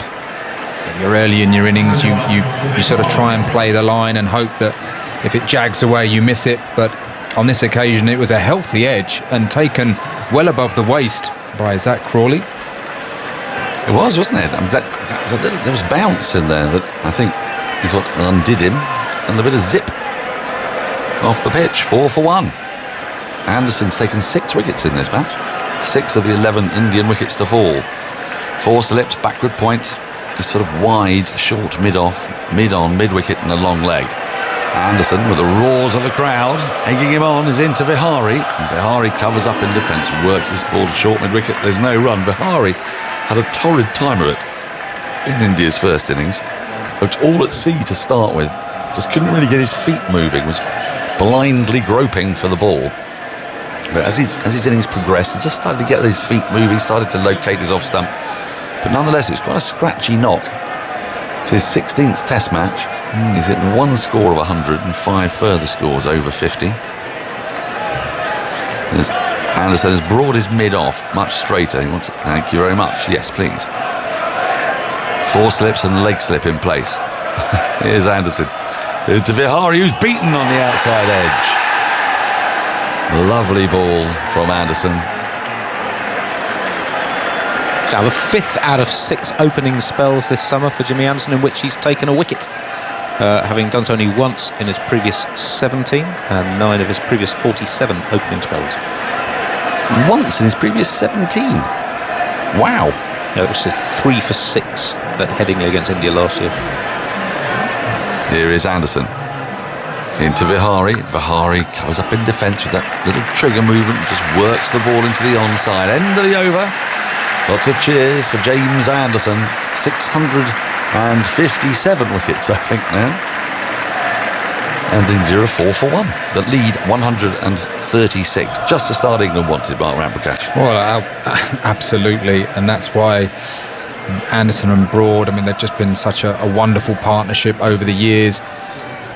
In previous years, they had a lot more help from the pitches and the ball, but this year they've still maintained pretty good strike rates, and they're always on a good line and length. That's the thing. If there's anything in this pitch, both of them will find it. Vihari, interestingly, in the programme, the Test match programme, is described as a middle order batsman with a classical technique.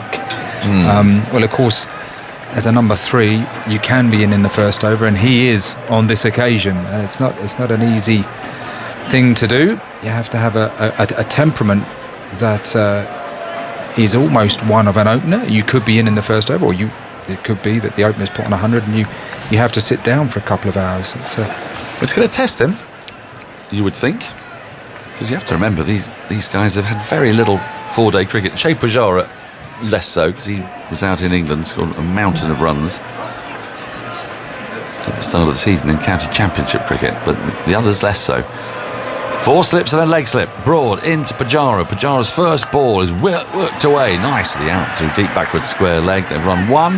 They've come back for a second as Broad gets magnificently in the way of Pujara, running back for a second. He ran along the middle of the pitch there. 2 more to the total, 6 for 1. Pujara off the mark. Yes, Broad positioned himself absolutely perfectly tactically. Yeah, he's a big fella. He's not easy to run around, and as you can see, he's deliberately walked back. Yes, he's in Pujara's way there. So I know he's he's gesticulating as though it was Pujara's fault, but I think Stuart knew exactly what he was doing.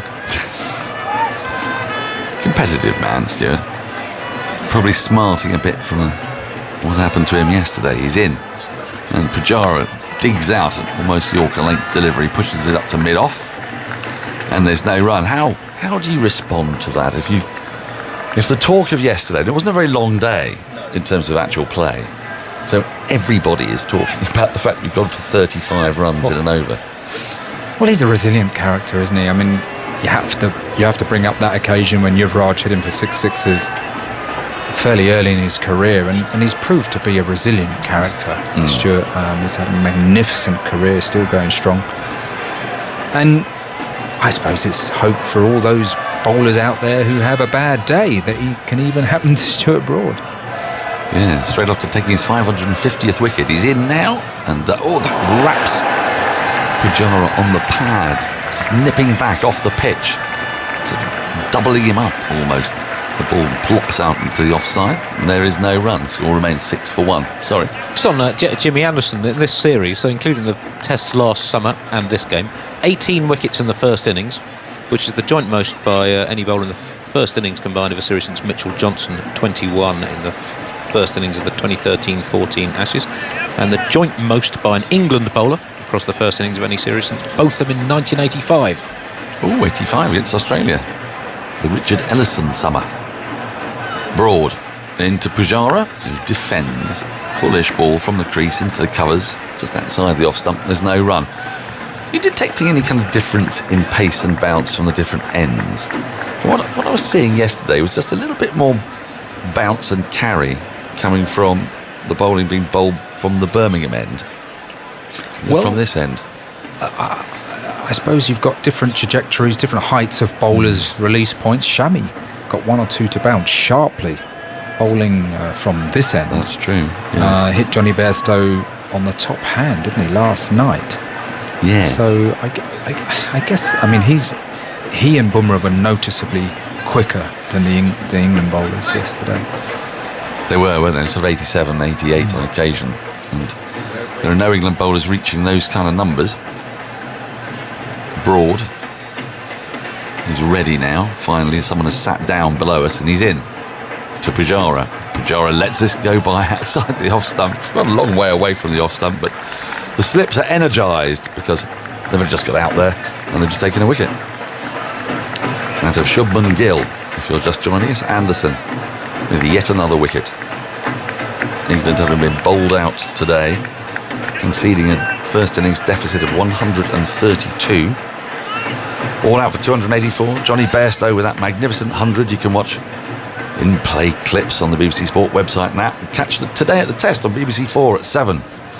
As Broad is in, that's dug out again by Pujara. A Yorker length ball, and Pujara, though, was equal to it. End of the over, Broads first.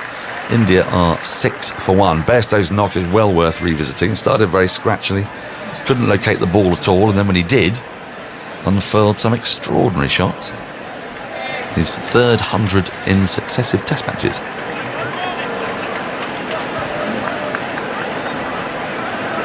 Somebody asked a question, didn't they? When was the last time that happened? It was pointed out the first 3 test matches of the New Zealand series because Daryl Mitchell did it. Andy, a no ball. Of course, it's a no ball, so it's not the end of the over. We have had wickets. Didn't one fall today off the 7th ball of an over? I think it may have done, you know. It's been a bit of a feature of this match. Here comes Broad, possibly to complete the over. Oh, and he nearly gets a drag on from Pujara, who plays away from his body. A thick inside edge, not far from those stumps. End of the over, I think, 8 for 1. Andy? Not today, the 7th ball wicket. Yesterday, Pope was out from the 7th ball from Bumrah, and Lees was out from the 8th ball of a Bumrah over with 2 no balls in. Yes. There's a lot of it about. Would you like to see free hits come in instead? Can we get any more rules in favour of the batsman? And that's a batter talking. Yes, you've got a point. You do have a point. Well, I did quite like the idea somebody suggested that perhaps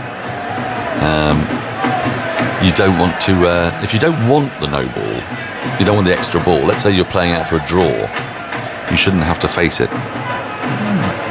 I thought that was quite a nice idea. Do you remember the family, by the way, who drove down from Aberdeen to watch the last day at Trent Bridge only to find it was sold out? You may not have come across them. I didn't. I'll tell you about them in a minute. Anderson is in, and that's played quite firmly by Pujara into the offside off the front foot. Well, the good news is they're here today. Anna Daly emails us. We've made it. Driving down from Aberdeen yesterday, TMS keeping us company all the way. Not quite the scoreboard we were hoping for, but just so excited to be here. Looking forward to watching some entertaining live cricket today. Say hello to us if you can. We're in the RES Wyatt stand. Anna, Simon and Ned Daly, hello. As Anderson is in. And, Vihari edges, Pujara, beg your pardon, edges past 4th slip and down to the boundary for 4. Just feeling for it a little bit, Pujara, playing again away from his body, which is inadvisable against this new ball. But he survives. 12 for 1, Pujara to 7. It's almost a bit Joe Root like that one, in the way that the bat face just opened. He played it late, was slightly away from his body, but he played it late with the bat face angled down, but also opening a little bit. Just beating Ollie Pope, who's at 4th slip. Here comes Anderson to Pujara again. Pujara defends from the crease, a shorter ball. He got a perler in the first innings, didn't he? It was one of the few dismissals that was definitely not batter error, I think. Yeah, I wasn't sure that that India would open with Pujara, but I thought he actually looked in good nick, in good touch. And he has played some red ball county cricket for Sussex, I believe. And I thought he got forward and back pretty well. He scored a mountain of runs. For Sussex. We also have Mohammed Rizwan there now, of course. Anderson into Pujara and strapped on the pad, going down, I think. Umpire Alim Dar is not interested. The ball balloons out to the offside. Billings is signalling that it's going down. Anderson is not interested now and is trudging back to his mark. You know when he's really interested, because he leans all the way back in his appeal, doesn't he? Which he does always, in fairness to him, direct at the umpire. What do we make of this one? What do you think, Mark? Well, it looked like an attempted wobble scene. This is the replay. That's a replay. Yes, that's not very helpful. I thought they were going to replay that LBW for us. It felt leg-sidey. There's a leg slip in place. 4 slips and a leg slip. Here's Anderson. And Pujara plays inside the line of this ball. Goes past the outside edge.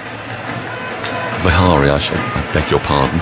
This crossed 13 for 1. This position of leg slip mystifies me a little bit, because I always try and think of myself in if I was the batter out there, and to have someone as fine as Ben Stokes is at the moment, really a leg slip, very fine.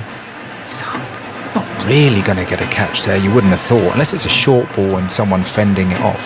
You never really see it, do you? Anderson in, edged, and not carrying, is it? Oh, hang on. Now, Joe Root. It's not Joe Root. Is that Crawley asking the question? They've decided that it's not out, come what may. It's hard for us to see as the ball was flying straight at the slips. And then it was briefly, momentarily sort of half claimed, but I think it's landed just in front of third slip. We'll get to see this on the replay. Beautiful ball from Anderson, just leaving Vihari ever so slightly. Oh, now it might have carried actually to third slip, but third slip couldn't quite get a hand on it. And it didn't carry to second slip. It just came through just on the bounce to second slip. So, survival, but only just. That was very nearly the end of Vihari. 13 for 1. Broad starts a new over. 4 slips in place. Pujara on strike. And Pujara just defends into the offside. Fielded in the covers. Just stays back in his crease. There's no run. I do like Pujara's technique. Well, actually, I was just contrasting the two Indian players. Pujara now into his 94th Test match. He's vastly experienced with a lot of international runs under his belt. He's got a pretty orthodox technique. And I wondered about Vihari being a middle order player because he's in here very early. And whenever he plays forward, he's got both shoulders pointing down the pitch. And that's quite unusual for a top order player. You get very squared up and it's hard to keep the bat face on line pointing down the wicket if you do that, especially if the ball moves away from you. Broad runs in. 3 slips and a gully in place. Pujara cuts hard at gully. Ollie Pope, I don't know if that carried, but he got hands to it. It's rolled towards the deep back of point boundary. They've gone through for a single. Let's see if this one's carried. Well, no, they're not going to show us that one. You're going to show us the wicket to fall again. Sorry, Pujara's in his 96th Test match. Yes, been around. Well over 6,000 Test runs, so vastly experienced. 18 Test match hundreds. Broad has now moved gully after that into the slip cordon. Got to 4th slip. Here is Broad. And Vihari rather defends back up the wicket. There is no run. Vihari yet to score. Pujara has 8. And the score 14 for 1.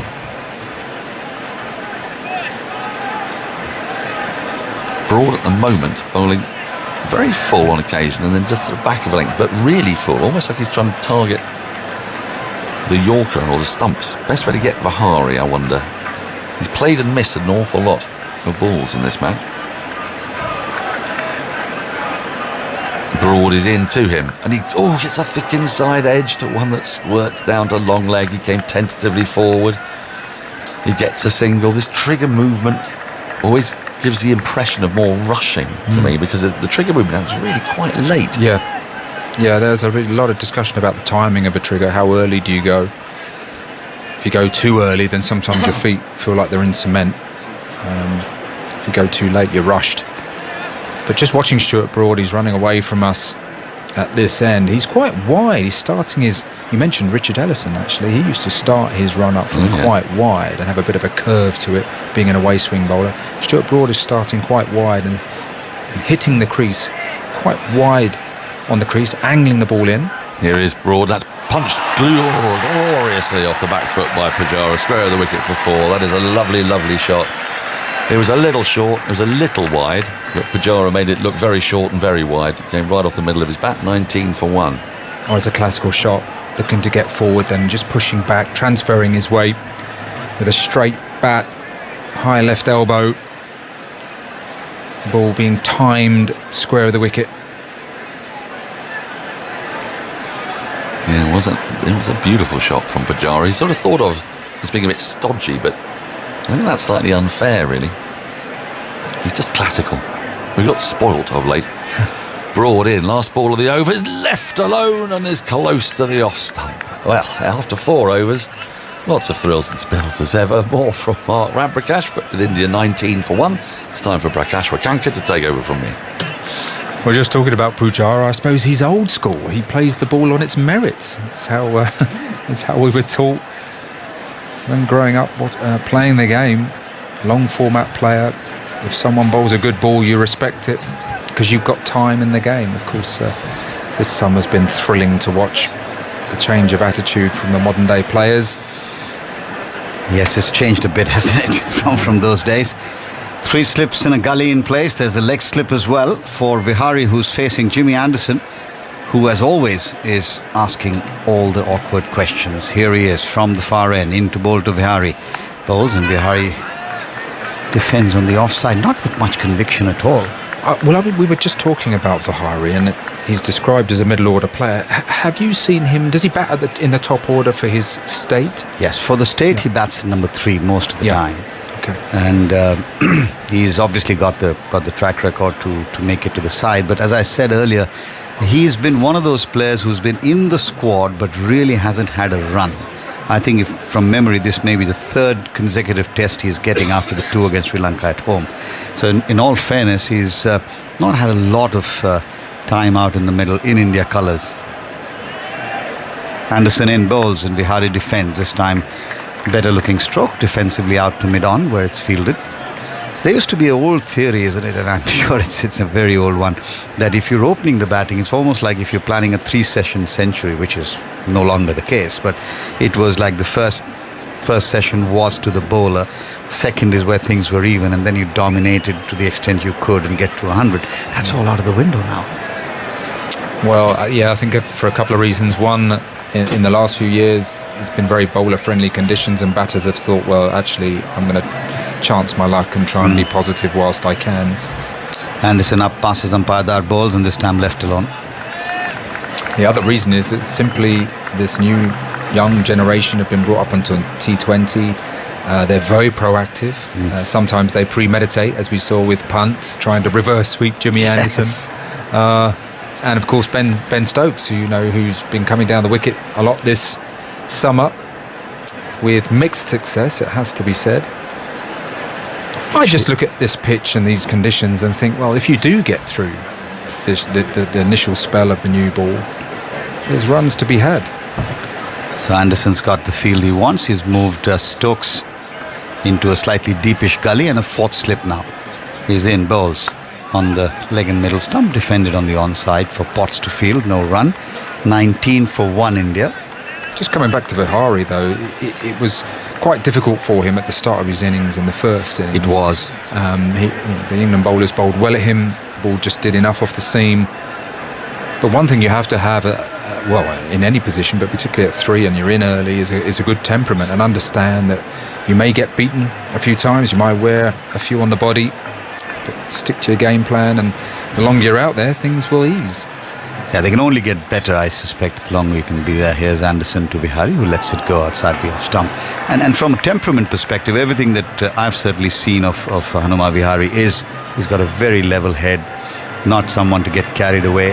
And what really brought him back into sort of the public mind, if you will, the public eye, was that test-saving knock with Ravichandran Ashwin in Sydney against Australia in the last series, where come back to that in a moment as Anderson comes into bowl to Hanuma Vihari. He's in and he's left alone outside the off stump again. He'd I think pulled a hamstring. He was hobbling on one foot. Ashwin had back spasms, and it was a game that India initially might have tried to go for a win in the 4th innings, but then had to play out and save, and they did that. And I think that really gave that sort of impetus to his career in some ways. The selectors would have seen that as well, the team management. And since then, he's been regularly part of the squad, just hasn't got the opportunities. But how do you get... What's interesting to me is that India is such a big country with so many fantastic talents. How do you get into the pecking order? Is it runs for your state in first-class cricket, or is it T20? Because we see so many in the IPL. We see someone like Sanju Samson, who looks a wonderful player. Yes. How Vihari, how has he got into the squad in the first place? Come back to that as Stuart Broad starts a fresh over. He's bowling to Pujara, and Pujara gets one that jags back in. He's able to sort of steer it away to Pope at backward point. Well, essentially it is first-class runs that I think are significant part of that assessment. But in the modern game and in recent years, with many of the top players either away on A tours or playing for India, not necessarily playing all the first-class cricket, it does come down sometimes to the past years in first-class cricket, if they've played that, and then the IPL performance does count. I think it's worked both ways. Players who've been more traditional have changed their game, as Broad comes in again and bowls to Pujara, who shoulders arms, lets it go through. You mentioned Sanju Samson. I mean, Sanju Samson's record in first-class cricket is pretty solid. He's also done very well in the IPL. Now, is one format impacting the other? Maybe it is.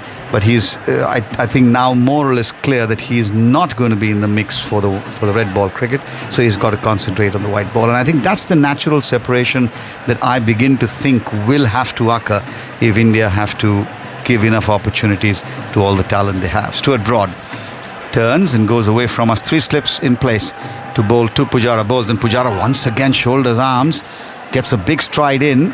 And Stuart Broad stares down at him with his hands on his head, because it is close as he lets that one go, and the ball is jagging back, but Pujara seems to be very confident about what he's doing. Obviously, if he's not offering a stroke and is struck on the pad, it doesn't matter whether it's in line or not, then the umpire will have a decision to make. Mark Ramprakash has just left us, and slipping into the seat next to me is Ebony Rainford Brent. Good afternoon. Good afternoon, Prakash. India with a healthy lead.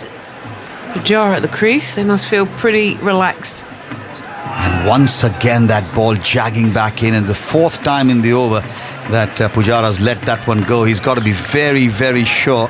I'm wondering whether he's doing this on length as much as anything else, Ebony. Yeah, I think he is leaving on length. That is moved most probably from sort of starts 5th stump line and ends up down the leg on almost a stump down that.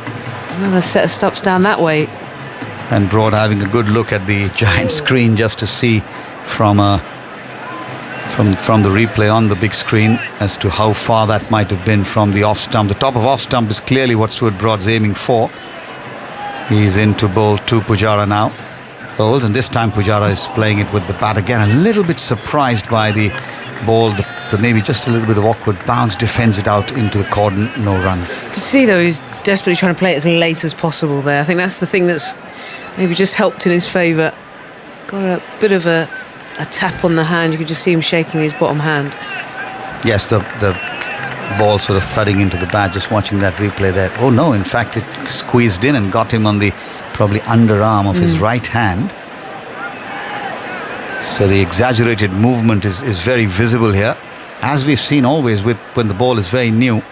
Is Broad into bowl to Pujara, and this time it's a little bit straighter, and Pujara is able to work it away on the onside square for a single.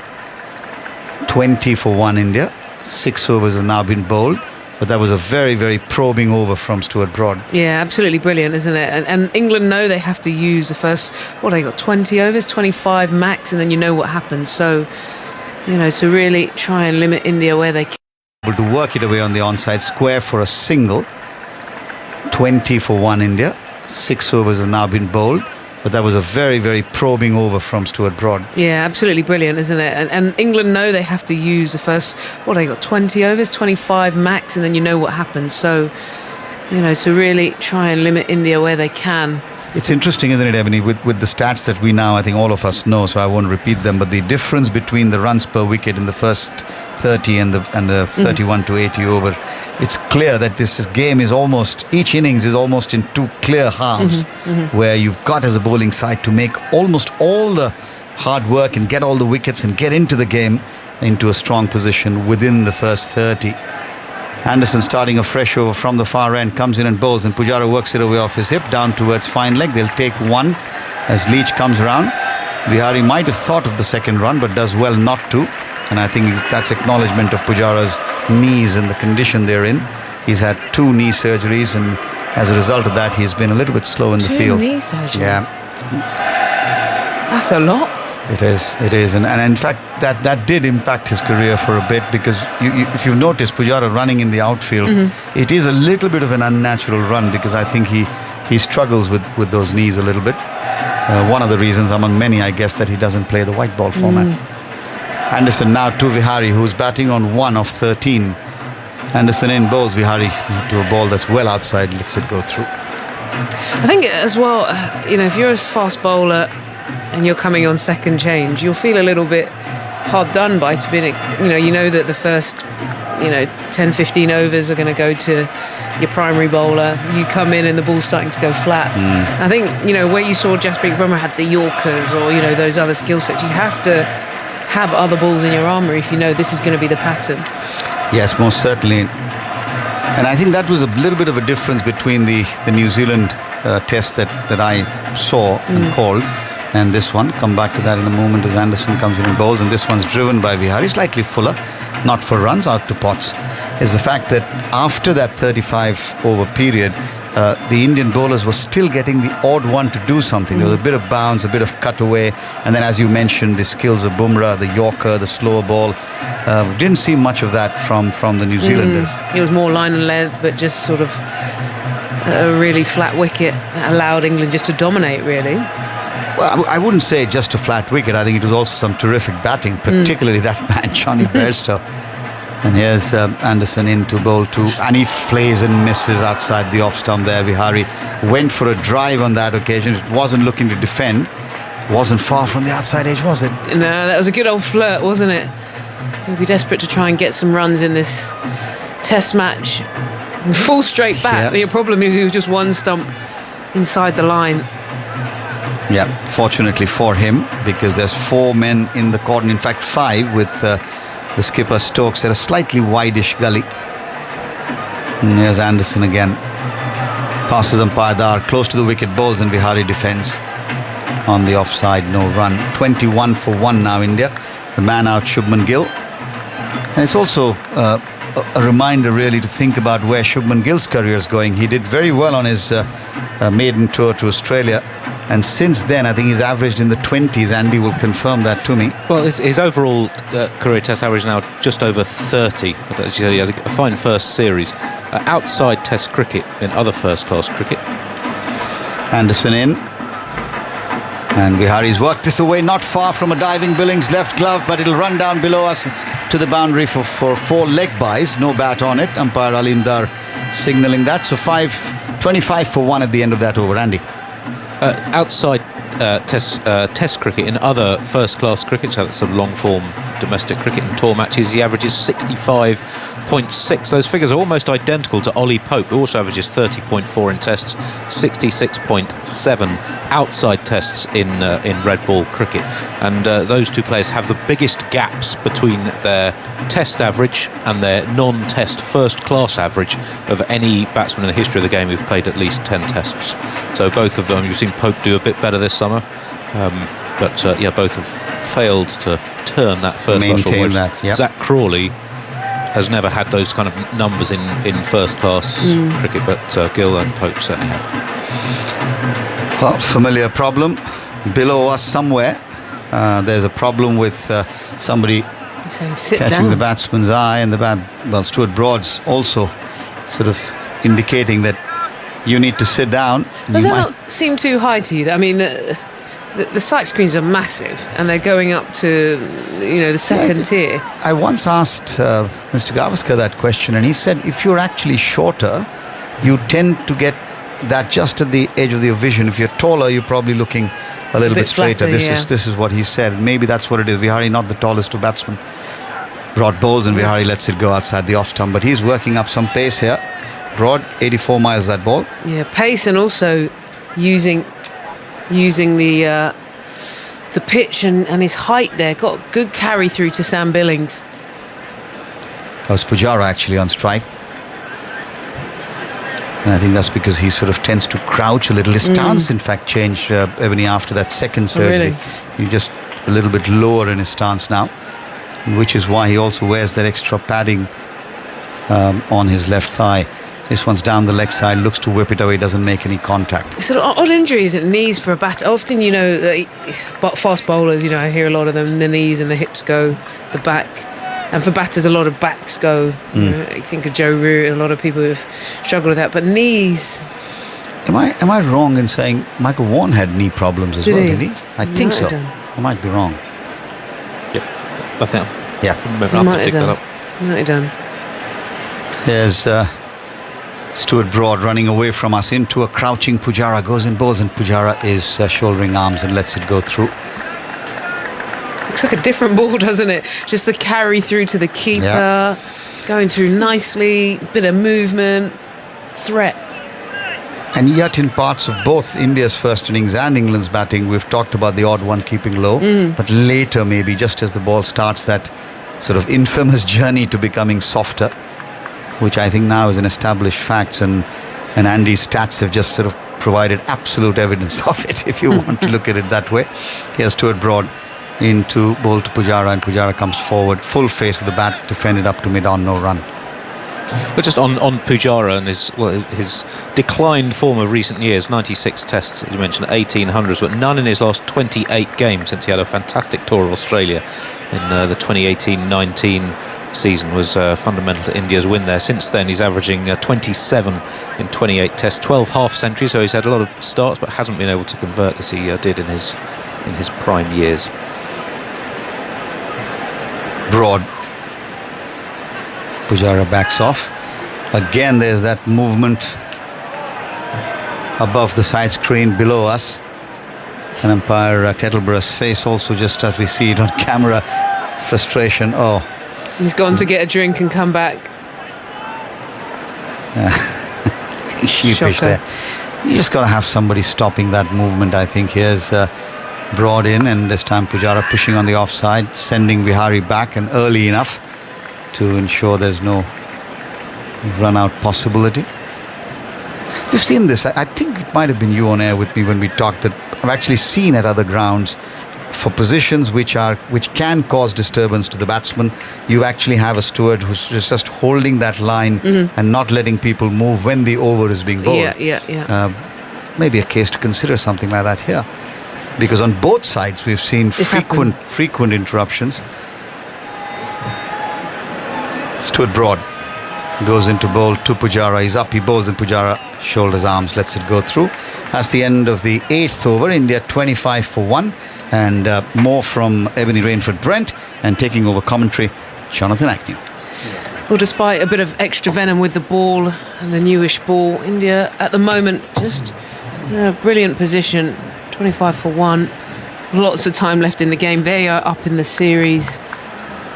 And, the weather looks like it's playing ball as well. So, all looking good for them. How are you, Agus? I'm very well. Looking forward to my tea. You're looking sharp in your new shoes as well. Well, yes. I thought I'll just put them on specially for you. Some white. Well, are they trainers? Who do you call those trainers? I don't know what you call them. They must have a funky name. 25 for 1. In comes Anderson then and bowls, and that's turned away into the leg side by Vihari. It's only his second run from 19 balls. India just rocked slightly by the loss of that early wicket. So it's a question really of them just making things safe, not doing anything rash. They lead the series 2-1. So I'll make sure that England cannot get back into the game, and then India can start thinking about declarations and that sort of thing, how long that they want to have to try and bowl England out to take the series really emphatically. Anderson bowls and beats the bat again. There's some appealing there from the slips. Root, Bairstow. Not much from Crawley, and nothing from Billings, who took the catch, actually. But there has been some beating of the bat, hasn't there? Yeah, another beauty. And excellent wrist position, as always, from Jimmy Anderson. A little bit of wobble, actually, through the air. And just squared him up a fraction. 26 for 1. So India building on their lead. Anderson swings round in the distance. They're 158 ahead. 4 slips and a gully are waiting. Plenty of gaps around. Pujara on strike on 14. Anderson bowls to him, and there's a gap. It's square in the offside. A chase for Stokes running round from gully. He flicks the ball up. It's quite clever that he flicked the ball up behind him. As the ball's in the air, and then he did a sort of a pirouette really, and came round and caught it coming back the other way. Floodlights on, which they've been for much of the day. I'm not sure they're actually needed now. Grey cloud around. Anderson wheels round in the distance. He took the wicket of Gill in the first over. Nicely taken by Crawley, that almost popped out. Anderson again comes in and bowls and has played across the pad by Vihari, fielded at mid-wicket. And there's no run. Edgbaston was really up then, I must say. They were really baying for wickets. It's a little bit quieter now. As we head towards the tea break at 4 o'clock, so 15 minutes from now. It's that afternoon hum, isn't it? That sort of, you're Yes. watching the cricket, you see a few heads start to nod. It's quite a long day, isn't it? I mean, you get up early, travel, get to the ground for 10:30 start. Anderson bowls, and that's found a thick edge. Stokes had to throw it up there. He managed to con some there behind him, just making to throw the ball in the air as if it were a catch. Some believed him, but it actually landed comfortably in front of him. A good couple of metres ahead, but he's having fun. I think that's one thing I've really noticed. You know, he's taken on this role and clearly he's made his intent, but every time you see him, he's smiling. He's definitely having a bit of fun with it. Anderson again, you can see the runway there, all the footprints. Bowlers from that far end. Up he comes now, bowls wide of the off stump. Vihari ignores it. It's the end of the over. 27 for 1. Root trots up to take up his position again.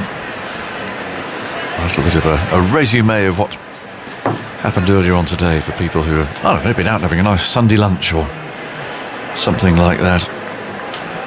Stokes out for 25.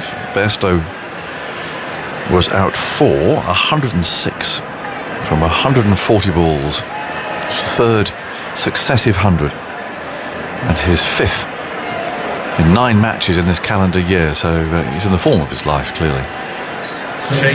Billings 36, Broad 1 and Potts 19. With Siraj finishing with 4 for 66, he bowled at a lively pace. Bumrah 3 for 68, Shami 2 for 78, and Shardul Thakur 1 for 48. And now we've got Matthew Potts coming on in the sunshine, jogging in and bowling outside the off stump, bit of a loosener that. Pujara just watched it go through at no particular pace. A nice little spell for Matthew Potts. He had a game of 2 halves really. That first stint for him, couple of wickets, nearly 3. One was dropped by Zach Crawley, who was pitching the ball up beautifully, fuller than the other England bowlers, and then a bit later on he's lost his length a bit and became expensive. So it'll be important for him from a confidence perspective just to back it up, get back to that tight rhythm with the new ball. There's Potts again, kicking up his heels is there, and he bowls a little bit of outswing there. Pujara's forward, but, no run taken. Potts very short cropped hair, sort of shaved up the sides. But, then with hair on top, strongly built, and a very willing workhorse. He just bowls all day, plugs away.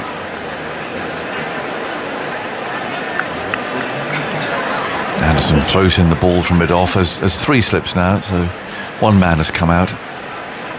Potts again past the umpire, bowls on the off stump. That nagging line and length, and Pujara leans forward. The ball runs away to backward point. Cranes still up on the rooftops. Always building, aren't they? They are, but you never see his, well, I mean, not just Sunday, but you don't really see his cranes moving very much. But there's, what, a dozen of them? Getting on for that number, I know, we can see from here.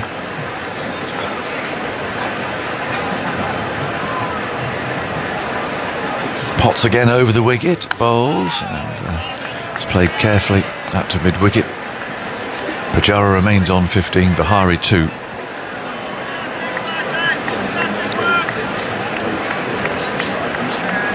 Potts wanders back again. Everything quite relaxed, it seemed, this afternoon. Umpire Kettleborough standing there,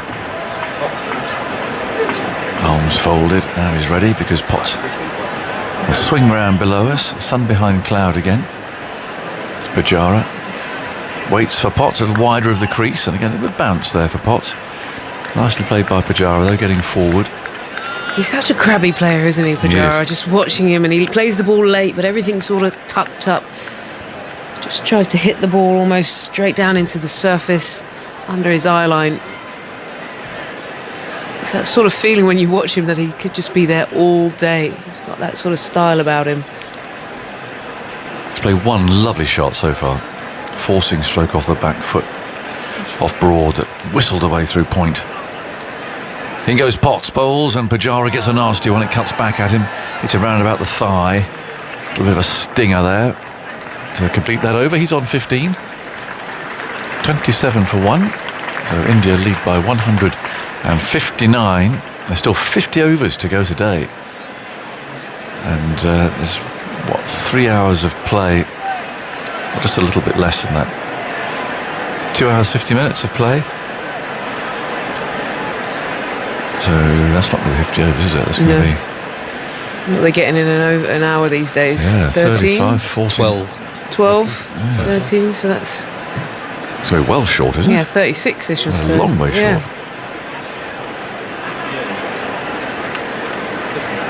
We'll see some Leach, I suspect. That'll move things along a bit. We didn't see much Jadeja. Here's Anderson then. He bowls outside the off stump. That's cracked off the back foot by Vihari. He's had enough. Then his third scoring shot from 23 balls. He goes to 6. Indian flags fly. There's a drummer in the ground too. I heard a gentle beating there. This is a rare bit of width there from Jimmy Anderson. So when you get your chance, you've got to throw your hands through it. Sat up nicely. And just perfect eye line. And just through the hands, through the line of the ball. Looked really good. There's a quite frantic hammering now. Oh, the drums. Yeah. You're a drummer, aren't you? Yeah. I wish I could play these though. I don't know what the actual name for these type of drums are. It's the 2 ends. Anderson bowls. Oh, beats the bat. Vihari there pushing forward. What you wear around the neck and he beat them that way. Yeah. And the actual sticks are curved at the end. They've got a bit of a bow to it. Right. Are you a fairly relaxed drummer, or are you a bit like Animal on the Muppets? I'm going to ask you to answer that question. Well, I haven't seen you in action. Have you not? No. Have you not seen me? I don't think so. I don't think so. Anderson on his way, bowls, and he stands up here. Vihari plays down to gully. I've got no fills, so I'm more of I like just sitting in the beat and just holding a good groove. So I love like a bit of jazz or a little bit of Oh right, music. so you are more relaxed. Yeah, but I don't have fills. Like I'm not. You know, some people are like. Yeah. I'm not one of those. Oh. I just sit in the beat, get with the groove, nod the head. Right. Wire brushes? I haven't got into all of that. You know, that's when you're doing your jazz. And Yeah. But yeah, not me. I thought you'd like that. No, I like a bit of funk. Right.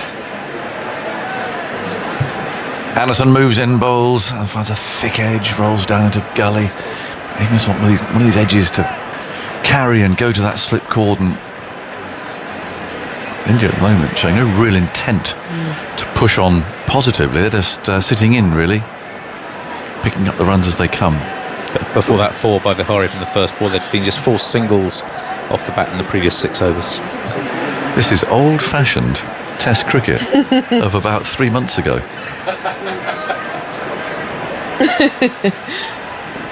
We did see that from Johnny Bairstow in his innings. He had 13 off 63, then 87 off 56.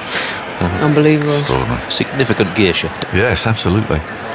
31 for 1. Vihari's on 6. Anderson again dips his head. That familiar approach is there now. Bowls a bouncer, a rare bouncer.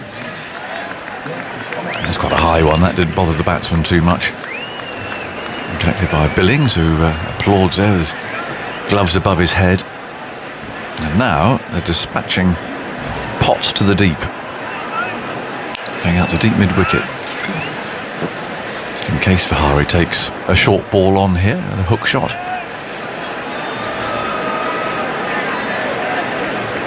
Anderson's moving him now, yes, behind square. Certainly making sure that the batsman knows that he's out there, so it's all building up to a bluff, this. Anderson again bowls, absolutely full of length, and throws the ball back to the keeper. It's a dot ball, and yes, just to make the batsman think, oh, I might get a bouncer. Make the footwork, it's a little unsettled. Try and find the edge that way.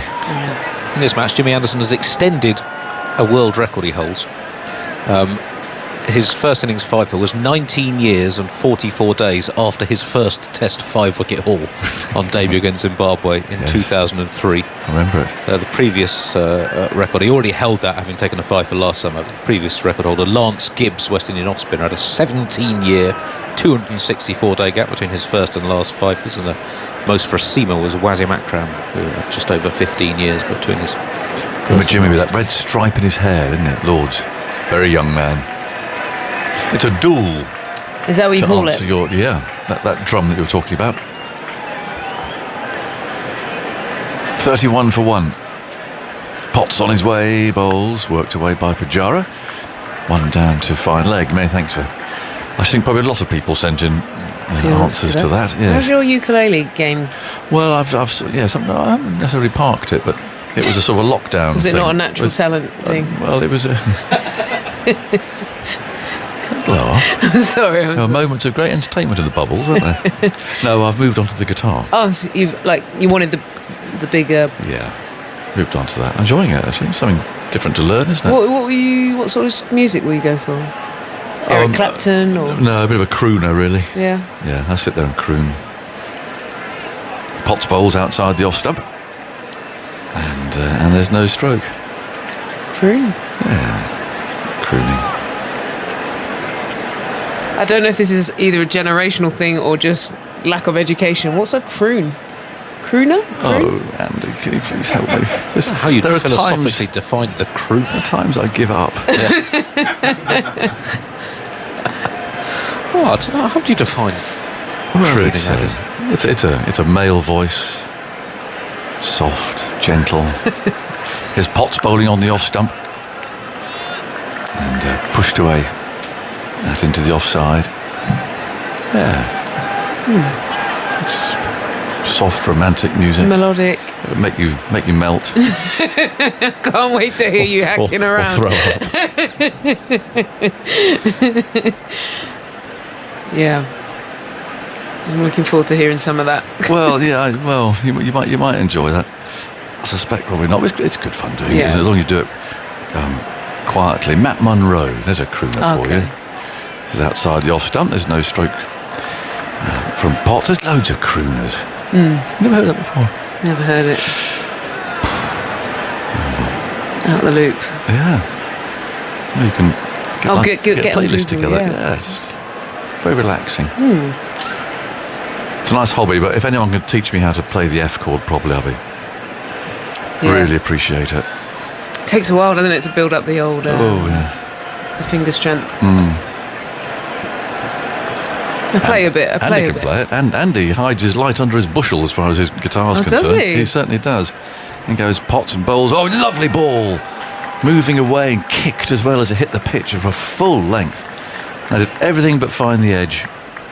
Beautiful delivery. Just every now and then, there's a ball on this surface that surprises you. That really bounced. Yeah, the seam stayed so upright the whole way through. Came down vertical, hit the surface, and then continued just to rise up towards Sam Benning's top right arm. Did well. 4 slips and a gully. They're reinforcing that cordon now. As Potts moves in, bowls that one the other way. Coming back into Vihari's body, slamming into his hip. And it's the end of the over, 32 for 1. Is it T? Umpire Kettleborough is just checking the progress of umpire Dar, who's walking at no particular speed from square leg, but I think they've decided they can have one more again. That clock down there at the far end, don't go by that. It's 5 minutes slow. And Jack Leach is coming on for the last over before the break. So a bit of time taken here to set his field. He had an expensive first innings. Just slip a nice tight over in here. Perhaps it'll earmark him for a spell after tea. Settle in and bowl a long spell. Out goes the deep square leg and also the deep point. That's cover really for the short ball that sometimes he bowls outside the off stump. Taking up some position there, Johnny Bairstow, I think, with some Grenadier guards behind him there. And the Hollies stand, they've got pith helmets on as well. Here comes Leach, bowls, terrible ball. Outside the off stump, short and wide. And I think Pujara was a bit surprised to see that. Ugly bit of cricket as well, he had a good old waft. Yeah. Not sure where that came from, it spun, mind you. Leach again bowls too short, and back goes Pujara. And so that brings Bairstow into play, trotting in from that boundary. Picking up a cheer as well from the Hollies. 33 for 1, we're in the 13th over. So steady progress, we can call this. Leach in the first innings, 9 overs for 71, but that was all during the Pant-Jadeja partnership, and of those 71 runs, 59 were scored by Rishabh Pant from just 32 balls. Yeah, he got after him, didn't he? So now there's a slip and a gully and a forward short leg. As Leach spins himself a catch. Up he comes now, and he bowls. That's a better length. The ball pops way into the onside. The fielder there rather dived over that, coming in from mid-on, and they'll come back for a bonus couple of runs. There's Potts, who flung himself at the ball. It seemed to go underneath him. 35 for 1. In the 13th over, India's lead 167. And Vihari on 8 now. Leach looks around again, continues to spin him from the ball in his hands, and now he bowls. That's a better ball. Good length, Vihari. On the front foot, taps the ball back to the bowler again.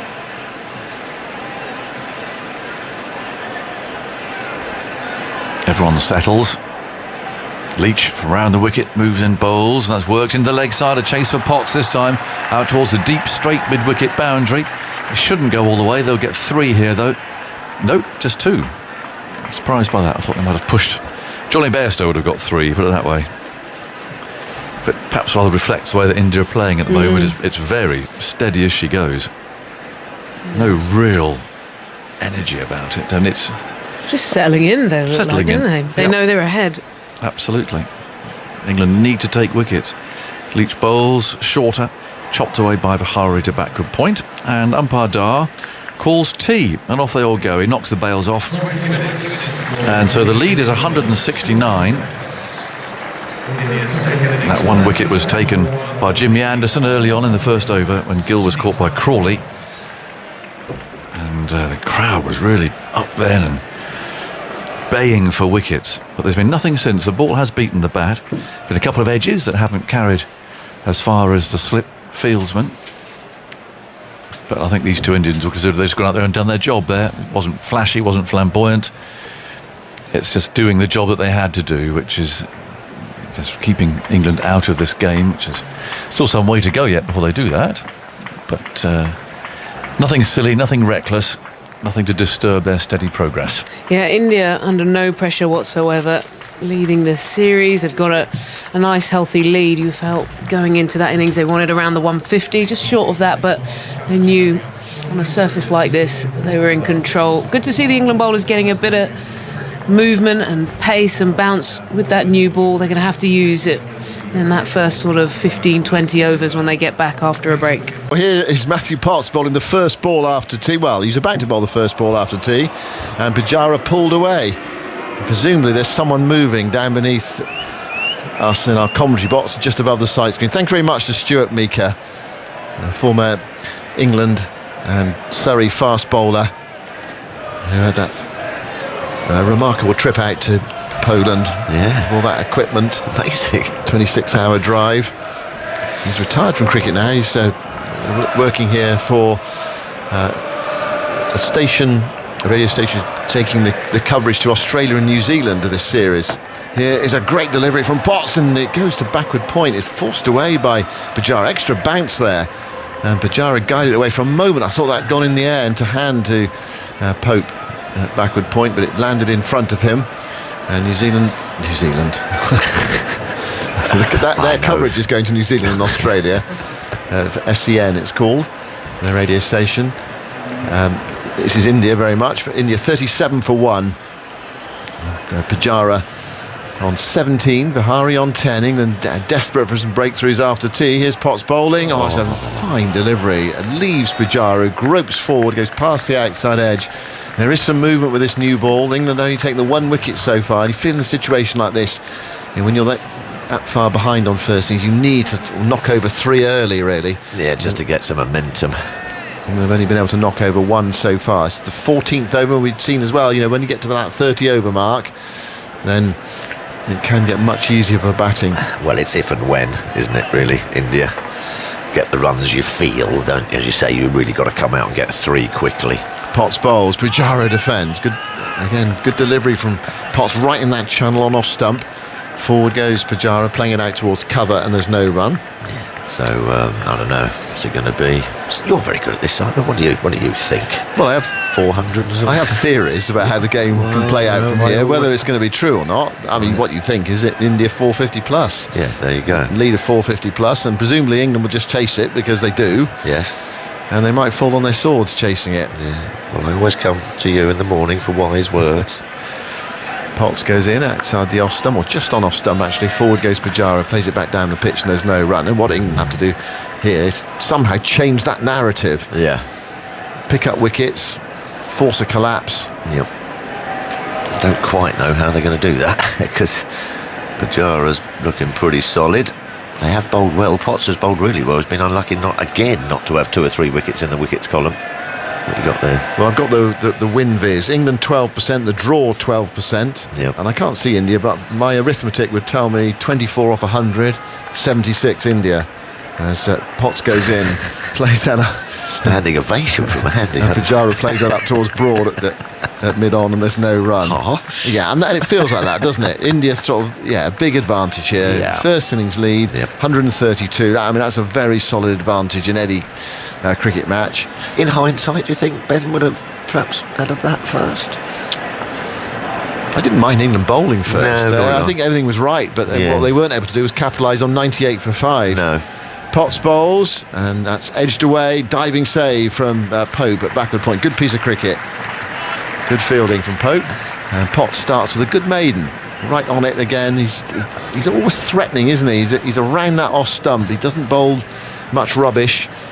I think we'll be seeing Mr. Potts for a few years. And also, we saw a bit from his batting today as well. Yes. We hadn't seen it before, but you just see 2 or 3 shots. You think, somewhere along the line, he might get a 50 or so. A bit more experience. Yeah, a sort of solid number 9 for England. A dangerous number 9 potentially. Yeah, no, definitely. Wholehearted performer in the field, isn't he? Yes, he is. Yeah, I think we could see rather a lot of Matthew Potts in an England jumper. He has come in and taken his chance. As long as he can stay fit, that's one of the problems, isn't it? He does look that sort of solid character, doesn't he? Physically, he looks built to bowl. Yeah, fast medium. Yeah, and long spells, and keeps his pace up as well. So been hugely impressed with him, as has everyone. Made 19 earlier. One a remarkable stroke into the Hollis stand, and one along the ground through mid-wicket as well. It's a great stroke. 2 or 3 fine strokes. Now here's Stuart Broad from the City end at 37 for 1. Goes in now and bowls to Vihari, and Vihari leaves a ball that comes back at him and is not far away from off stump. England need a Stuart Broad special spell, don't they? A 5 for or 4 for 20 or something to get them back into this. I think for the game, that'd be good. So in England chasing 340 or something like that would set it up perfectly. I mean, India they'll be far more greedy than that. They'll be looking at 450 plus and some. Well, of course, it's not a one-off test, is it? They're 2-1 up in the series. Yeah, that's right. Here is Broad, arms pumping, running in from the City end, bowls to Vihari. Vihari forces that away, finds a small gap through extra cover, and they go for 1. A tumbling save out in that cover region by Lees. 1 more run to the total, the first run after the interval. 38 for 1. The lead is 170. But India, although they want to, they're thinking about a series win, they also want points for the World Test Championship. They want to get to the final as well. Yeah. Well, they do, Tuffers. They do. Well, yes, I know. Perhaps I'm being a bit old school there. Take the series win. No. But the thing is, I think they know that if there's bags of time left in the game, if they bat until about this time tomorrow, they'll be well ahead. Absolutely, with plenty of time to bowl England out as well. Broad bowls, forward goes Pujara, playing towards mid-off, and it's going to be interesting to see then how England go about it, because sometimes if they are 450 or 500, it's out of sight. If it's a bit out of sight, But is it? I don't know. You know, but will they then? You know, will they look to play naturally, and then last couple of sessions just look to knock it about and what have you, or will they?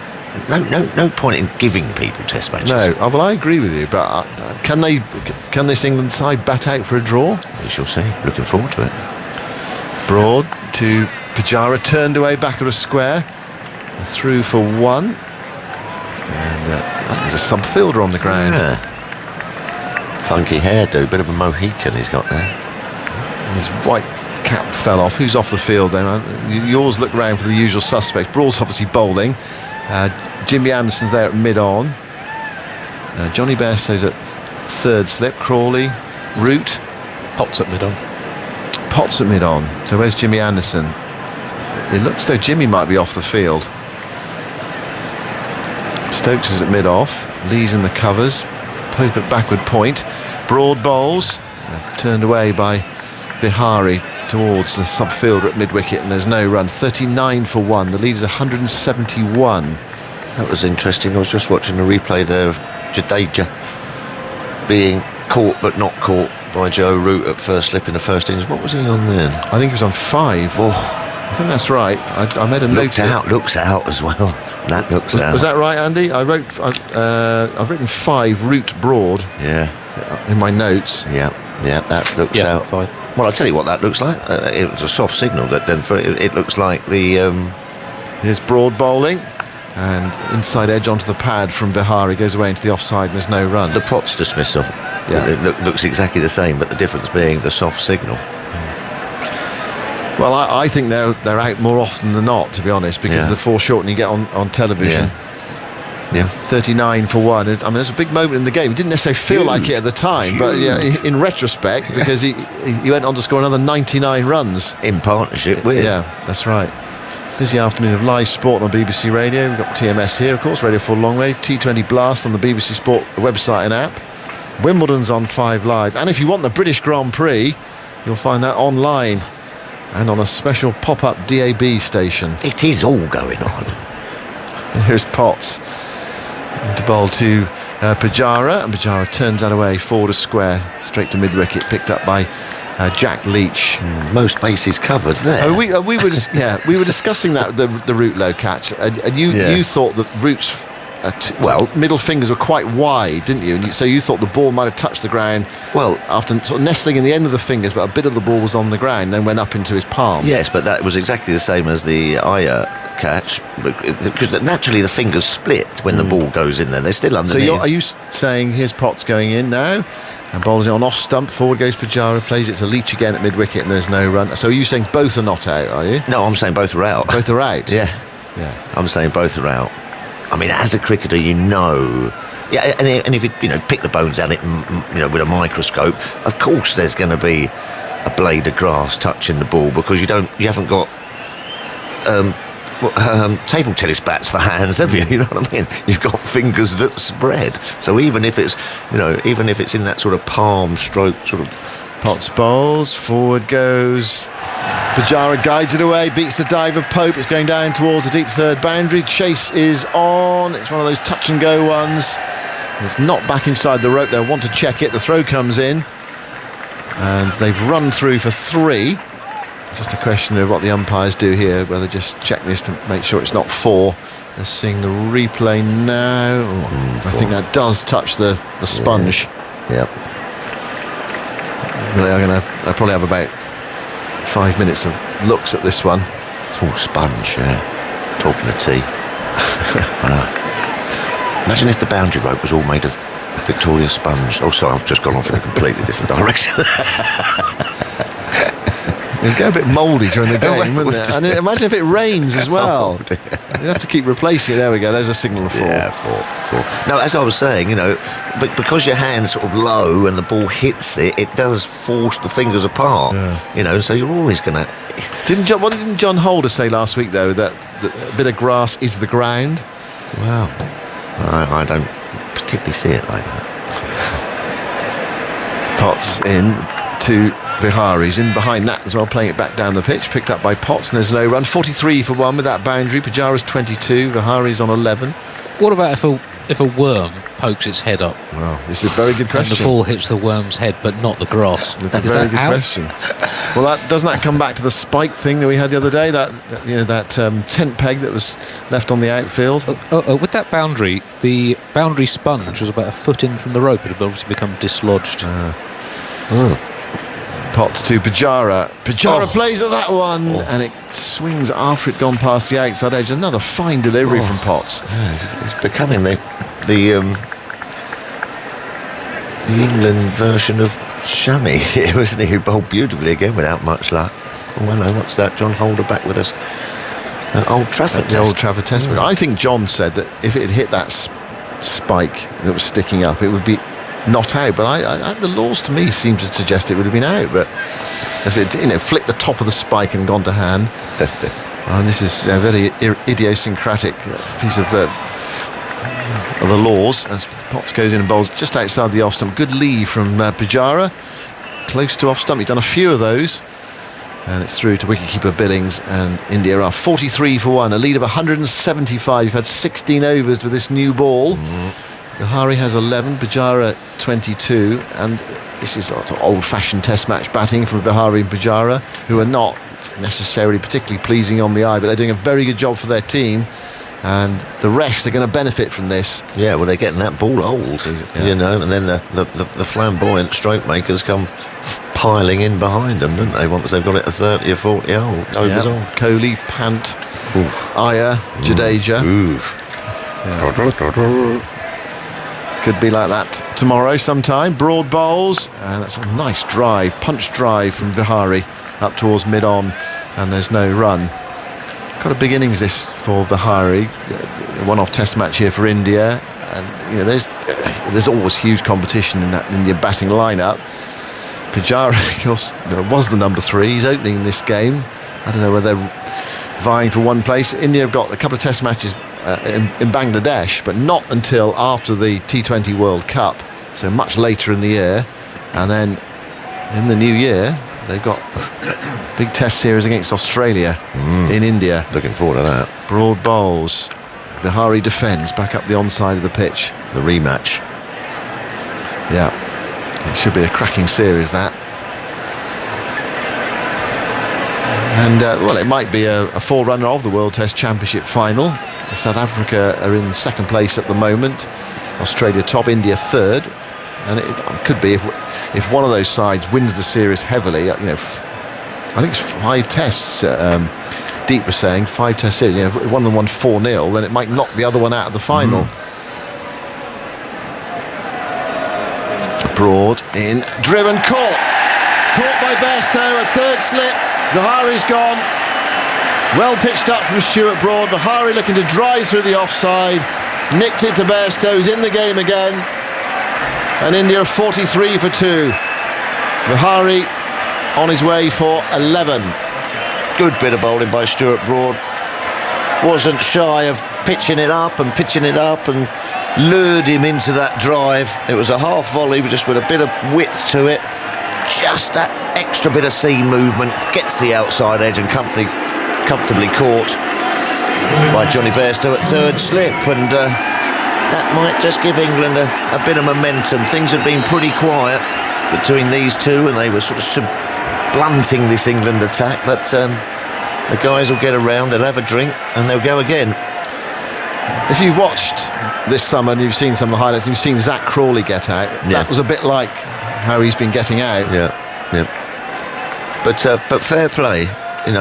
This England bowling attack have just changed their attitude to length and where to bowl at players, and that was a prime example of it. Stuart Broad usually in this sort of situation would be perhaps back of a length with a more sort of defensive field, but he was still searching up there with 3 slips, and it paid off.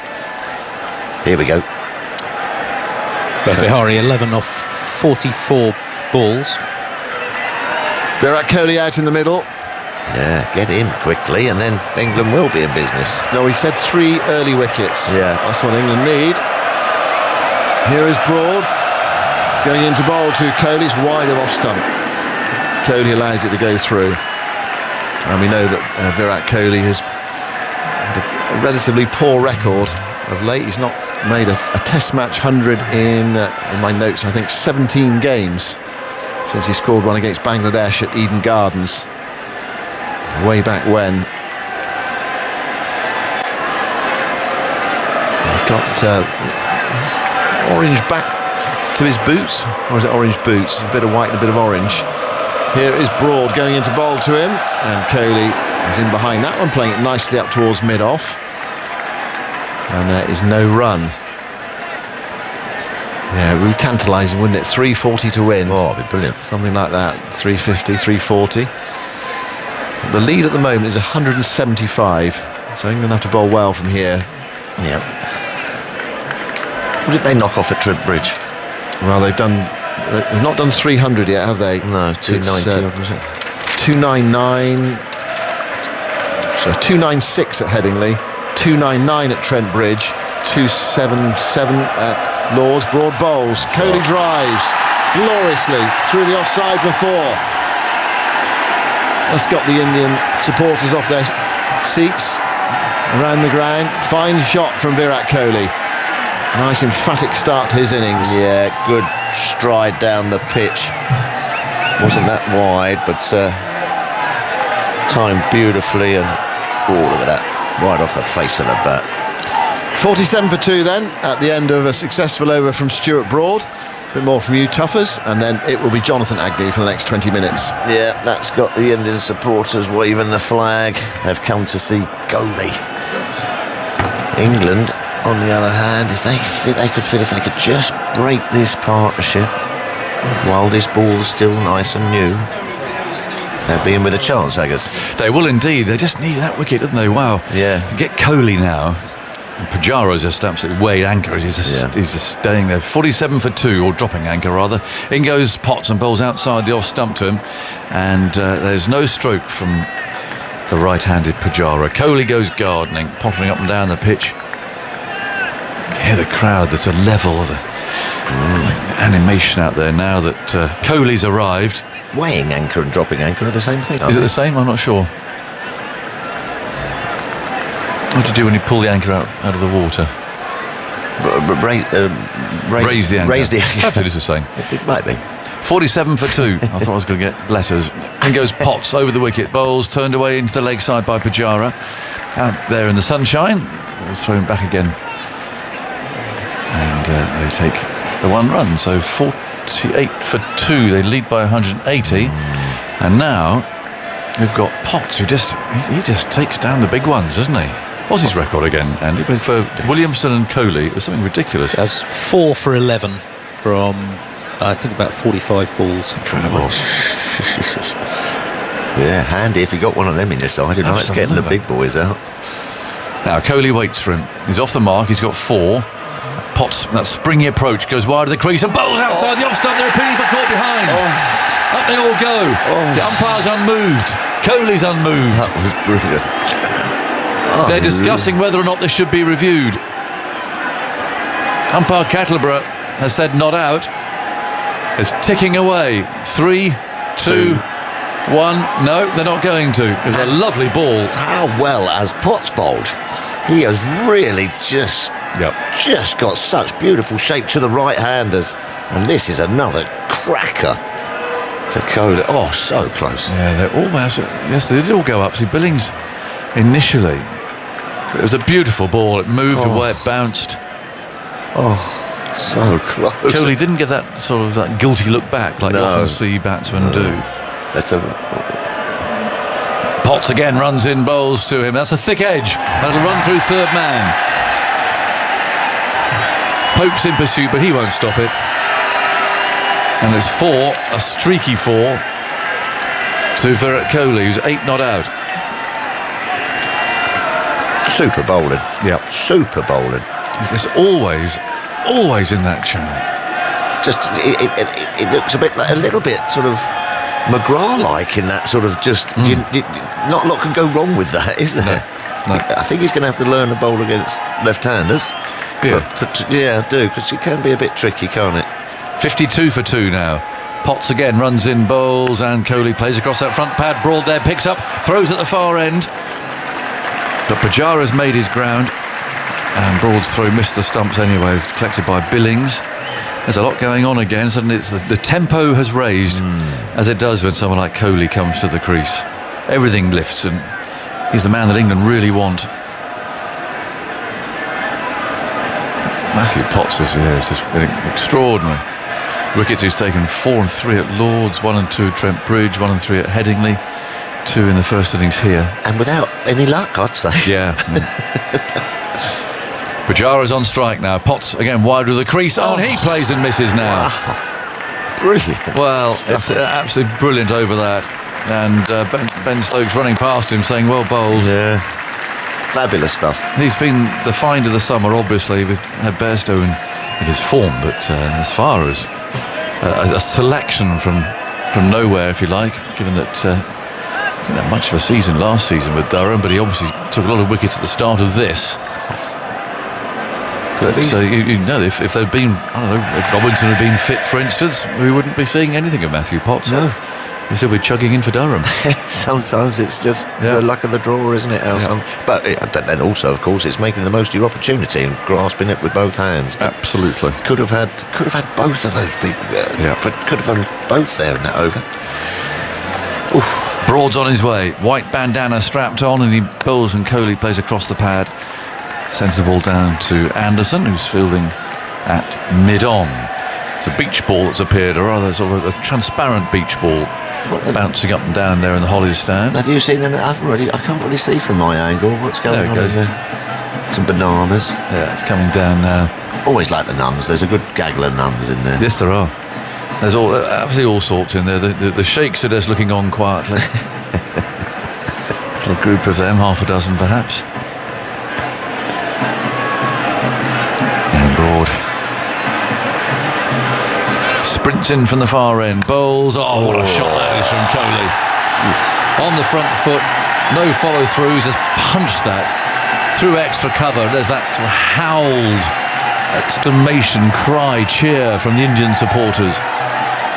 See, Stewart doesn't get a lot of swing, does he? And someone like Kohli with that beautiful extra cover drive will nail it. You've got to try and get your swing bowlers on, I think, when Virat's at the crease, because it just gets that little bit of doubt in him. If you're just sort of bowling, looking to bowl seam up and look to be full, he gets such a stride in and hits it so clean through extra cover. That was a great shot. There's no follow through. He just punched it and he stood there, didn't run. Broad on his way to try again, and he bowls to Kohli. He doesn't play a shot this time. Now Billings has dropped the ball there, and quickly Bairstow comes sprinting in to pick it up before they steal a bye. 57 for 2, Kohli 13, Pujara 23. All coming in and settling down in their seats now. Perhaps a little bit late coming back from tea. It was a very long session this afternoon, and this one's going to be 2 hours and 40 minutes. Again, because of more weather interruptions. This might be the first attempted ball change of the innings. Yep. And Alim Dar's having nothing to do with it. And tosses it back to Ben Stokes, who's trying there. Oh, he's having another go. And he's coming back again. It's like game of catch. Pass the parcel going on down there. Old hot potato. Yes. So it's the same ball. And Broad wraps his fingers round it. 3 slips waiting, hands on knees predominantly. Broad's on his way. Kohli waits, bat raised, he bowls to his 40 and punching that back, and Broad's able to field that low down by his boots in his follow through. I'd get Anderson on.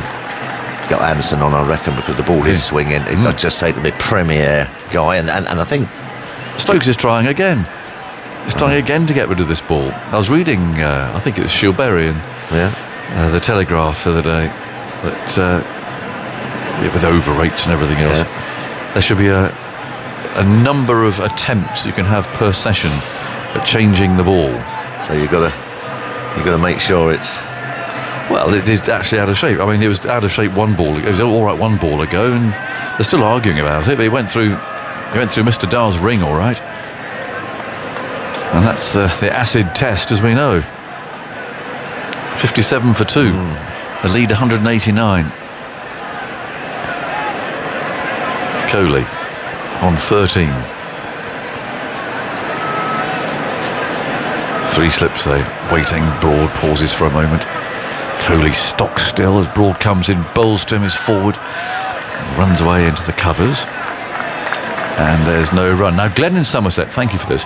To weigh the anchor is to raise it. Oh. And sail off. So it's the opposite of dropping anchor. All right. I'm listening in on my phone while assisting my wife in the beehives. Oh.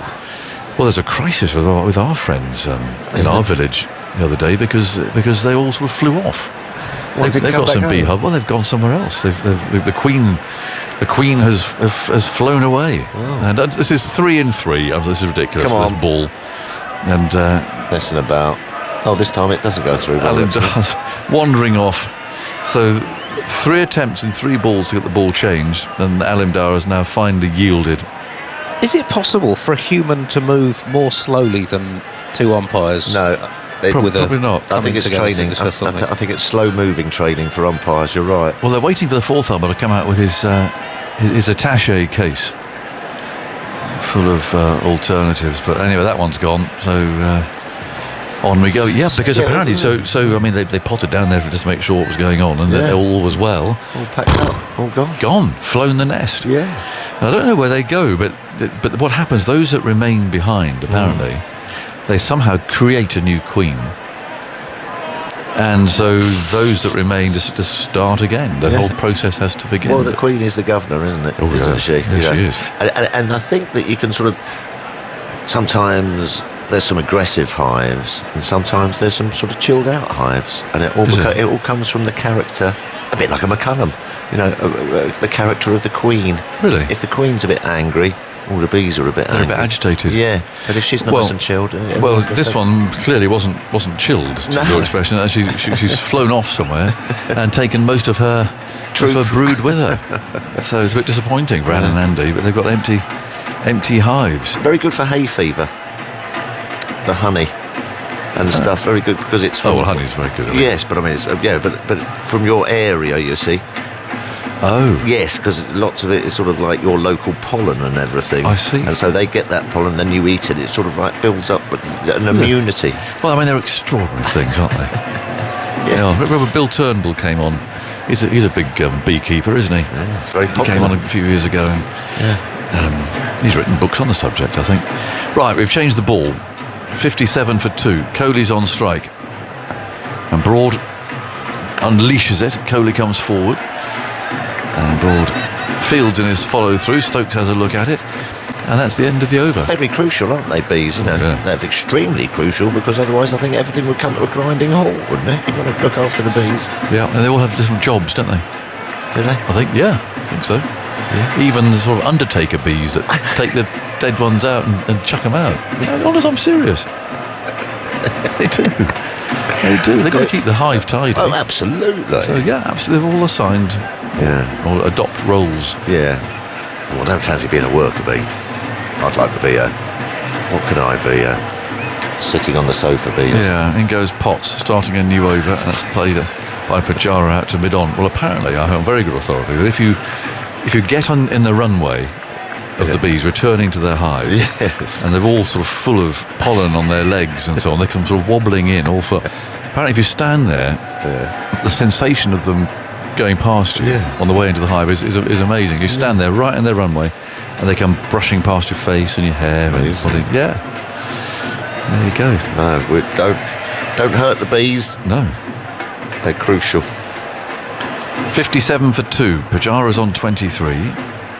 In goes Potts wide of the crease. Pujara plays no shot.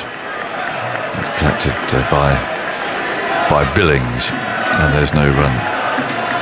All these things you can do. Well, nice pottering around the bee. I mean, you've got to be careful. You've got to get all the gear on. Absolutely. You get one inside. Oh yeah, nasty. Well, you don't want to be in. You don't want to get a bee in your bonnet. No, that's very true. That's very true. No, Andy did get stung last year, and I tell you what, one sting, and his face really looked like Kim Jong-un. Just all sort of blew up. No. 57 for 2, and this is Potts. And Pujara plays that back up the pitch again, and there's no run. And he's lost a bit of weight, Kim, isn't he, recently? Aphylactic shock. Yes. Anaphylactic. Thank you. Got it round the wrong way. Anaphylactic. And thank you, Andy. That's the one where you jab yourself, isn't it? Yeah, get the old pen.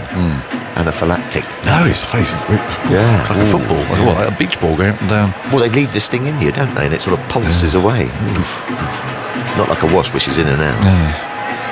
Potts. Oh, that's almost got through. Billings takes it one-handed. Now, what's this off? They're all appealing. There's no movement from the umpire again. Nothing from the batsman apart from a little twitch here and there. They went through it. Must have brushed something. Yeah. There was a deflection. Billings caught it one-handed. It was quite surprising. He could have taken it with two, but they're going to review it. And it'd be quite useful to know where it's come off, actually, because that's a bit of a mystery. Was there an inside edge involved? Because that is only, I think, what it could have been. Well, if he has, Pujara is a fantastic poker player because he didn't look round, didn't hit that, so we'll see. I don't think he's got a touch on this. It's another lovely ball from Potts. Head and shoulders really above the others. No, I think this is off the pad, isn't it? Yeah. I think his bat's miles away from it. Looking at that, it's just come off the pad, ricocheted off at an angle. And here's this edge. Nothing there on ultra edge. That's his pad, I think. Yeah. It's quite a sharp spike. The first spike, or is that just a line on that? No. Oh, now they're looking at LBW. Impact in line, wickets going over the top. So they had a double go there, but neither were out, and so England lose a review. They're down to 2. 57 for 2. Desperate for a wicket, desperate to dislodge one of these two. Jimmy Anderson's having a discussion there with umpire Kettleborough, but I don't think that's going to get him very far. Stokes looks disappointed. I have to say, umpires like Kettleborough don't get many wrong. They'll make an occasional, an occasional especially mistake. those nicks, you know. But I think that big long spike is at the start there. There's one very sharp spike. Yeah. Which I think they were thinking was the bat. In fact, they were celebrating. In goes Potts. Oh, it's a lovely ball. And did it carry to Billings? If it did, it was very low. And it's running into the boundary for 4. And Potts so deserves this wicket. Bowled sensationally. But I'm not sure that if this did carry, then it was very low. And Ben Stokes is wrapping an arm around Potts, saying, "Keep going." But he's bowled absolutely magnificently. Yeah. And an edge from Pujara here, just pushing outside the off stump again. It bounced Billings. Well, it's an absolute. I'm not going to really put that down as a chance. That's a finger end. It's really, really difficult. That. Yeah. In goes Potts again. Bowls. That's thumped firmly. Now Broadfield's well. Sprawling to his right, hurling the ball. Billings can't catch it. He hurled the ball there up at the striker's end. Oh, this is good stuff. Well, it is a bit like a pinball machine. The ball's going all over the place. 61 for 2. It is. Kohli 13, Pujara 27. Again, Ben Stokes is talking to Potts as he walks off. Well, sometimes when you're bowling this well and you're not getting rewards, you do get a little bit, not sort of down on yourself, but a bit sort of sorry for yourself. It's like, what have I got to do? Well, he deserves He does. He deserves a wicket here. He's bowled absolutely brilliantly. 61 for 2. The lead, though, is 193 now. And there's still 2 hours of play. Yeah. So 100 runs they could lead by. And getting on for 300 by the close. Not perhaps quite all the way there, but wouldn't be far off. Yeah, England have just got to stay patient, haven't they? They are creating chances. They are beating the bat. You know, get 1, get 2. Anderson's back and he's on his way and he bowls, and Kohli is on the front foot playing back to the bowler, who tosses the ball away to Stokes, who's getting to work on it. He then tosses it to Broad. All rubbing of the ball on the trousers. Kohli 13, 61 for 2. He twiddles his bat, adjusts his gloves. Some conversation there amongst the slips. Are you counting that catch or not? No, not quite. It's one of those ones that a keeper, you've almost got to dive forward at it and try and get under it. Very, very difficult. It has to be very harsh, I think, to have that down as a chance. It's Anderson bowling, and there's flicked away out to mid-wicket by Kohli. It's timing it well. He did. Potts was able to field that. He's hit a couple of crackers, Kohli. It's ominous. You want to start thinking about trying to get him out. Yeah. Because he's got a determined look in his eye.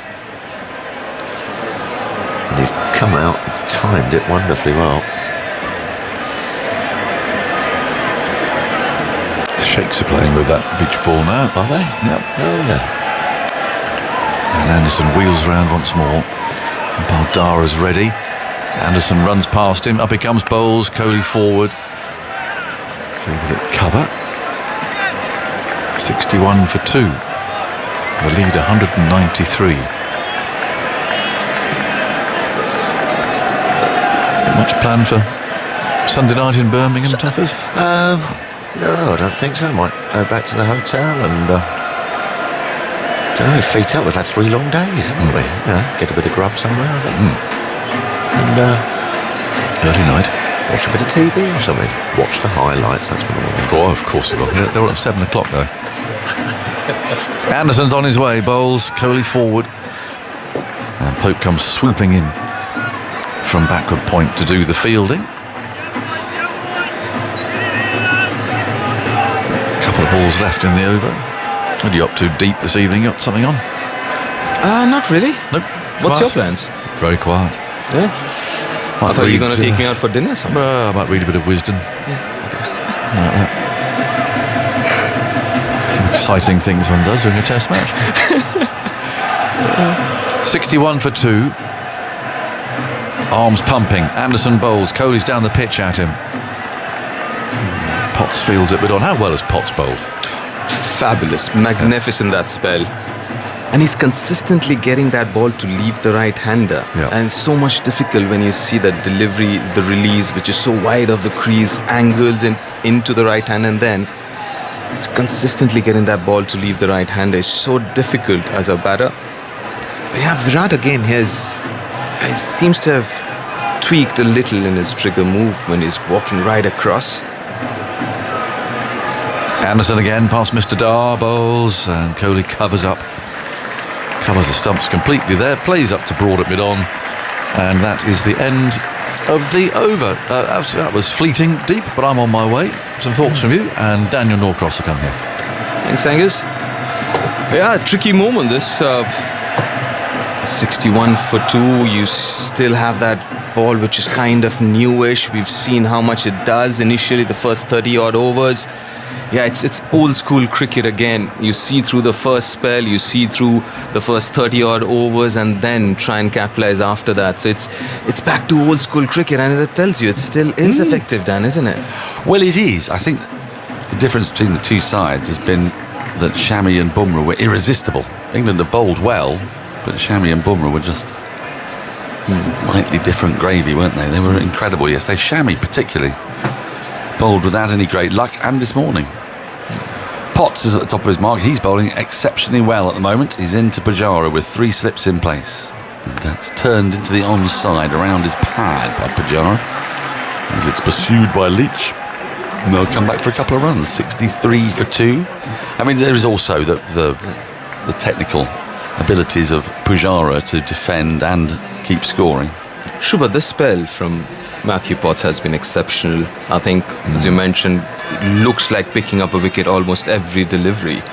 And that's been really good. But it's just that, can he do this consistently, spell after spell? Yes, this has been a great spell, but can he follow it up with another good one? He's into Pujara, who taps his bat. And that's forward in defence, Pujara this time. Pushes into the offside. There's no run. He's induced the edge. Was nearly caught by Sam Billings. Nearly, was a very, very difficult chance because it was so low and wide to his right. He had to go for it. Root would never have got to it. Wouldn't have carried. Yeah, that was maybe quarter of a chance, maybe. Yeah. I mean, like... But your heart's in your mouth if you're the batter there, aren't you? Because 100%. it's an authentic edge. It's gone right behind you. Potts in. Pujara lets this go. A flamboyant flourish of a lead. 63 for 2 the score. Pujara 29, Kohli 13. It's absorbing cricket though. It has been. Yeah. Even though, I mean, not really seeing a lot of boundaries and all, but the quality of cricket has been very, very good. It has. India's bowling. Bairstow's batting today. Billings batting as well. All of them available on the highlights of BBC 4 at 7 o'clock. Got to give credit to this pitch. I mean, it's a really good sporting pitch. That's something for everyone, isn't it? It keeps everyone interested, whether you're a batter or a bowler. Maybe not as much for the spinner, though. No, although Leach did get a couple to turn, didn't he? I wonder if it'll deteriorate over time. Potts in. Big appeal for LBW. Potts really likes it. I think it's going over the top. The slips, love it. Alim Dar, or rather Richard Kettleborough, I should say, is unmoved. Yeah, Sam Billings was looking at Sam Billings as well, and according to him, it was missing leg stumps too. It was height and missing leg stump. He gets a fair bit of bounce, doesn't he, Potts? We're going to get to see the replay now. Yes, it's hit above the knee roll, so it would certainly not have been overturned on review, I don't think. It might have actually been proven to be missing altogether. But he's got it to jag back a bit there. He's in once more. Forward comes Pujara, smothering the ball, pushing it back up the wicket to the bowler, and there's no run. I mean, it's a credit to both sides, but especially to India when you think that their warm-up for this has involved playing Leicestershire, but with half their team playing for Leicestershire. It's true. It's fairly extreme. We just see the ball tracking of that LBW appeal. It was very wide, very high in the end. Wasn't going to hit the stumps. Potts into Pujara. Pujara just pushes it slightly suspiciously away from his body into the covers. There is no run. End of a maiden over. India 63 for 2. Kohli 13. Pujara. Oh, sorry, there were 2 runs of it. I completely missed the 2. Was that the first ball of the over? First ball of the over. First ball of the over. I'm so sorry. Not a maiden. 63 for 2. A reminder, it's a very busy afternoon of live sport on BBC Radio. T20 Blast games on the BBC Sport website and app. The last of the group games, that is. And Wimbledon coverage over on 5 Live. Britain's Cameron Norrie is in action. He won the first set. I think there's a break-up in the second. And if you want the British Grand Prix, you'll find that online and on a special pop-up DAB station. Everything's popping up these days, even radio stations. Extraordinary. Right, Anderson comes in to Kohli with 3 slips in place, and that jags back sharply, and Kohli plays it from the crease. Pujara, of all people, wanted a quick single, and the ball just dribbled out close to Kohli on the leg side, but was sent back by a bewildered Kohli, wondering what on earth Pujara is doing halfway down the wicket. Yeah, but massive Sunday, isn't it? Massive Sunday. Wimbledon happening. You've got obviously the cricket and also Silverstone Grand Prix. Are you a Formula One man? I know Prakash is. Yeah, I do follow. Yeah. I do follow. Anderson's in. And Kohli slashes at this but gets no timing on it. It was a little short outside the off stump, and only succeeds in pushing it into the covers where it is fielded, and there is no run. As the incredibly original Jimmy Anderson song with some of the most intricate lyrics you could possibly wish to hear is just sung across the Holly stand and beyond. Kind of infiltrates your head, doesn't it, after a long day. Anderson in, left alone through to the keeper, and there's no run. It was written by Bob Dylan on the occasion of Anderson's Lancashire debut. Was that right? Someone's put an earworm into my head, which is Ravindra Jadeja, which I'm struggling to get out of my head today. What I'm struggling to get out of my head, Sweet Caroline. Oh yeah. Oh, God, I've been singing it since morning. Well, it goes again. There you go. Right on cue. Thank you, team. Anderson in, driven by Kohli up to mid-off. And there's no run. Well, it'll be the backdrop to the quarterfinals of the T20 Blast, which are kicking off next week. Not a lot of time between the group games and the quarterfinals. You've got to be on your toes if you want to make sure that you've got a block of time booked to go and see any of those games. Anderson, on top of his mark, the Birmingham end, 3 slips, backward point, cover, mid-off, mid-on, mid-wicket and a long leg. Runs into Kohli. Kohli defends on the front foot, and slightly suspiciously. Yeah, and obviously we were talking about Virat. He's made a few adjustments, it seems. He's walking right across the crease and getting onto his off stump.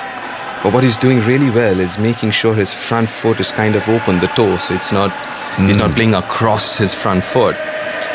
But the only danger to that is you've got to stop looking at scoring left of covers. Everything has to be straightish.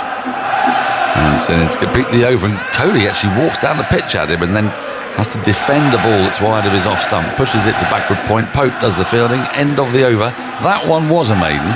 It was 63 indeed. for 2. Back-to-back maidens by Anderson to Kohli, and we've seen their rivalry characterised by caution from Kohli over recent series with some success. It was worth looking again at Kohli's recent form since the start of 2020.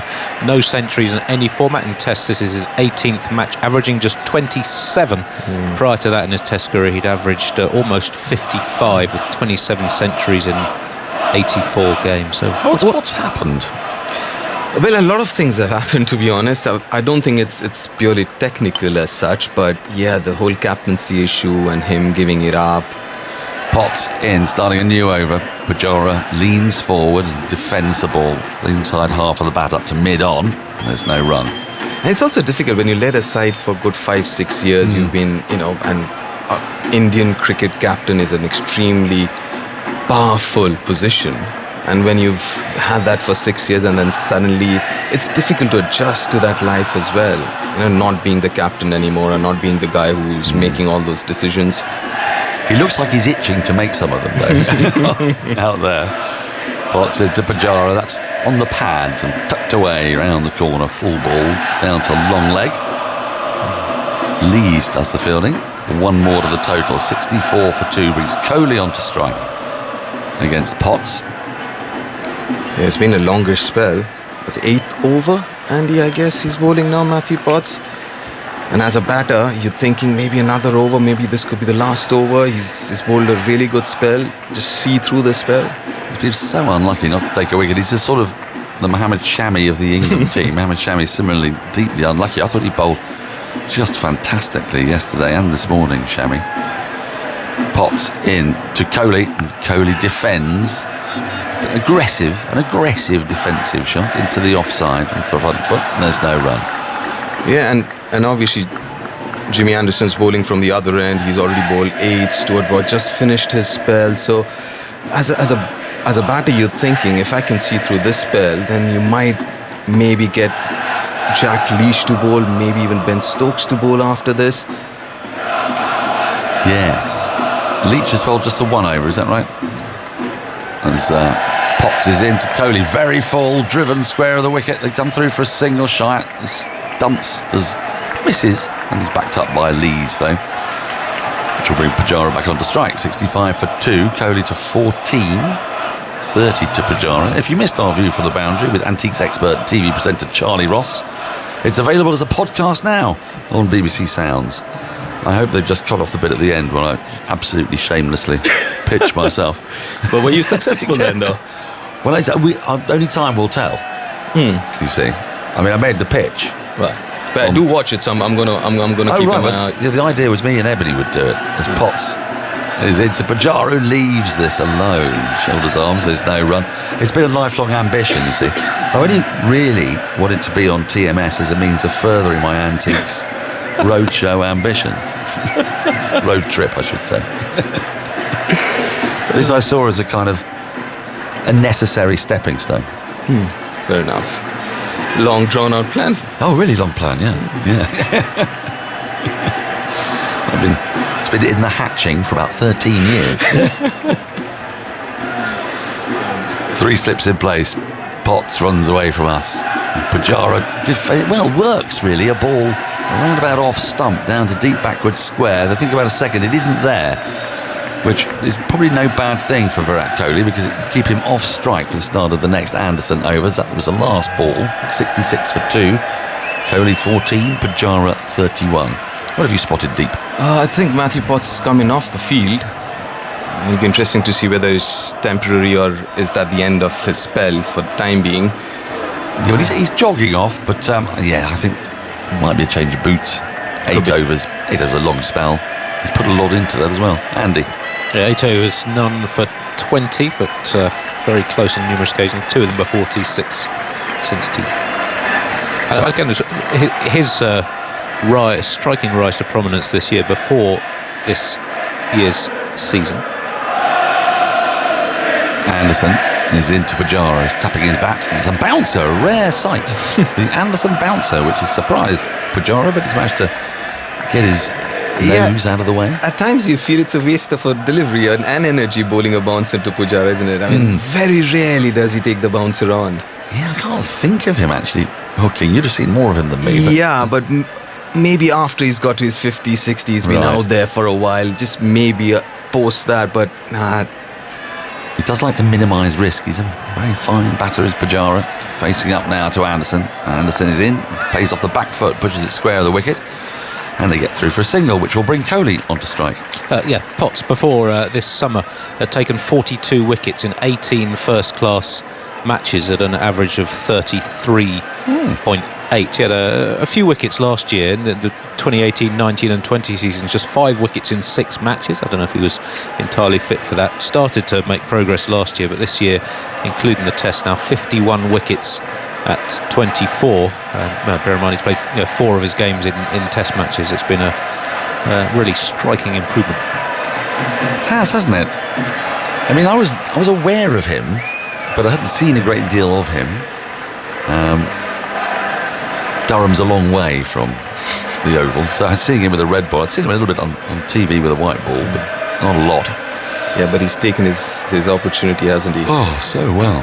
So well. Anderson in.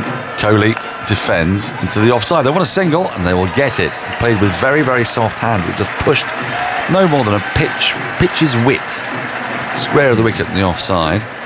And Pujara was very alert to it. Pujara seems to me to be a little bit more nimble than he was last year. Did he used to have an injury, or has he just worked on that side of his game? He got both his knees, injured, got 4 or 5 years ago, got it operated, both his knees actually. Ever since he struggled just that little bit, in terms of agility and speed. Yeah. But then you're absolutely spot on. This season, obviously the fact that he's got so many runs playing county cricket, I think what has happened is obviously one is the confidence side of things. The other thing is he's very clear in his footwork. He is, isn't he? Anderson is into him. It's a short ball which gets up on his toes and works into the onside, fielded at sort of square leg. When watching him last year, there was a sort of sense that if he hit the ball to him in the field, there was an easy single. Yeah. He'd be overtaken sometimes when people were chasing after the ball. And between the wickets, he felt like a sort of run out waiting to happen. But here he's been a lot more, as you say, the confidence, much more certain about what he wants to do. But then when he does run, he's running with... He's more fleet of foot, let us say. Anderson is in, short, another bouncer. 2 in the over. Extraordinary. Might get warned here if he's not careful. Through to the keeper and there's no run. Yeah, and also, for someone like Cheteshwar Pujara, this is a huge innings. Think about it. He was dropped from the test side. Again, making a comeback as an opener. Obviously, the team management showing a lot of faith in Hanuma Vihari, making him bat at number 3, even though Cheteshwar Pujara, who's been India's number 3 for the last 8-10 years, even though he's playing, but he's still got Hanuma batting at 3. Anderson has 3 slips in place. And, that's left alone. A tightish leave over the top of middle and off stump. End of the over. India 68 for 2, Kohli 15, Pujara 32. India's T20 team are also playing today. They've made 149 for 8 against Northamptonshire, who are 19 for 1 in reply. Harshal Patel top scoring with 54. Dinesh Karthik making 34. Commentary on that is on the BBC Sport website. And app has his commentary of all games in T20, County Championship, Rachel Hayhoe Flint Trophy, across the BBC Sport website and app throughout the season. Soon we go into white ball mode, just another couple more days of test matches, and then it's white ball galore. You're with us for those? Yes, I am. I'm looking forward to it. Excellent. Road trip time. They're all over the place You there. really want to be on it. Yeah.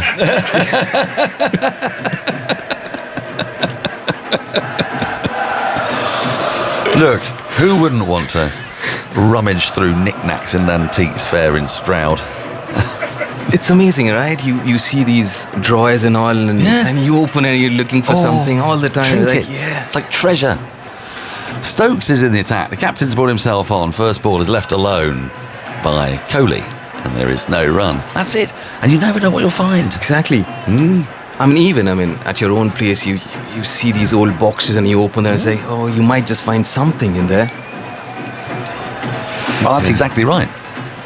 Rummaging through deceased relatives' belongings. You never know what you'll find. Stokes, 3 slips, backward point, extra mid-off, mid-on, deep backward square and a long leg for Stokes. He's in, that's tucked into the onside by Kohli. He's run the first one very quickly. Pujara says no to a second. And one more gets added to the total, 69 for 2. Yeah, another small little battle won by the Indian batters, seeing that spell from Matthew Potts, seeing through that spell. That's what you're looking for as a batting unit, like these small battles. You break down the whole innings into these small little phases and you say, okay, box ticked, another box ticked, and I think the Indian batting unit so far has done all right. Stokes runs away from us from the pavilion end into Pujara. Pujara defends a back of a length ball into the offside. There's no run. Andy, you're poised with something. What I did want to ask you though was about Stokes's bowling so far this summer. It doesn't felt awfully effective, but he has picked up a few wickets. Yes, his bowling in the last 18 months hasn't been particularly effective in terms of wickets. I'll get up the exact stats for you.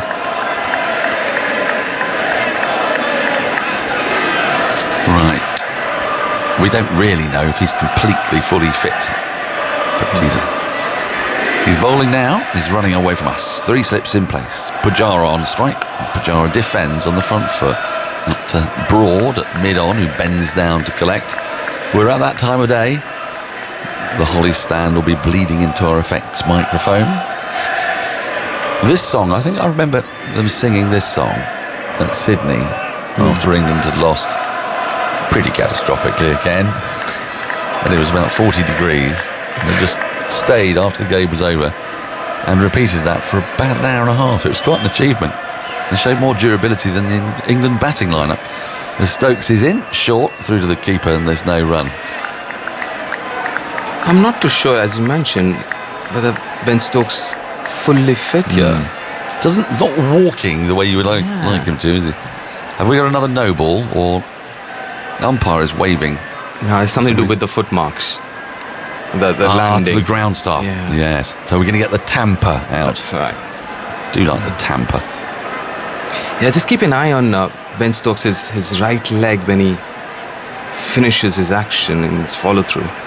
He's in to complete his over. Pujara defends off the front foot. That nearly got through, and just as deep as Gupta says that, we see Stokes hobbling a little and grimacing. It's the end of the over. India 69 for 2, Kohli 16, Pujara 32. More from you deep, and then it'll be Prakash Wakankar. Yeah, it seems like he's struggling. He's bent over onto his knees and grimacing right now, Ben Stokes. While the ground staff is running in and trying to sort that foot mark out. Yeah, it'll be interesting. I mean, I don't know who the vice captain is of this team. Prakash, are you aware who's the vice captain of the England side? Andy, are you? I'm not sure they have one officially, do they? No. So Root would be the senior most. I don't know, maybe they'll have a little vote if Stokes have to go off the pitch. A bit of democracy in cricket. Just on Stokes' recent form since the start of 2021, 20 wickets in 16 tests, average 45, so he's been used sparingly by England. His previous 100 test wickets over 43 tests had come at an average of 27.6, his overall career record until the start of last year, 31. So he'd been very effective and consistent for England for a number of years, but the last couple of years has seen a slight decline in his bowling fortunes. The equipment and the tamper and the shovel and whatever else was required has now been used to the effect that it was desired, and Virat Kohli is now ready to take strike to Jimmy Anderson. Bright sunshine here at Edgbaston. India 69 for 2. Kohli batting on 16. Pujara on 32. And the men out, of course, Shubman Gill and Hanuma Vihari. 3 slips, backward point cover in mid-off. Anderson to Kohli. Kohli defends on the offside, gets a nice stride in. Fielded in the covers, no run. The lead now just over 200, 201 is the effective lead that India have. They won't be thinking about that deep. They'll just want to bat deep and try and get as many runs and as much time, both. True, we've got half a session and 2 days left here. At least 200 overs to go, at least that I'm looking at. There's Anderson in balls, and this one beats him. In fact, beats him on the inside edge on this occasion. Looking to drive on the up there. Completely unnecessary, and Deep is shaking his head in disbelief. Yeah, that wasn't the best shot that he's played so far. And there was nowhere near driving length. It, as you mentioned, on the rise, and the ball still new, is still doing a bit. And that is so unlike Virat. And he's looked nice and solid so far. And the last thing you want to do is play a rash shot like that and get out. Anderson, no doubt encouraged by the movement and that stroke by Virat Kohli, comes in, passes umpire Dar, he's up, he bowls, and Kohli whips it through the onside, but the substitute fielder there doing a fantastic job and drawing a big round of applause from the crowd here, diving away to his left.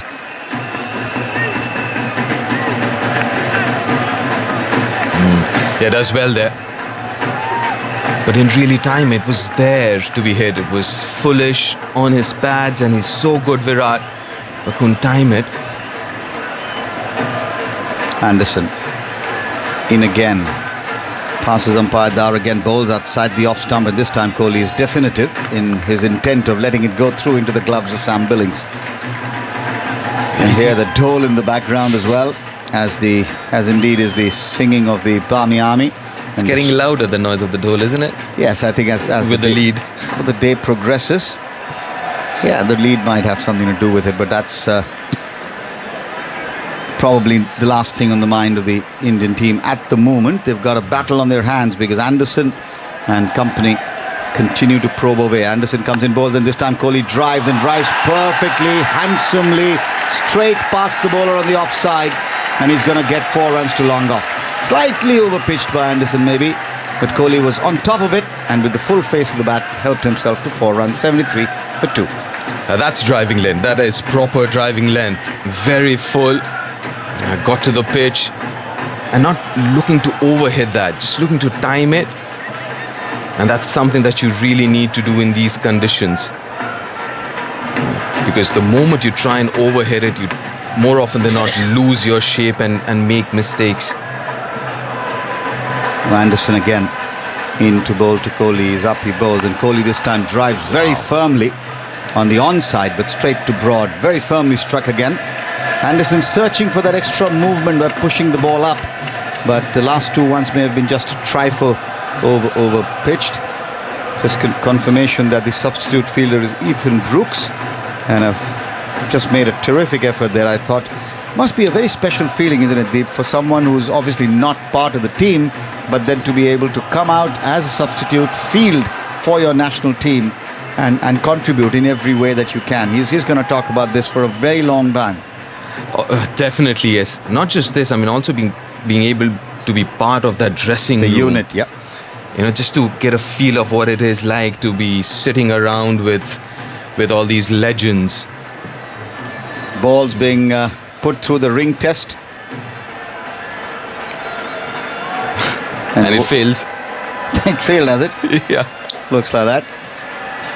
It lasted 8 overs and 1 ball, that ball. I think you're going to have to open a sort of separate server now, Andy, on your system to be able to keep track of balls, number of overs, changed what time. Yeah, I think I'll need some kind of supercomputer in a special laboratory somewhere. This is quite remarkable. I mean, this test match cricket, there's clearly a problem that is evident with the balls, and I'm not sure if anything can be done. But I suppose with the new series starts, that's possible, in theory. Yeah, it's a few weeks away. I mean, I don't know how these things work contractually, but it's a massive failure. It's so fundamental to the game, isn't it, the quality of the ball? I mean, imagine if the stumps just were made of lettuce or something, just collapsed after 3.5 overs. And they'd sort of find a different stump manufacturer, wouldn't they? The ball is more important than that, isn't it? One would think so, a little bit more. There have been challenges with bails and what have you in the past, isn't it? Lighter bails, the groove not being right. I've got a complaint about the bails this season and last season. Green bails. You can't see when they come off. You can lose them against the grass. That's a very good. I haven't had that problem, but you've got a very good point there. Undoubtedly. Well, the ball's been replaced for the second time. And just in case anyone's wondering, no, it's not the replacement, as in not the new ball. It's just the old ball being replaced in the 27th over after the first was replaced, I think, in about 16 or 17. Forward comes Pujara, defends on the onside. In fact, Andy's saying, 8 overs? That's all that replacement ball lasted. But the thing with the ball is it takes a while to manufacture a ball. It takes, 7-8 months at least. Plus curing of the leather. And drying it out and everything else. So every now and then you'll get a batch of balls which aren't cured as well as you would like. But then that's how it is. Well, I guess it is what it is, and it's the same for both sides. Here's Stokes into bowl, and Pujara defends again. Solidly out to Ethan Brooks, the substitute, who comes in to cover and fields. And there is no run. 73 for 2 it remains. The lead now is effective 205. Kohli is on 20, Pujara's on 32, and Stokes is into his second spell. You were pointing out the possibility of there being a little niggle with Stokes. The right leg is what you were talking about? Yeah, could be, but I think he looks much better this over. Maybe he's got to do something with his foot landing in that area, which was looked into. Stokes bowls. This one's going down the leg side. Pujara thinks about playing it, and then I think in the last moment changes his mind and lets it go through for Billings to take it tumbling down the leg side. Yeah, a bit of an awkward position he got himself into, Pujara there. He was in a half a mind to play at it and then letting it go at the last moment. That can happen against bowlers who aren't that quick. And I guess Ben Stokes isn't the quickest around. So you have that extra split second that can, force you into playing a shot. 3 slips, gully, cover, mid-off, mid-on, mid-wicket, and a man at long leg. Here's Stokes into bowl to Pujara, wide outside the off-stump, but good carry there. Just a back of a length and carrying through. Billing taking it with his fingers pointing upwards. 73 for 2 as the sun slips behind some cloud. It's not threatening at the moment in any way, but we've had the best part of the day uninterrupted. There was that shower just before lunch, but other than that, it's been a full day's cricket so far and should continue that way too. Here's Stokes running away now into bowl to Pujara. Passes umpire Dar, bowls nice and full, inviting Pujara to drive. Pujara's not interested. Lets it go through outside the off stump. Will it be fair to say the weather has been kind to the Indian side?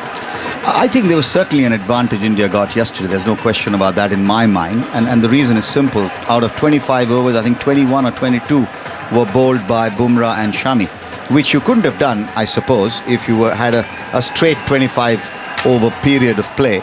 It would have been impossible to do that. So that's clearly an advantage that India had with the ball.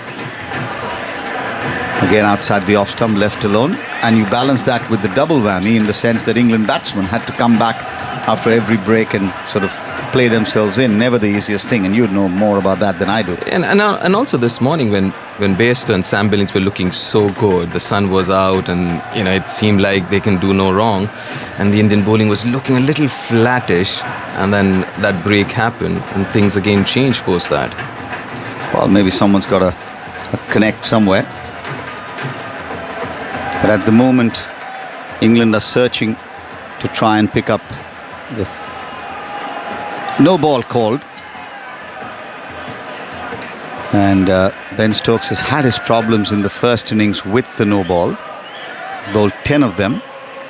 And we've seen quite a few no balls. Bumrah's bowled quite a few. We saw Shardul Thakur bowl, I think, 2 or 3 as well. And the majority of them bowling from the pavilion end. Stokes goes away now and bowls to Pujara, who works it away off his hip. They'll get one down to the long leg fielder who comes in from the deep fields, and one more run to the total. 75 for 2 at the end of 28 overs. Stokes has just completed his second over.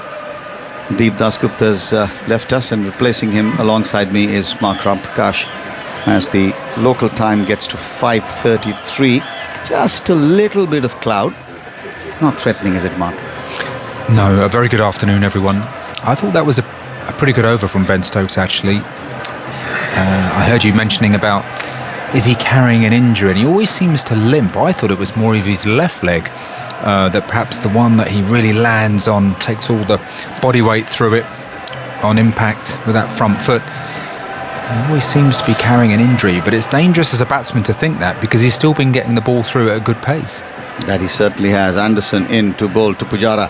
He thinks about it, Pujara. A short bouncer, wide outside the off stump. Pujara thought about it and then decided against taking any chances. But as Anderson delivered that, again, a little bit of a problem, I think, where the foot landed. We certainly had repairs at this end, which is the pavilion end. Must be really hard, isn't it, with all that body weight coming through, the momentum, everything being taken on that left foot. If you don't get a firm footing, it could be a really serious problem. Anderson's gone back to the top of his run now. We've seen 2 or 3 short balls to Pujara in the last couple of overs. He comes in again, bowls, this time Fuller outside the off stump, left alone. And what we are seeing as well is the wearing, the natural wear and tear of this pitch. It's brown now, and we're starting to see a lot more of the footmarks. They look bigger.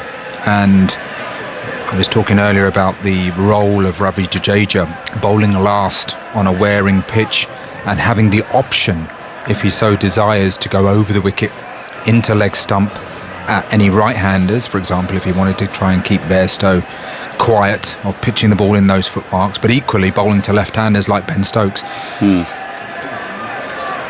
Anderson turns, 3 slips go down, and he comes in and bowls, and Pujara once again shoulders arms. Lets it go through outside the off stump. Pujara, known for his ability to bat for time and be very patient. He's shown that again today. It's been very circumspect. There was that one, in fact 2 consecutive deliveries where there was a close shave. One was a very, very strong appeal for what could have been either leg before or caught behind. And then on DRS we saw that the umpire deciding that he hadn't played the ball. The ball tracking then showed the ball missing the stumps, and the next ball he nicked, which fell just short of Sam Billings. Anderson bowls, ball moves away, Pujara lets it go. We're in a phase of more normal Test cricket, aren't we? And the 2 players at the crease have stellar records at this level. Great stats, lots of hundreds, and they possess great concentration. And to contrast these 2 with some of the England batting, I mean, they haven't hit the ball in the air, have they? That's been quite noticeable, that the risk seems a lot lower. They're backing their defence at the moment. They think the pitch is good, and they're just sort of eking runs out and creating this partnership as deep square leg goes back. Anderson bowls, and this one's back cut, but straight finding the man at that sort of very deep fly gully, if you will, for something that Pujara may not be able to keep down. This was along the ground, of course. Score has moved up to 75 for 2. The 2 Indian batsmen that you mentioned, Mark, he has stellar records, but no great amount of runs in recent times. Both of them have struggled. Of course, Pujara came here and played in the county championship, and that he's got a fair amount of runs, which is one of the reasons I think he's in the squad. He was dropped for the domestic tests. Anderson bowls, Pujara thinks about playing it, then tucks his bat and lets it go through to Sam Billings. Another probing over. And this is a bit of what you were talking about when Pant and Jadeja were batting, wasn't it? Just outside the off stump, hang it there, let the batsman come to you, as it were, and testing the patience. We saw Hanuma Vihari lose his finally. He'd batted well, he'd sort of left a lot of balls and then went for this expansive drive and was taken at 3rd slip. Yeah, to me, this is more classical batting, and it's much lower risk. It's trying to play the ball on its merits, and these 2 have done it brilliantly throughout their careers. Yes, more recently they've been a little bit short of runs. I'm not sure that's due to anything technical. I think Virat Kohli probably has had so much cricket he could probably value a break. Stokes starts a fresh over. This one's down the leg side. Virat Kohli looks to tuck it around the corner, doesn't make any contact. Matthew Potts is back on the field, which is very good from an England perspective. Yeah, and also from an England perspective, Ben Stokes is into the attack, and it's so important his role in the side, because as a Test match wears on, you really want to have 5 bowlers, and it's really important his role now to step up with the ball.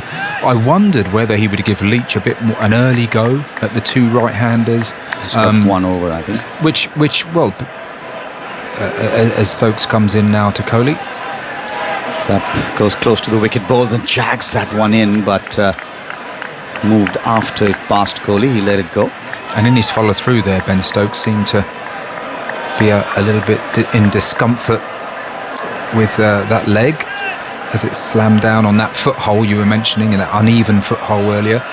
But yeah, Leach has an important part to play, and I just wondered whether you sort of get him into the attack to bowl against the right-handers, because he's going to need some overs of pace up his sleeve for Punt and potentially Jadeja. Here's Stokes again into Kohli, who gets underneath it and then looks back at Stokes. Didn't quite get up that one. Leach had a tough time on day one when there was nothing really in the wicket, but both left-handers were particularly severe on him.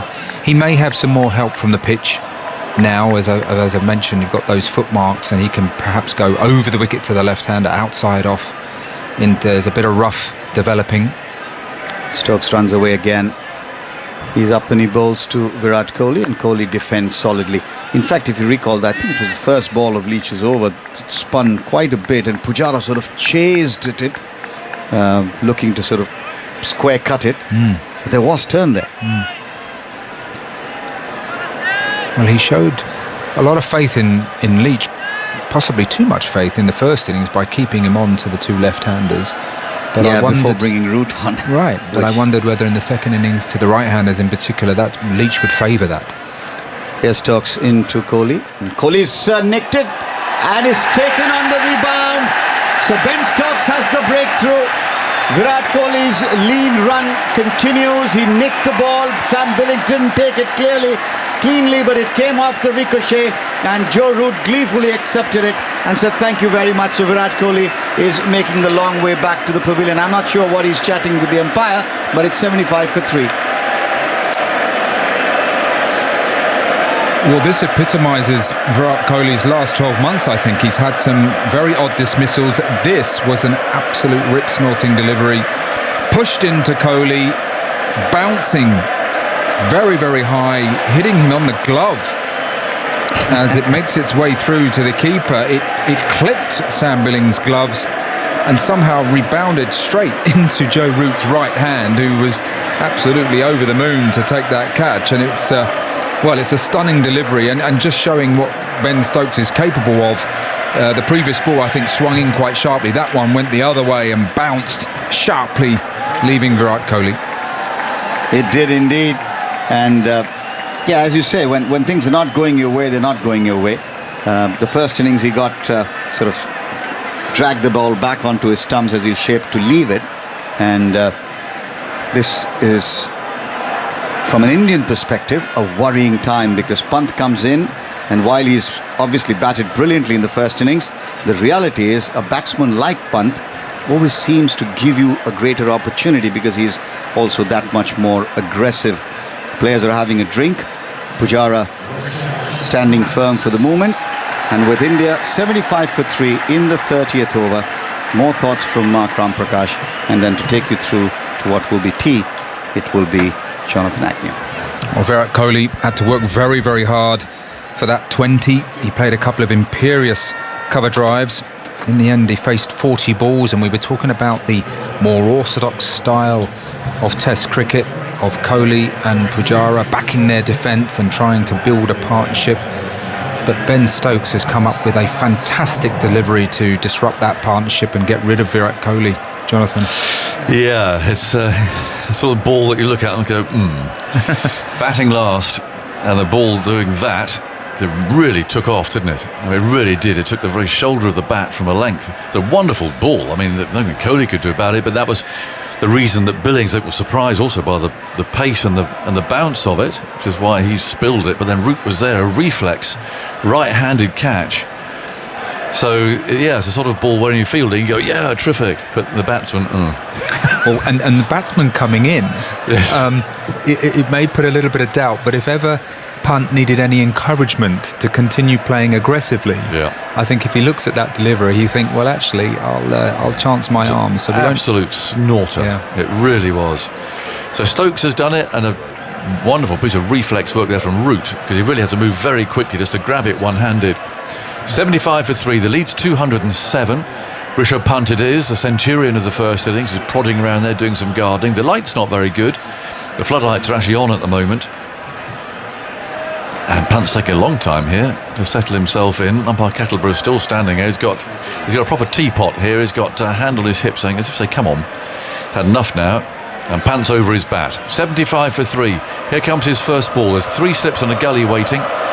As Stokes goes loping in, he's there and he bowls, and he's just squared up, pushing into the offside, going for a quick single, and Punt is off the mark.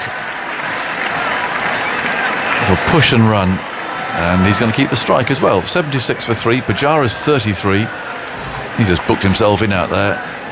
94 balls for his 33. But looking at this ball again from Kohli, I mean, that was just totally unplayable, and I'm not really surprised Billings actually didn't catch that cleaning, because it really went. Bounced out of his gloves. Root was there watching the ball, and fortunately for them, and it went quickly too actually. I mean, that was a reflex rebound catch. It wasn't one of those just lobs at him. That was a real reflex. That ball was dropping to the ground. And an indication of how high it reached Billings, it was up by his shoulder. So the ball reared up off a pretty good length. Horrible ball. And the sort of delivery that, you're right, I mean, it sort of sums up Kohli's recent trot. 76 for 3. And Broad is going to bowl from the city end. Punt's marking out his run. His scratching his guard. Well, it could be his run. Marking out his run. I did notice when he came out, because he had this slightly stiff hamstring, didn't he, when he batted with in the first innings. He actually did a couple of runs up and down the pitch, sort of loosened himself up. So men are scattering. A deep square leg and a deep point just behind square. Call it a square third man if you like, one of the two. And there's also a long leg, but also 3 slips. Now you've got to keep those and have to get wickets. Broad's going to bowl round the wickets. So they've got their main left-handed batsman, executioner if you like, into the attack. And Broad's on his way now, and he bowls to Punt, who thinks about playing at it, and then quite casually takes the bat out of the way and plays no shot. 76 for 3. Low cloud and dark. Lights on, and you can see the shadows at the players' feet at the moment. There's still an hour and 20 minutes to go until the close of play tonight, so lots of cricket. I don't think we'll get the 30 overs that are there due to be bowled. They're up there on the screen. And Stokes will be slightly careful about this over 8, because England were fined, of course, at Lords, weren't they? Was it Trent Bridge from memory. Here's Punt hitting out away into the leg side, and they pick up a single, and of course they lose points, and the captain is put on notice. So the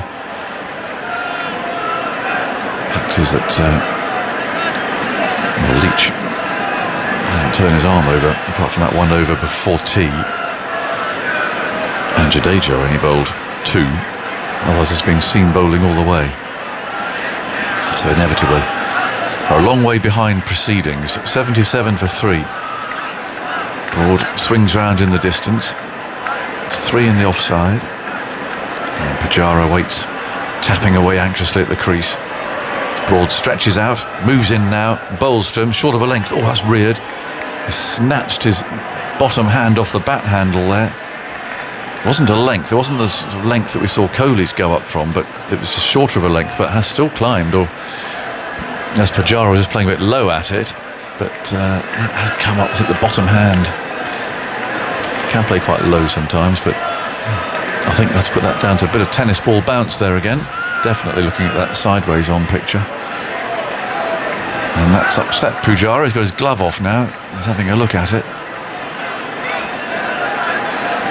I think he's got a call for the physio, is he? Oh, another delay. I'm just looking at the pictures there, Aggers. The ball looked like it had a good shine on it. It looked quite a dark red, a good shine on it.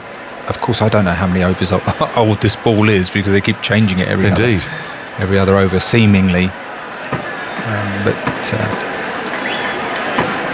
So Pujara's got his helmet off, he's got his gloves off, and he's waiting for the physio. He's out there now. Got some fireworks going off again over there to our right, shooting up from behind the trees. And a wedding maybe or something. It's Sunday afternoon. Could be that.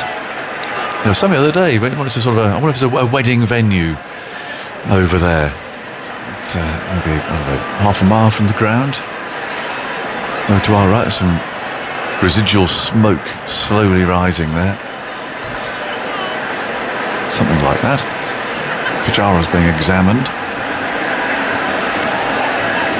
Yeah, it looked like that finger looked quite sore there. The TV zoomed up on it. It looked like there was possibly a little bit of blood on and around it. The physio's got his tape out. Looked like the fingernail. There could be some bruising. This is on the right hand, on the index finger.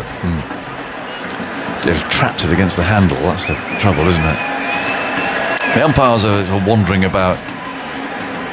There's not much they can do about this. I mean, he was definitely struck, and if it's bleeding, I suppose he's given a certain amount of time. But if it doesn't stop bleeding, he'll have to retire hurt and leave the field. But India certainly don't want that. He's used to the conditions. He's used to the light. And he's in proper Pujara mode here, which is giving absolutely nothing away. Johnny Bairstow's popped off and popped back on again, so too is Joe Root. And the game has just ground to a halt. People sitting quietly. Talking of Johnny Bairstow, of course, he got hit late. Was it yesterday? She did. By a ball that, facing at the same end, a ball that reared up from Shami. He took a nasty blow and he had the physio on. I suppose it's a little bit of an unwritten rule in terms of how long a batsman's allowed to just compose themselves, get some treatment. Well, the umpire's getting a bit twitchy, or at least umpire Kettleborough is. I don't think Alan Dar twitches about anything necessarily. He's just standing down there at the far end, looking very relaxed, just gazing round. But I can see umpire Kettleborough there. He urges them to get on. I heard him urge Stuart Broad to get on with his batting today. There was something going on out there. That amused you, didn't it? It did amuse me. Yeah. Shut up, Broady, and get on with your batting. It's what the umpire said. That's fairly honest feedback, that. Yeah, I liked that. People might be surprised to hear that. I mean, you wouldn't hear a tennis umpire saying that to a tennis player, would you? But Richard Kettle's been around. I mean, they all know him. He's been around for ages. I think he's just telling just to get on with it. Sam from Tetbury. I'm in the crowd today. Now that players are using sweat instead of saliva to polish the balls, do you think the different salt levels - acid levels may be contributing to the balls not lasting so long? Well, we haven't had that as a theory, Sam. I mean, it's possible, but all I would say is that we always used sweat anyway. Well, you'd have a bit of a mixture, really. If you had some sweat, you'd use it.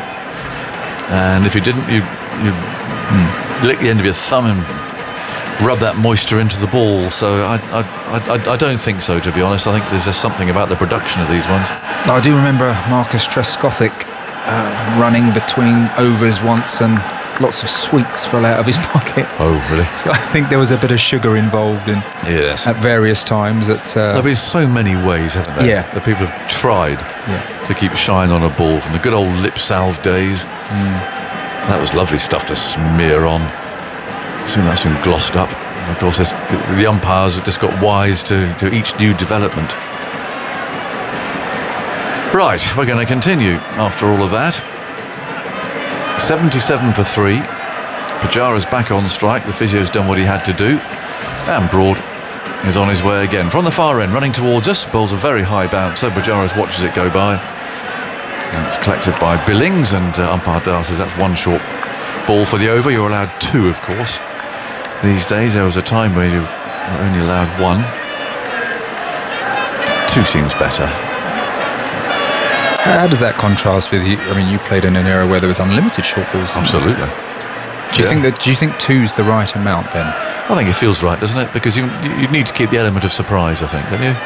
When it was 1, the batsman knew if he got a bounce, well, that's it, gone, unless you wanted to sacrifice a no ball. Then comes Broad and bowls. Oh, that's gone shooting very low indeed. They're appealing for leg before wicket. The ball's been hurled. As Broad won't like that, he's saying, what's going on? He looks now in despair as the ball rolls towards the boundary behind him. And they've got, I don't know how many they've run there, 3, I think. Well, that was a bizarre one. The ball cut back. Broad was busily with his back turned, appealing to the umpire. The ball went down into the slip cord, and I was watching Broad, if I'm honest. And somebody there who opened the slip cord, and it might have been Root, picked the ball up, looking at the angle that it went, hurled it at the stumps. No one was there. Look how low that's kept. It's at the bottom of the bat. It was Root who hurled the ball at the stumps. Broad didn't see what was going on. The batsman at the other end, Punt, kept out of the way, and they ran 3. Broad looks horrified, saying, what's going on? But actually, I mean, the LB wise, it hit the bottom of the bat. So it's a good decision by Mr. Dar, but look at the balls we've seen in the last couple of overs. Broad again, on his way, bowls to Punt, who clips that away for 4. Broad won't like that very much. Round the wicket, is with the angle, has clipped him away wide of mid-on. Emphatic shot from the punchy left-hander. 84 for 3, and we've seen in the last couple of overs, one to Kohli that took off. We've seen one to Pujara that bounced more and has damaged his hand. Then that one was really low, kept very, very low indeed. It hit the very bottom edge of the bat. Commentary continues on 5 Sports Extra by the BBC Sport website, the Sounds app. But it's time for our Radio 4 long-wave listeners for the shipping forecast. Well, I mean, it's only 3 days old, this pitch. It's playing a few tricks. Well, it's funny, isn't it? Pujara got that delivery that reared up and has hit him on the hand, given him a nasty bruise. Then he gets one that keeps low, hits the toe of the bat, and then Rishabh Pant gets down that end and just clips one. Yes. Fantastically well through mid-wicket. Not a bad delivery at all by Stuart Broad. 84 for 3. Pujara's on 36 now. Stokes on his way, bowls to him. He stands up and turns that away into the leg side. Pope's the fielder. The ground's thinning out a little. It's 10 to 6 now.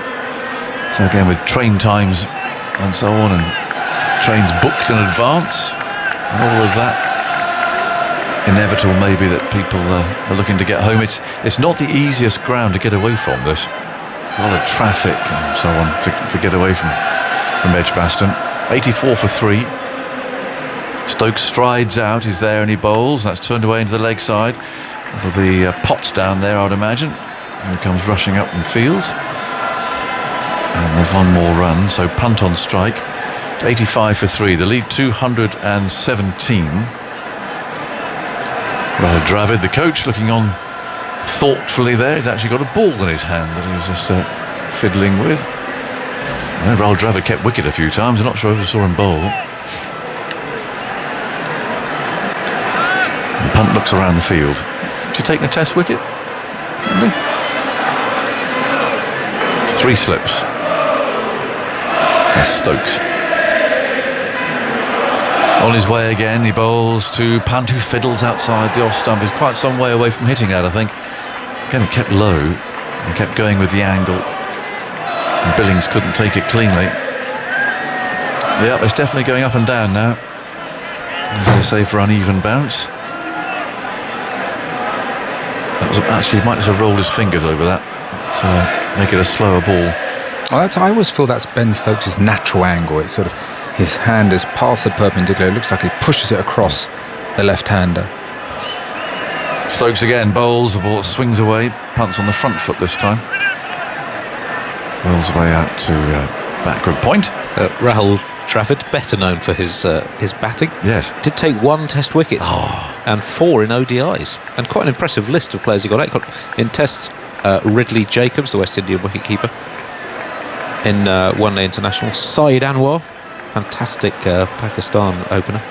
Gary Kirsten, South Africa, Lance Klusener and Sean Pollock. Welcome back to our long wave listeners. We're just going through Rahul Dravid's. It's an unlikely. I'm not even going to bother to tell you how we got to this. Rahul Dravid's wicket collection. In goes Stokes outside the off stump, and there's no stroke from Pujara. So the one Test wicket was. Ridley Jacobs. Okay. Well, he's got a fair clutch there, hasn't he? Yeah. What was it? Off spin, leg spin? I've got no mental image of Rahul. I haven't. But to take 4 in one day internationals, I suppose the end of games or something, or come and have a bowl. Well, they're top order players, Gary Kirsten. Yeah. Goodness. Yeah. Lance Klusener. Interesting little Richard Pant stat for you. Okay, go on. After this ball then, 86 for 3. Kohli, the last man out for 20. If you're just tuning in to Radio 4 Long Wave, catching up with events here at Edgbaston. Stokes on his way, bowls to Pujara, plays no stroke, the ball thumps into his pad. A very optimistic appeal for leg before wicket.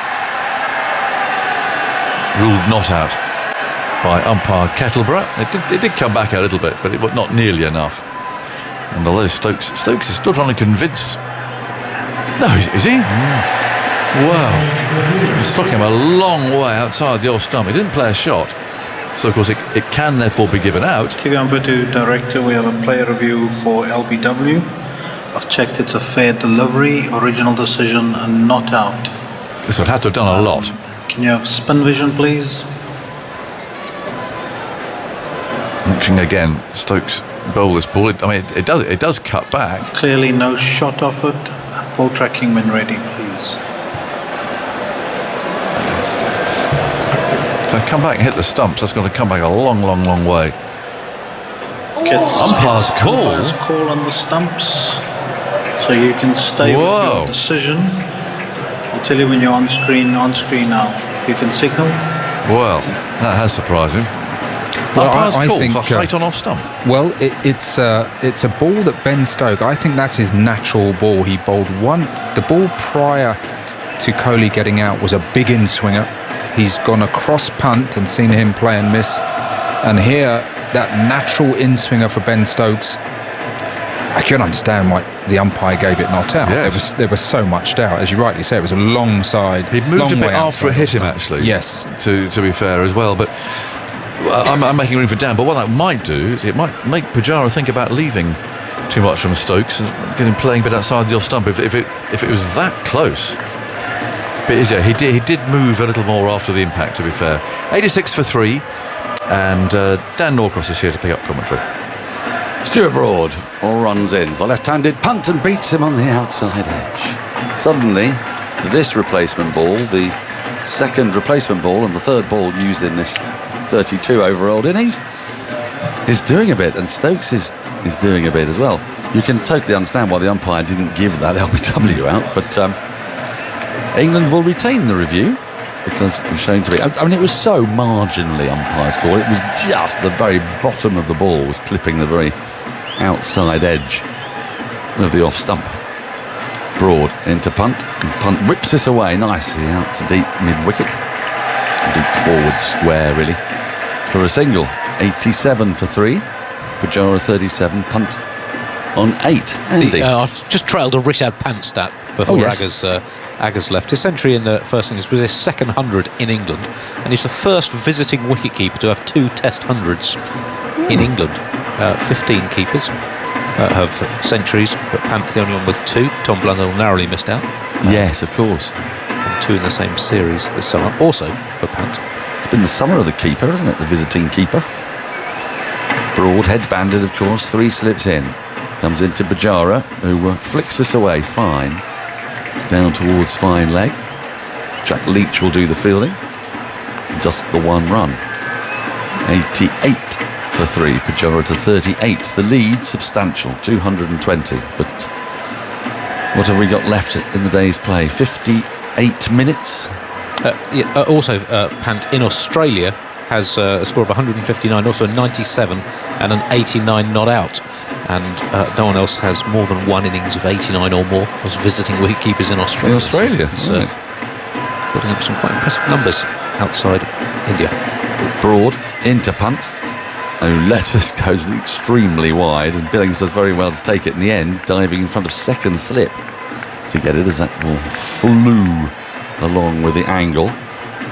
England have bowled well with the in the last 6 or 7 overs, haven't they? I mean, they bowled well throughout. Really. Well, Potts was outstanding just after the break, and he got the ball to move off the pitch away from the right-hander. He's been a real breath of fresh air this summer, entrusted with the ball after the break, Ben Stokes.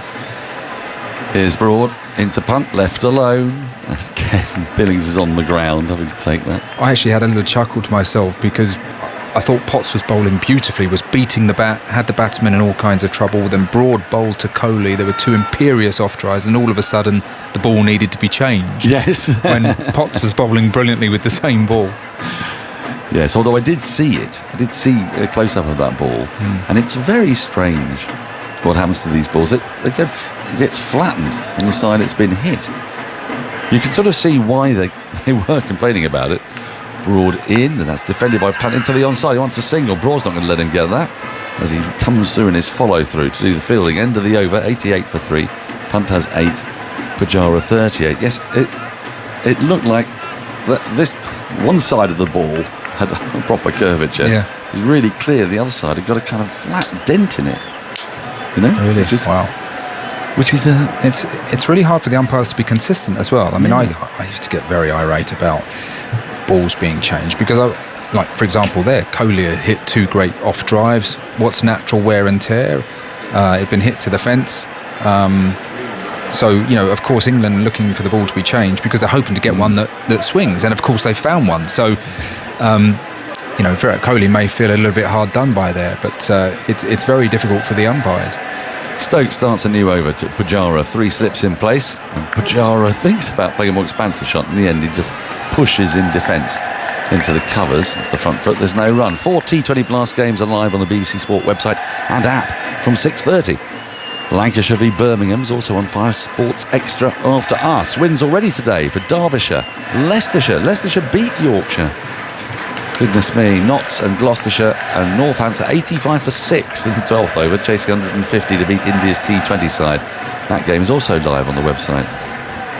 As Stokes, right, Pujara's not ready, or somebody is standing. There's so much problem in this match with the floor below us, I think. Mark Ramprakash has completely changed his appearance and turned into Ebony Rain from Sorry, you were looking the other way and then look back and... Yeah. Yeah, it just we look a little bit different, yeah. Oh, as you've seen, poor old Leicestershire beat Yorkshire in the winner-takes-all game, but, it's a big but, Stokes is in. Pujara swinging delivery, drives it up to Broad at mid-off. There's no run. Have you seen today that Leicestershire were docked 2 points? What did they do? Well, the Cricket Disciplinary Committee had decided that some on-field player behaviour warranted the deduction of 2 points, which comes a great benefit to Yorkshire, but not so much to poor old Leicestershire. Harsh, but... Harsh indeed. Stokes in, and that swings again into Pujara. He just turns it off his knee down to long leg for a single, 89 for 3. Is there any detail about this set behaviour? The actual Is it player, words, dodgy words? I don't know. I mean, they see such nice chaps, the Foxes. So, you know, I don't know the details, but I do know that Leicestershire have been denied their place in the T20 Blast quarterfinals, where they would play, I presume, it's looking like Kent, Surrey and Somerset, isn't it, for the home ties for the South Group. Now, Stokes is staying over the wicket to Rishabh Pant, and he's getting a lot of movement that will be away from Punt. That is indeed one of those deliveries. Punt comes forward and drives off the inside half of the bat up to Stokes, and there's no run. What are you making of all this? Suddenly the game is livening up again. Well, this wicket is interesting, isn't it? From the one that popped up on Kohli, and we saw another one pop and took Pujara's finger. It's hard to work out whether it's the pitch or the ball. If it's the pitch, there's a bigger narrative to play out. If it's the ball, you assume it might soften, and then that might just be a little phase of the game, but then, you know, we see something different. You know, you wouldn't be too happy if you're England and you got a bat and the pitch starts spitting like that. Punt gets a full toss, which he looks to turn into the onside, but it's swung at the last minute and takes the thick outside edge, runs down to deep backward point for a single, 90 for 3. Punt moves to 9. The ball that Stokes got to dismiss Kohli was an absolute brute. I was thinking at the time, Ball probably won't do that again for the next 50 overs, and poor old Kohli who's not having the best of times from the bat. He was looking good today. He was looking good. He looked like up for it. His shapes were excellent. And then that's a snorter, isn't it? The ball. Also, the other thing which is interesting about Stokes as well, isn't it? He does kind of bowl from above the perpendicular and gets an interesting angle on the ball sometimes. Pujara on strike. He defends from the crease as Stokes runs in and puts a back of a length ball on off stump. There is no run to complete the over. 90 for 3, punters 9, Pujara 39. Not much in the way of a follow through from Stokes. He's obviously feeling something. He's been limping a lot, hasn't he? Is it a bruised heel? Is that what we're hearing? Is that what the word is? I hear they're very unpleasant bruised heels. A bruise as opposed to an impingement. And you think, bruised heel can't be that bad, but apparently they are among the more painful things. Stuart Meeker was telling me next door that he had a bruise. Yes, and it was very, very painful indeed. Plantar fasciitis as well. That's not great. Fasciitis. I've had that. Have you? I had shin splints. Oh God, there's a lot. This is why I think I don't play anymore. It's a painful game, really, isn't it? Go through. Broad into the left-handed punt. Punt just works this off his hip into the onside. He's scampered the first really quickly, but he won't get a second. Despite the new look Pujara being as he is faster across the ground, he was not going to get 2 from that. 91 for 3. India are just bossing this game at the moment, though, aren't they? Decent lead, so much time in the game. Still got some high quality batting to come. Bowlers getting a bit of a rest. Yes. They're in a very, very strong position. The lead is 223. It was interesting to see how aggressive they go, though, in terms of setting those runs and the lead, and whether they give themselves enough time or they just leave England a little window. I wonder if England will continue with the tactic they've used a lot this season, which is, after about 60 overs, just banging it in short with six men back on the boundary on the leg side. Broad into Pujara. That swings slightly back into Pujara, but he leaves it alone. It goes through low to Sam Billings. Who's got the Jasprit Bumrah Yorkers in our lineup? In the England lineup. Sorry, impartial. Well, I mean, come on, let's face it. But anyway, you did play for England. I think it's more acceptable for you. No. Yeah. But I'm just trying to think. It's obviously the bowlers can execute it, but it's not like a feature of anybody's game. It isn't, is it? No. Really. I mean, Stokes is starting to get that, and maybe the reverse swinging Yorker as Pujara pops forward rather tentatively and pushes a full ball into the covers. Where it is fielded, there is no run. Who was the last person to do that? When Jimmy Anderson started, he used to do that, didn't he? Archer used to have a bit of a Yorker, didn't he? I mean, I think it's been a feature of England's bowling for quite some time that their inability to get rid of the tail is partly involved that. And so they've gone to this short ploy, where you can leak runs. Yeah. And end up sending commentators a little bit berserk. Apologies for yesterday. Broad into Pujara, and Pujara leaves alone outside the off stump. There's no run. A little bit of dust coming up in the feet. I don't know if we will see any turn. I mean, Jack Leach and Jadeja haven't featured. Jack Leach did bowl that one over, didn't he? And yeah, but not really. The first ball really turned, but it was a kind of a drag wide, down, wasn't it? It was a really wide turn. I mean, we just don't know, do we? The first innings, 9 overs, none for 71, I think it was. But the pitch might have got a little bit more dusty. There are footmarks outside the left-hander's off stump if he were to bowl from either end, really. Broad into Pujara, who leaves this again. A little tighter to the off stump on this occasion. That was a good leave. He had to make the decision quite late, actually. He got over, just last minute, quickly pulled the hands up. Now, what is different, though, is that India are going pretty slowly. So I'm just trying to do some quick maths. At the end of today, England will probably bowl about 45 overs. So I don't suppose the second new ball is really going to become an issue because the lead is so huge. But you never know. Broad into Pujara. Pujara pushes forward in defence. A bit more solidly this time. Pushes it into the covers and there's no run. End of a maiden over. 91 for 3. Punt has 10. Pujara 39. Not a maiden, there was a single off the first ball. I keep missing that. It's a bad day with maidens. I have had a bad day. A bad life. Pujara, since he was dropped by Billings, oh well, if you can call it a drop, almost a chance to Billings, that went for 4. He scored 12 off his next 50 balls, 3 of which were from overthrows. Oh, right. He has dug in. When he played county cricket, I was talking to someone earlier today, apparently he had a strike rate here when he was playing of like 70 or something. Right. At times, like he was scoring runs.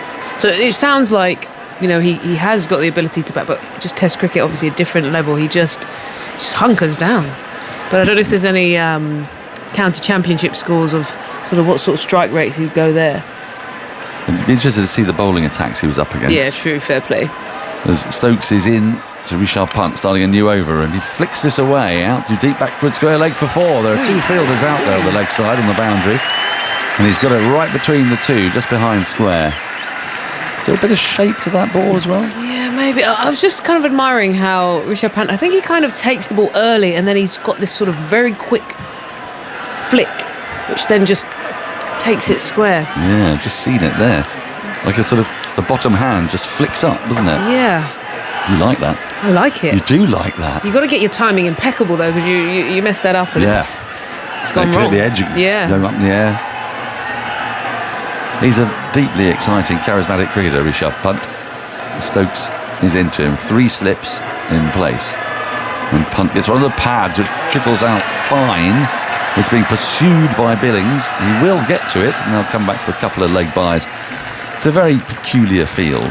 England, and especially under Stokes, do like these funky fields. So a long leg, a deep forward square leg, and mid-on. That's your leg side field. 3 slips, mid-off extra cover, and deep backward point.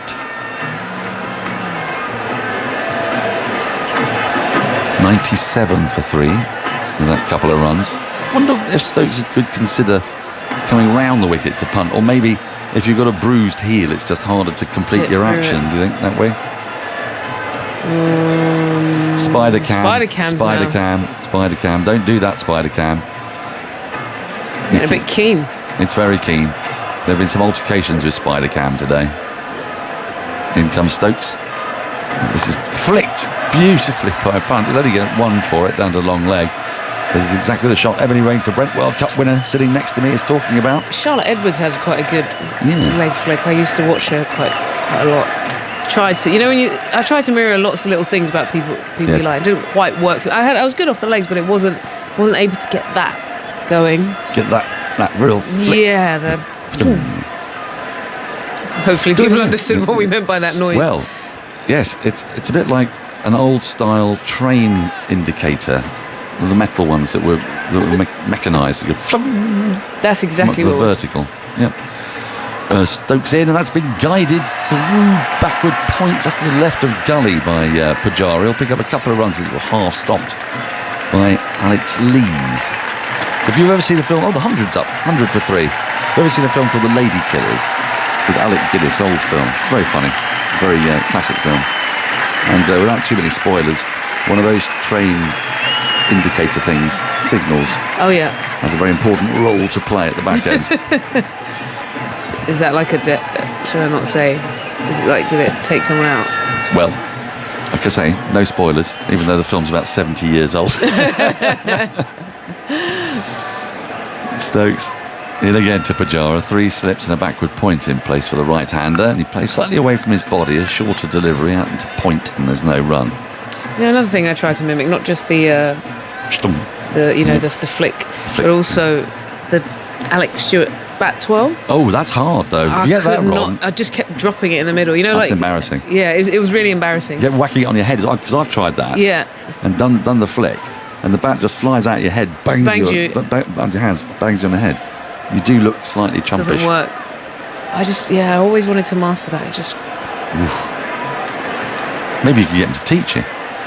Stokes in, and that's guided again down through backward point. This time no hand on it from Lees. It's being pursued by 2 fielders eagerly, and then they will get back for a second. Punt wants a third. Pujara has no interest as Billings tidies up. 102 for 3 at the end of the over. 36 have been bowled.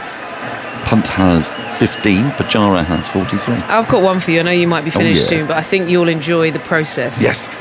Create the perfect batter. So, like, you take Brian Lara's, Cut. maybe cut shot or pull shot. Yeah. You take Joe Root's back foot punch. You take build the perfect cricketer from different shots. Oh, I love that idea. I think you'll enjoy this. Even if we don't get it in this stint, I think you're going to go nuts on this. Yeah. Well, I quite liked Michael Atherton's back foot punch. More than Root's? No, you're right, Root. Yeah. Sorry, I right. shouldn't. It's your cricketer, but I was just No, you're right. chucking it. You're right. I just wanted to get Athers in there somehow, but you're right. I just wonder, Sangakkara's cover drive. The problem is he right or left-handed, or can he do both? Or she?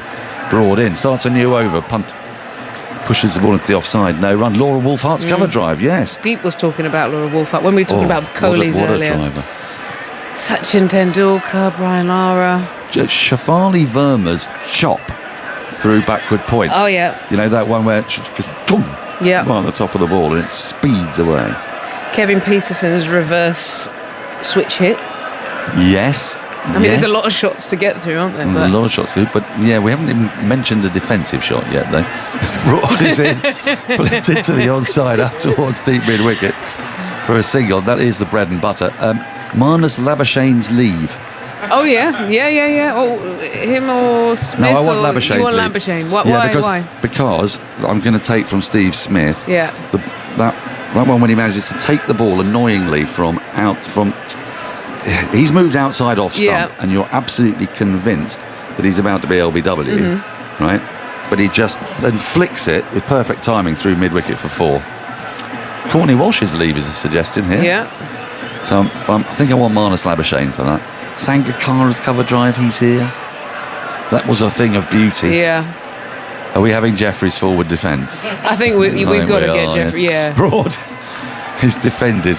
Next delivery by Pujara. There's no run. Who's back foot? I think the pull has got to be Brian Lara. Leg up. Oh yeah, that's a goodie. That's got to be that. Alex Stewart in front of square pull. Oh yeah. He used to crack that. Robin Smith's cut. Trescothic sweep. Can I put in a bid for Rahul Dravid's forward defensive? Oh, you can. I think that could calm a riot, that shot. Who's going to play the lifting ball and drop it straight at their feet? That could be Jeffrey. He did that very well. Broad is in. That comes back in a touch to Pujara. He just works it into the onside. It's picked up at short mid-wicket. There's no run. I could do this all day, you know. Oh, good.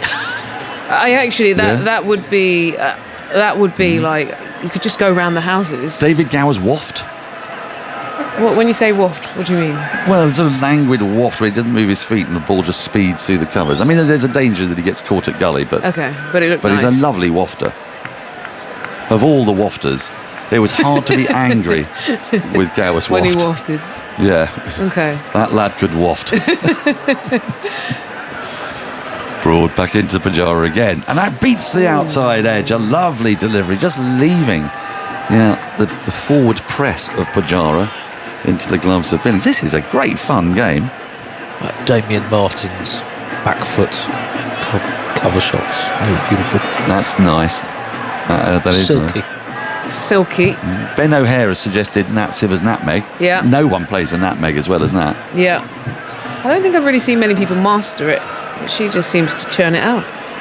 The old white ball game. Between the legs, 45. Meg Lanning's got to get a mention somewhere. It's just, there's all her shots now, isn't it, really? Broad in, and forward comes Pujara, pushes into the covers in defence. End of the over, 103 for 3. Punt has 16. Pujara 43. I don't want to drag myself away from this, but I'm sure Simon Mann has got some fascinating tales of 1960s cricketers. He'll be all over Ken Barrington for us now. Well, I can't wait to hear what Simon's choices will be. We have to throw in Ian Bell in there. I know that but Ian Bell against spin, I would say. Someone very enjoyable to watch. I know you're not feeling this game, Simon, but come on, you've got to put one shot. I didn't see Ken Barrington bat for a start. So I thought that was in your era. Not. Be careful, Ebony. Well, one thing we have missed out is running between the wickets. Oh. So I would say David Warner's running between the wickets. He's a run thief, David Warner. He's Dean so Jones fast. was Dean great at that as Jones, well. Dean Jones. Australian player. Warner and Jones, were they ever run out in Test cricket? I mean, they're quite long. They've had, well, Dean Jones had a long career. David Warner's still, well, not in the middle of his, but still going on. Warner, he just can't keep him quiet. He's up and down. 103 for 3 is the score. Rishabh Pant on 16. Stokes to continue. He's in a long spell here. This is his 7th over. He's got rid of Kohli in it. Bowls over the wicket to Pant. Pant flicks this away. Looks in total control out there, Rishabh Pant. Takes him to 17. A single out towards deep mid-wicket. 104 for 3. The lead is 236. Christopher Radcliffe emails, surely Robin Smith's square cut. Yeah, that was not bad. Is that up there? And we're at Edgbaston. I always thought Jonathan Trott was just such a elegant player.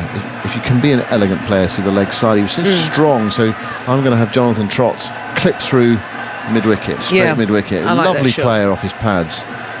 Pujara on 43. Stokes bowls to him. Pujara goes back, forces away for 4. Towards deep backward point. It's a nice shot, timing it well, forcing it away, and Pujara moves to 47, and India to 108 for 3. The lead 240. England won a Test match earlier this summer against New Zealand from a not dissimilar position from this. New Zealand were about 250 ahead with 6 wickets left, but they're going to have to play very well, I think, to win this game from here. India look to have for quite a long time now, a measure of control over this game. Bairstow tried to do something about it. Stokes bowls, forward goes Pujara, thickish leading edge there towards Broad at mid-off, and there's no run. Phil Jackson in Shropshire. How about Gucci's back foot on drive, or his emphatic punch through mid-off? That's a proper shot. That's a back foot on drive. I guess against the spinners, get back deep, and you don't see that shot too often. You see it whipped a lot. And you've got to stay in, of course, so how about W.G. Grace's gamesmanship? Oh, yeah. You need all those skills, don't you? W.G.'s here today. Yeah. He came in on a bike. Stokes bowls full. Oh, thick inside edge from Pujara on the drive. Goes out towards Pope at mid-wicket, and there's no run. Yeah, the cameras are focusing on him. You come to watch me spectate, not them bat. Anyway, all sorts of characters here today. That was the one that's caught the eye. A guy dressed up as W.G. Grace with a huge bat. Yes, you'd want W.G.'s bat as well, wouldn't you? You'd want that bat. And your composite batter. He's looking in good nick for 100 and odd years. How old would he be? 174. Yeah, 174-ish. 108 for 3. Stokes was very full, almost Yorker length outside the off stump. Pujara drives. It's picked up in the covers, and there's no run. We've got 40 minutes cricket, or 35 minutes cricket left this evening. The lights are on, there's blue sky above. The lights actually improved, the natural lights improved of late. You have to pick a Sobers shot. Garfield Sobers. Yeah, that extra cover drive, I think. Don't you think? Classic. Yeah. Ian Botham's lofted on drive. He's a very good hitter in the air down the ground. And of course, Viv's shot through mid-wicket from outside the off stump. Stokes moves away from us. Bowls to Pujara. Pujara bat and pad close together, guiding away towards backward point. And there's no run. Surely there must be a place for Johnny Bairstow in our composite batter. Yeah. The way he's been playing this summer. Which shot though? Well, the one that really took my breath away today was the sort of clump over deep mid-wicket into the Hollies stand, from just outside the off stump off. Is it Thacker or Siraj? It was off Thacker, I think. Yeah, Sharda Thacker. The clump, the Johnny Bairstow clump. Yeah, put that in there. Yeah. A mighty effective shot in the modern game. 108 for 3 at the end of the over. And it's going to be Stuart Broad to bowl from the City end. 11 overs, 1 maiden, 1 for 33. England, okay, they've chipped away, they've kept it tight. 38 overs, 108. They picked up 3 wickets, but you just feel there needs to be a bit of bang from them here to get themselves back in the game. They need 2 quick wickets minimum. Interesting to see, Pant still going at 17 off 20, but he hasn't really tried to accelerate other than just clipping and working the ones off his legs. He's played well so far. Rishabh Pant, broad bowls. So he's down the pitch, hacking that up towards the long on boundary before, along the ground. Just giving Broad the charge. Just suddenly felt like it's time to get the foot down. And he did not hold back. Yeah, gave himself a lot of room. Stuart Broad. He was ducking. He was ducking. That was hit so hard back past him like a rocket. It wasn't the most elegant looking of shots. Definitely flat batting across himself, but I tell you what, it's raced away. Panther 21, 112 for 3. The lead 244. What have you spotted?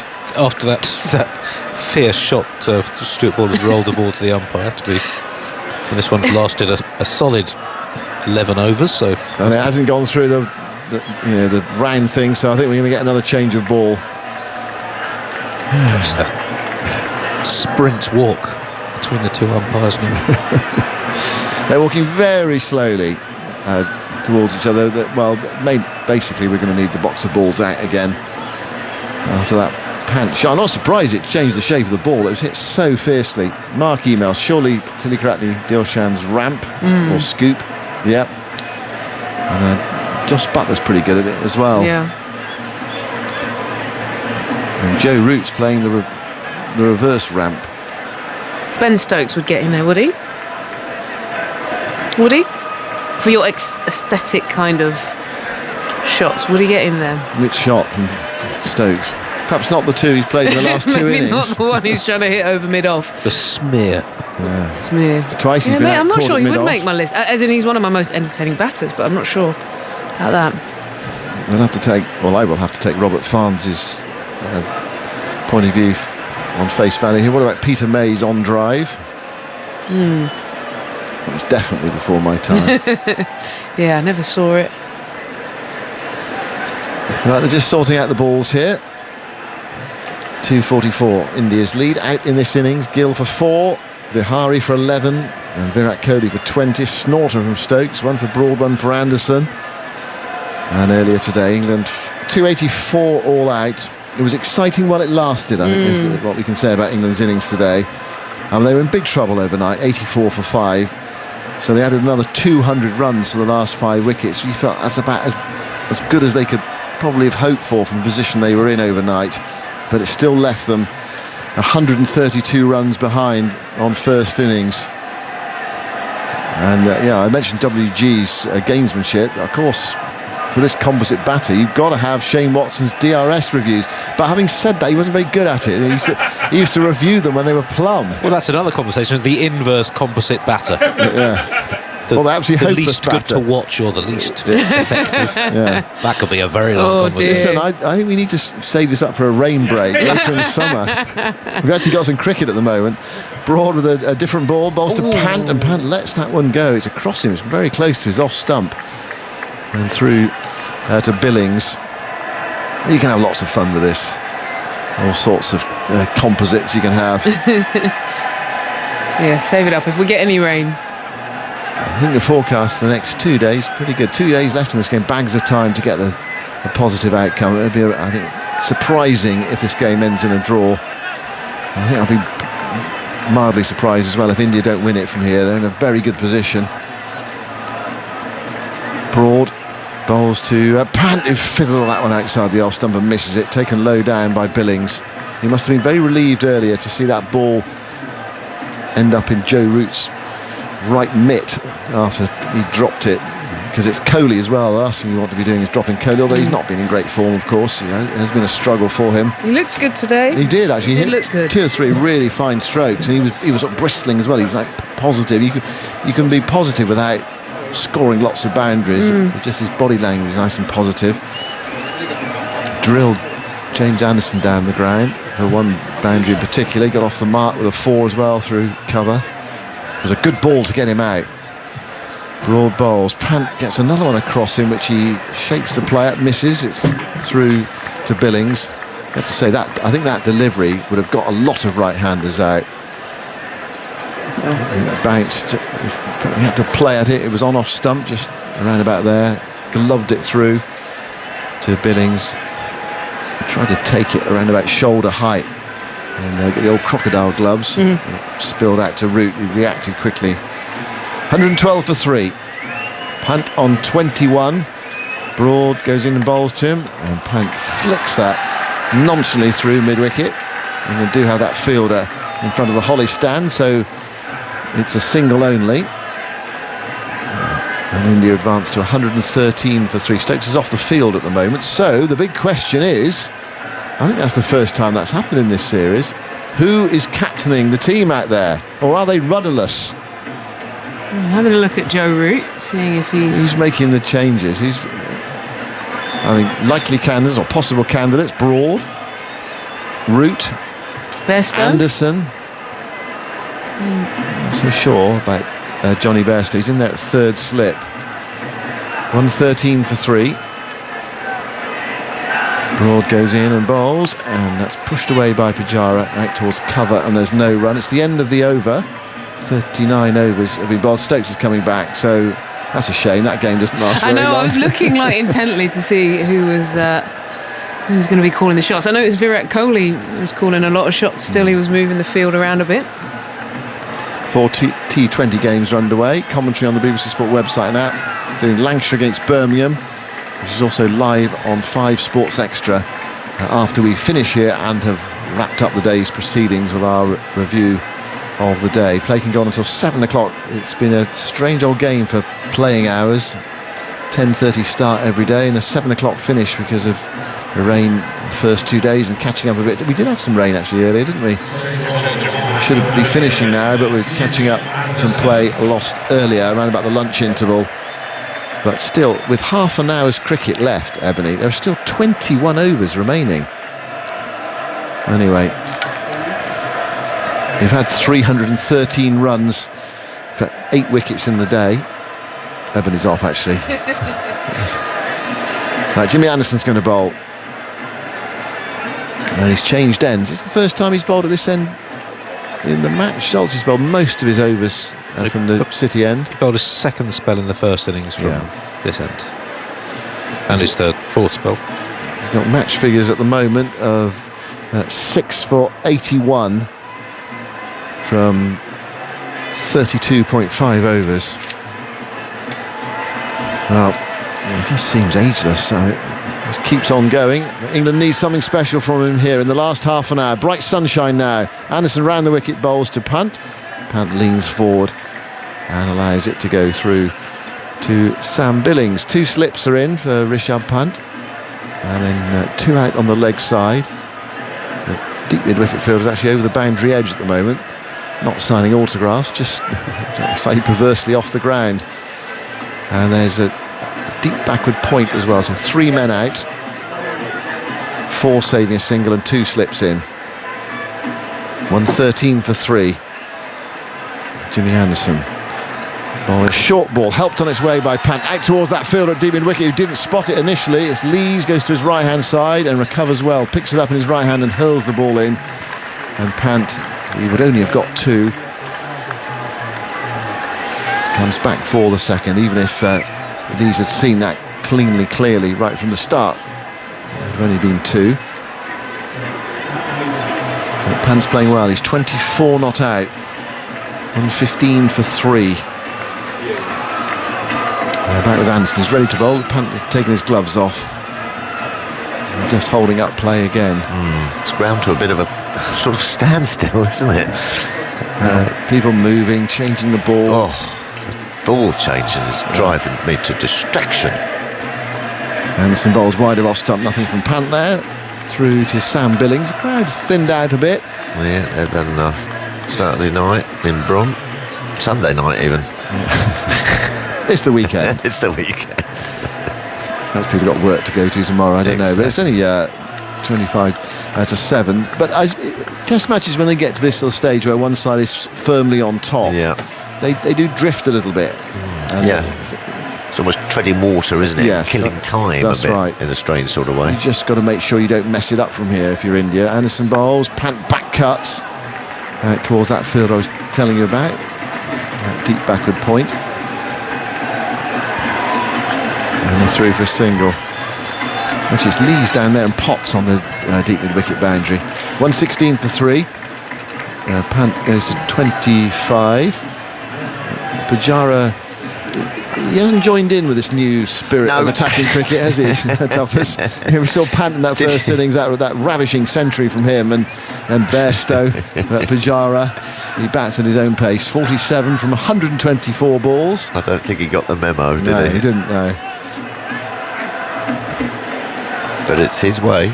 And it's effective. It's wearing England down. Anderson wide of the crease, stuck on the pad, shout for Albert, he'll be surely outside the line. Might well have hit the stumps.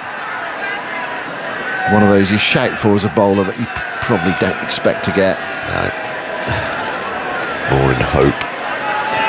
Stokes' one, of course, was just clipping, wasn't it? Yeah. One that he padded up to. Quite a big in-swinger, though, isn't it? But he was a long, good stretch, long way down. Holly's stand trying to get behind Anderson.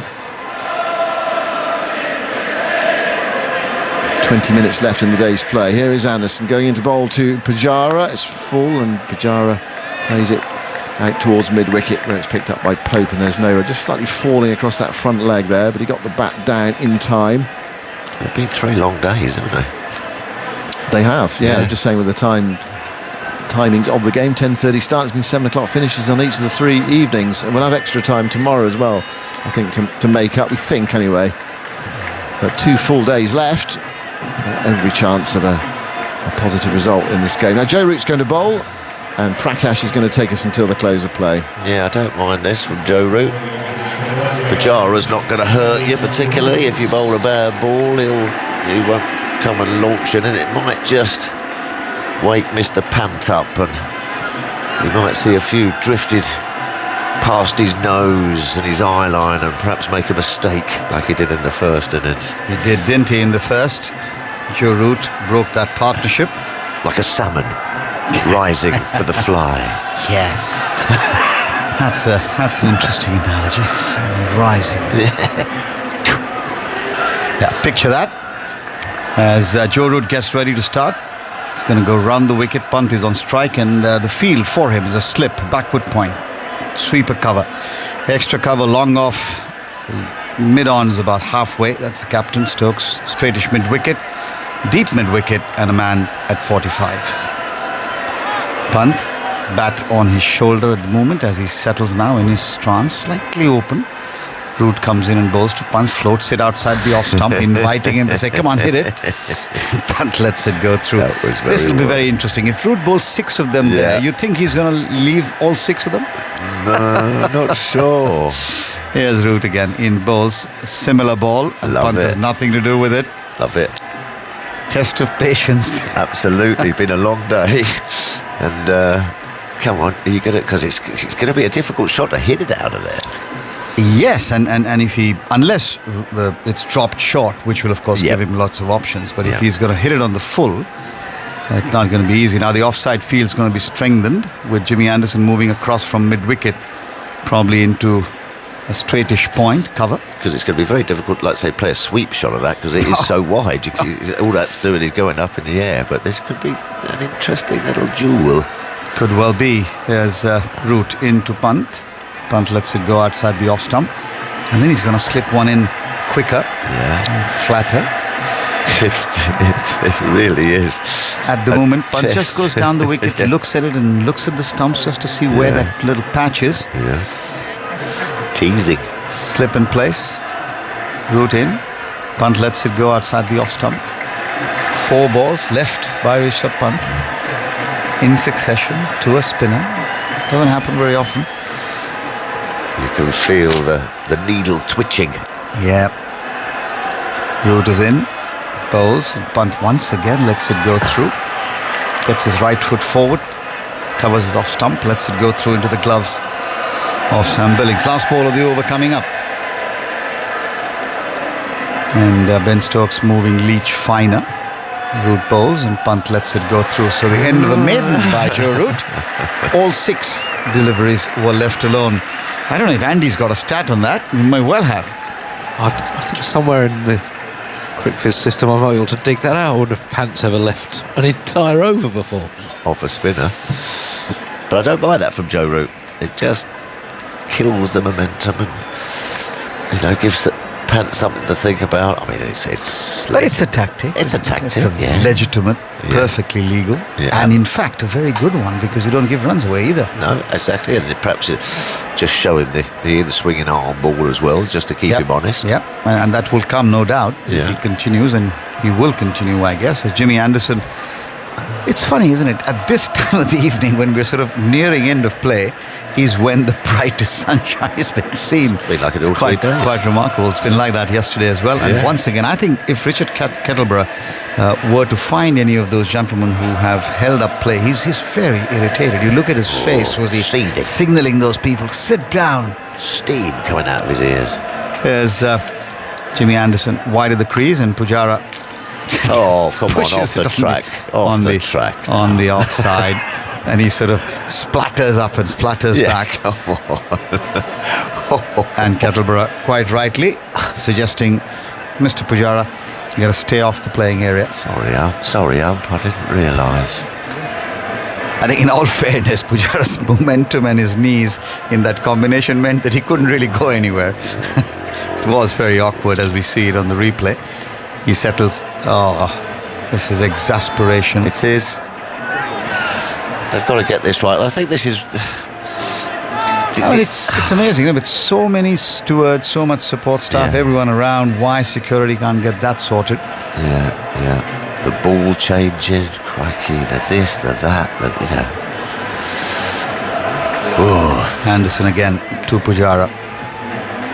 Goes in, bowls, and Pujara off the back foot, plays it, not for runs, straight to Ollie Pope, I think it is. No, it's Leach who fields, backward of point. The shadow's lengthening that one pylon right across on our left now, casting its shadow over about 60% of the playing area. But as would have been designed, not over the playing strip. Anderson walking back to the top of his run. He's got 2 slips, a gully, a backward point, a cover, mid-off, mid-on, mid-wicket, and a long leg. Very conventional field. And Anderson's up again, bowls, and Pujara off the back foot pushes it on the offside. Anderson actually tumbles over as he completes the delivery. He's lost his footing, or just the momentum carrying him forward. They've had trouble with that landing area for the fast bowlers. Here's the replay for you. Toughest? Yeah. I think it's just a bit of tiredness. You didn't see an ankle go or turn or twist. I think it was just a bit of a... I almost felt that there's a sort of level difference there now. Yeah, it's always tricky, isn't it? Bowlers' footmarks. Anderson in, bowls, and Pujara shoulders arms, lets it go through outside the off stump, through to the keeper. 116 for 3. Stuart Broad's always complaining at them where he lands. Can be difficult though. I've been out there. It's been like a valley. So son, I'm shorter than I was. It is. And if you're where you put your foot or your delivery stride isn't quite in line or the same place as your other mate who's been doing it, it can be very tricky. Anderson in again to bowl to Pujara, goes in, bowls, and Pujara defends solidly back on the onside. Last ball of the over coming up. We're going to be a few overs light. Well, Andy's got some interesting stats. Oh, was he? Yes, that was indeed a historic moment in Test cricket. The first time Rishabh Pant has left all 6 balls of a Test over. There you go. He had previously left 5 in an over from Pat Cummins and 5 in an over from Cameron Green in the 2020-21 series in Australia. What a moment, Prakash. We've witnessed history again. Here's Anderson, and worked away on the onside. There'll be runs here for Pujara. So he's going to get 2 at least. And he'll move up to 49. And end of the over, it's 118 for 3. India's lead now is exactly 250. Yeah, and it's starting to get a bit of concern now for England, isn't it? 250. It's a lot. Could have done with taking another 1 or 2 with them tonight, but not to be.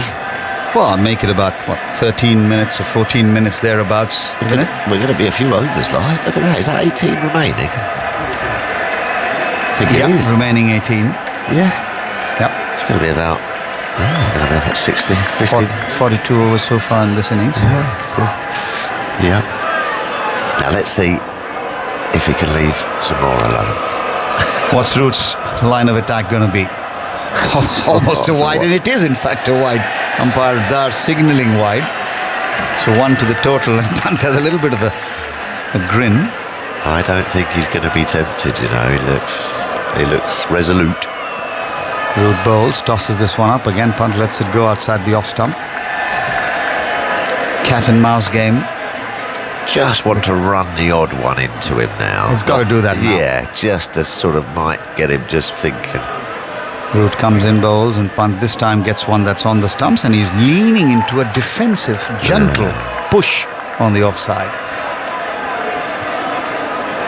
That's better from Joe Root. I like that. It's just sowed the seed, those wide ones, where he's seen it turn and bounce, and then just the odd one a bit straighter. Root again. Wide of the crease, bowls slightly round arm, and Pant comes forward, thinks of a run. Pujara's had his problems with off spin as well, of course, against Nathan Lyon in particular. For the moment, it's Root to the left-handed Pant. He's up, he bowls, and Pant goes back and hammers it away, just a little bit short, picked the length very quickly, and he'll beat the chasing fielder in from deep mid-wicket, get 4 runs. Yeah, a bit too short this time from Joe Root. Seized upon in a flash by Pant, though. Saw that big open area through mid-wicket. Get some like a whip, you know, with those wrists. It really does generate some bat speed with those wrists. And yeah, because the bat ended up sort of halfway there. It wasn't the full flourish. The effective shot, 123 for 3, Pant's up to 29. There's Root again to Pant, this time floating it outside the off stump. Pant lets it go to the keeper.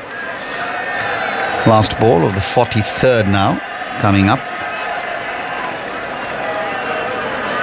Sun slips behind some cloud. Root comes in, bowls, and Pant lets it go outside the off stump again. So end of the over. It's 123 for 3. 43 have now been bowled. Any plans this evening, Prakash? What are you up to? No real ones. We'll just play it by ear, I guess. It's getting tiring, to be honest. 10:30, 7 p.m. Yeah, little quiet one tonight. It doesn't hurt. Bit of food. But England have about 10 or 11 minutes to try and pick up another wicket, which they dearly like. Yeah, it just seems to have all gone a bit flat out there, doesn't it? As you say, Pant's just looking it's the same story. That 35 over there about mark. Yeah. It's almost like a switch has turned. Yeah, and everything just sort of drops off. Look, England players just meandering around in the field. Taking their time. I think they'd be a little more sort of... Come on, we need these wickets. We need to get back into this game. Okay, there's clearly going to be a different plan, because the field's being sort of sent to all corners, as it were. Needs some urgency out there. Yeah, but there isn't. It's not Pant, it's Pujara on strike. And let's look at the field. There's a third right on the fence, or as you call it, a very, very deep slip, right on the boundary. Yeah. There's a fine leg, the 2 men out behind the wicket. There's a man deep backward square about 3/4, just being brought in a little bit closer and straighter. There's a deep square leg, about 3/4 to the boundary, an orthodox mid-wicket. There's a mid-on. There's a fielder, I think it's the substitute, Ethan Brooks. And just to remind everyone, our highlight show is on BBC 4 in about 10 minutes. Anderson to Pujara. Pujara dabs it. He wants that 100, he wants that 50. Ethan Brooks, the substitute, comes racing in and short circuits any plans. And now, I think been warned. He's been umpires warning him formally for running on the wicket. You just don't think. I mean, you could believe that with anyone else. Pujara seems to be the kind of guy who would never do it deliberately. But I think he's just... whoa, that did not look pretty as we see it on our replay. And Anderson, rightly so. What happens with the warnings in that respect? Anderson in again to Pujara, and he takes it on his body. So this is now, in a way, sort of the leg theory. Bouncer inviting Pujara to play the shot on the onside in the air, but Pujara just takes it on his body. Yeah, if you keep doing it and if you're warned again, I think it's -5 runs, isn't it? Is that all? Not sent off or anything. I don't think he's sent off. But it should be. I mean, beyond the red point. card. You can't bowl, so you can't bat. No, You well, know? I mean, second warning and then you can't bowl from that end. I like your thinking, Prakash.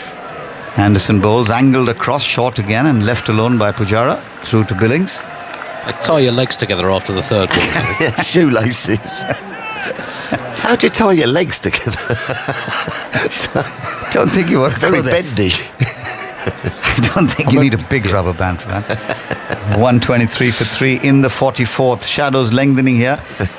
This is probably one more over of spin from the other end if it indeed continues to be Root, and then another over. That's about the most we get. Anderson bowls short again and Pujara ducks underneath, lets it go through. Anderson's going to slip the full length Yorker in. I think everyone's looking for a cup of tea, aren't they? I think the batters are just looking to hang in there for tomorrow for a bit of an onslaught, and the bowlers. And he's in a stance. Jimmy Anderson in the first innings became the second oldest seamer to take a fifer in Test cricket. So if you don't count SF Barnes as a seamer, which causes all manner of philosophical discussions amongst cricket nerds. Right. A chap called Geoffrey Chubb had a couple after the war for South Africa at the age of 40. But I don't know if a almost 40-year-old bowler's ever bowled body line before. Well, little adjustment to the field. The man's come in at leg gully as Anderson comes in now to bowl to Pujara. He's up, he bowls, and Pujara defends it. And Anderson picks up and goes back to the top of his mark. 255 is the effective lead. 123 for 3 India in the second innings, with Pant on 29, Pujara on 49. Anderson taking his time as he gets to the top of his run, turns round now and goes away from us to bowl to Pujara. Wide of the crease, goes in, bowls, bouncer down the leg side, nothing to do with it. Pujara lets it go through, and that will be the end of the over. So 44 overs have gone. The England fielder suddenly sprinting around, realizing there's about 6 minutes or so by the clock, and that means if they get a quick over of spin, they can get another over in. Billings leading the charge, picking up the helmet and rushing back to the other end. And what do the Indian batsmen want? They've got I think it's Ashwin who's running onto the field. Yes, it is. It's just, you may as well just come off. It's like no one wants to be out there anymore. The bats, oh, here you go. We've got a bit of a finger problem and a drink. Well, this is similar to what happened yesterday around this time. The physio's out now. Yeah, you're okay. Yeah, no, might be cramp in the hands. Ashwin out there with drinks for the two batsmen, and the physio, that finger does look, I think the nail sort of, there's some blood there as well. Pujara's right forefinger, it looks like. Yes, Andy. But because they don't force the teams to bowl all the scheduled overs in a day, there becomes a strategic advantage in slowing the game down. So I wonder if they just said, well, we're going to play on till it's done, if teams would just hurry up. Yeah, I mean, then there wouldn't be this deliberate effort if there was indeed a deliberate effort. I'm not saying it is, but it's conveniently timed. Beautifully timed. It is. I mean, to be honest with you, here Pujara's obviously done something with the nail. I think is the one that's hurting. There's some blood there as well, which has just been cleaned.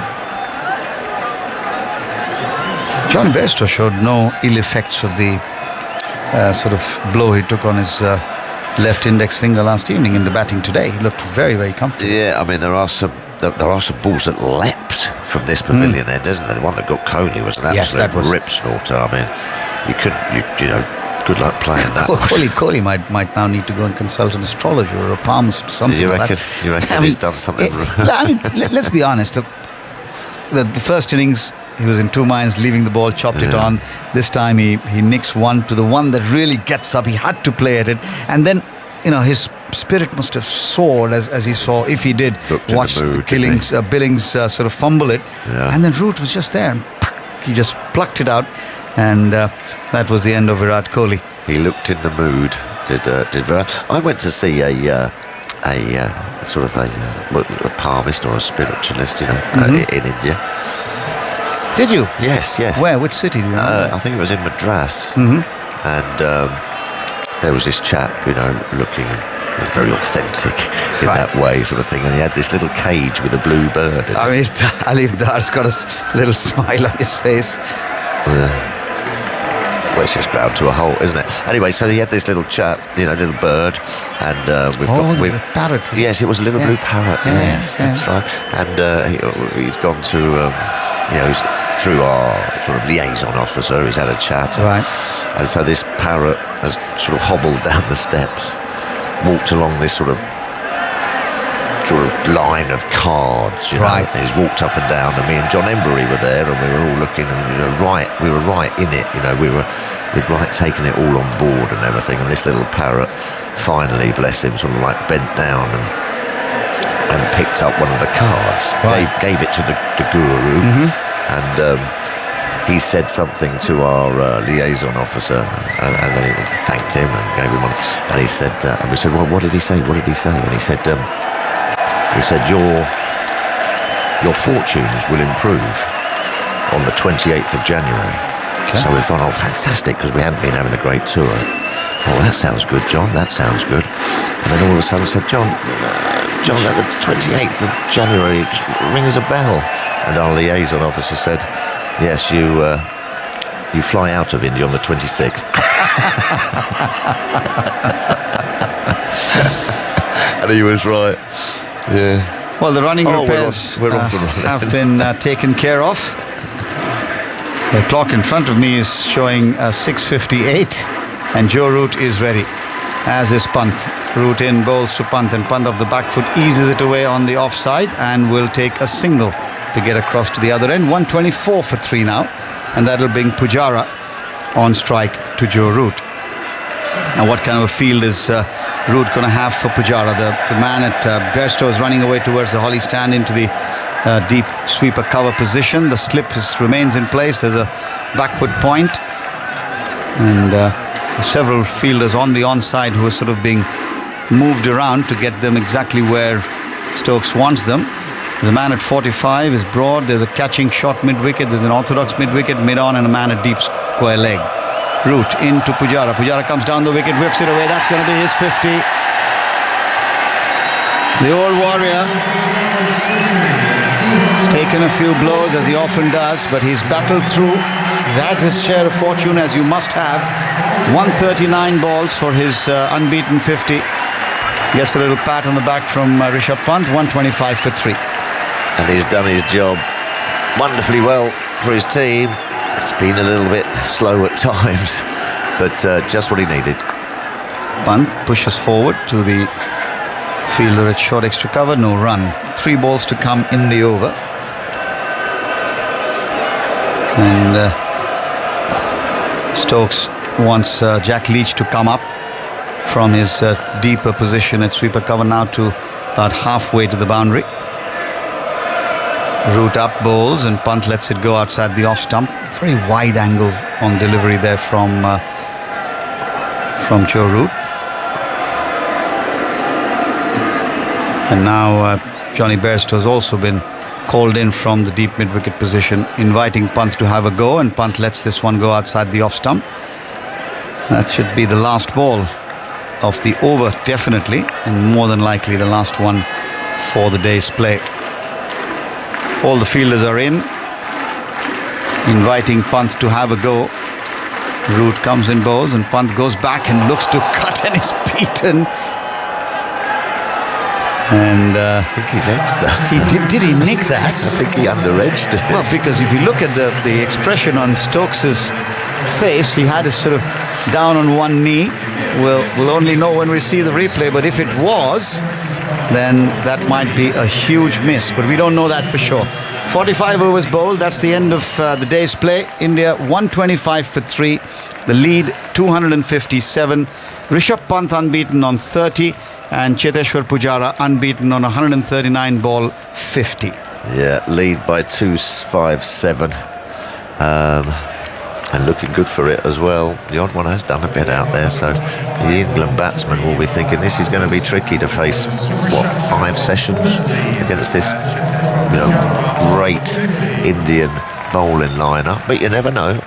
India have slowly got themselves into a very strong position in this match now. Yeah, they're in a much stronger position than they looked at when they lost those first 2 or 3 early wickets. Pujara steadying influence. Yep, and Pant. And it's commendable, isn't it? Pant, absolutely. Pant really has played according to the circumstance. Yeah, that's right. There's no point in sort of like giving the opposition a chance, is there, in this position? You've got to grind them into the dirt and set up the game nicely. Still lots of time left, 2 days. 2 full days. 2 full days. And weather permitting, which we hope it will, we should be able to get all of that in, and that will make for a very exciting last 2 days. Gill was the first to go, caught Crawley bowled Anderson 4, Vihari caught Bairstow bowled Broad for 11, Kohli caught Root bowled Stokes 20, Pujara unbeaten on 50 and Pant unbeaten on 30. 125 for 3 India, Anderson 1 for 26, Broad 1 for 38, and the third wicket of course to Ben Stokes, the big one of Virat Kohli 1 for 22.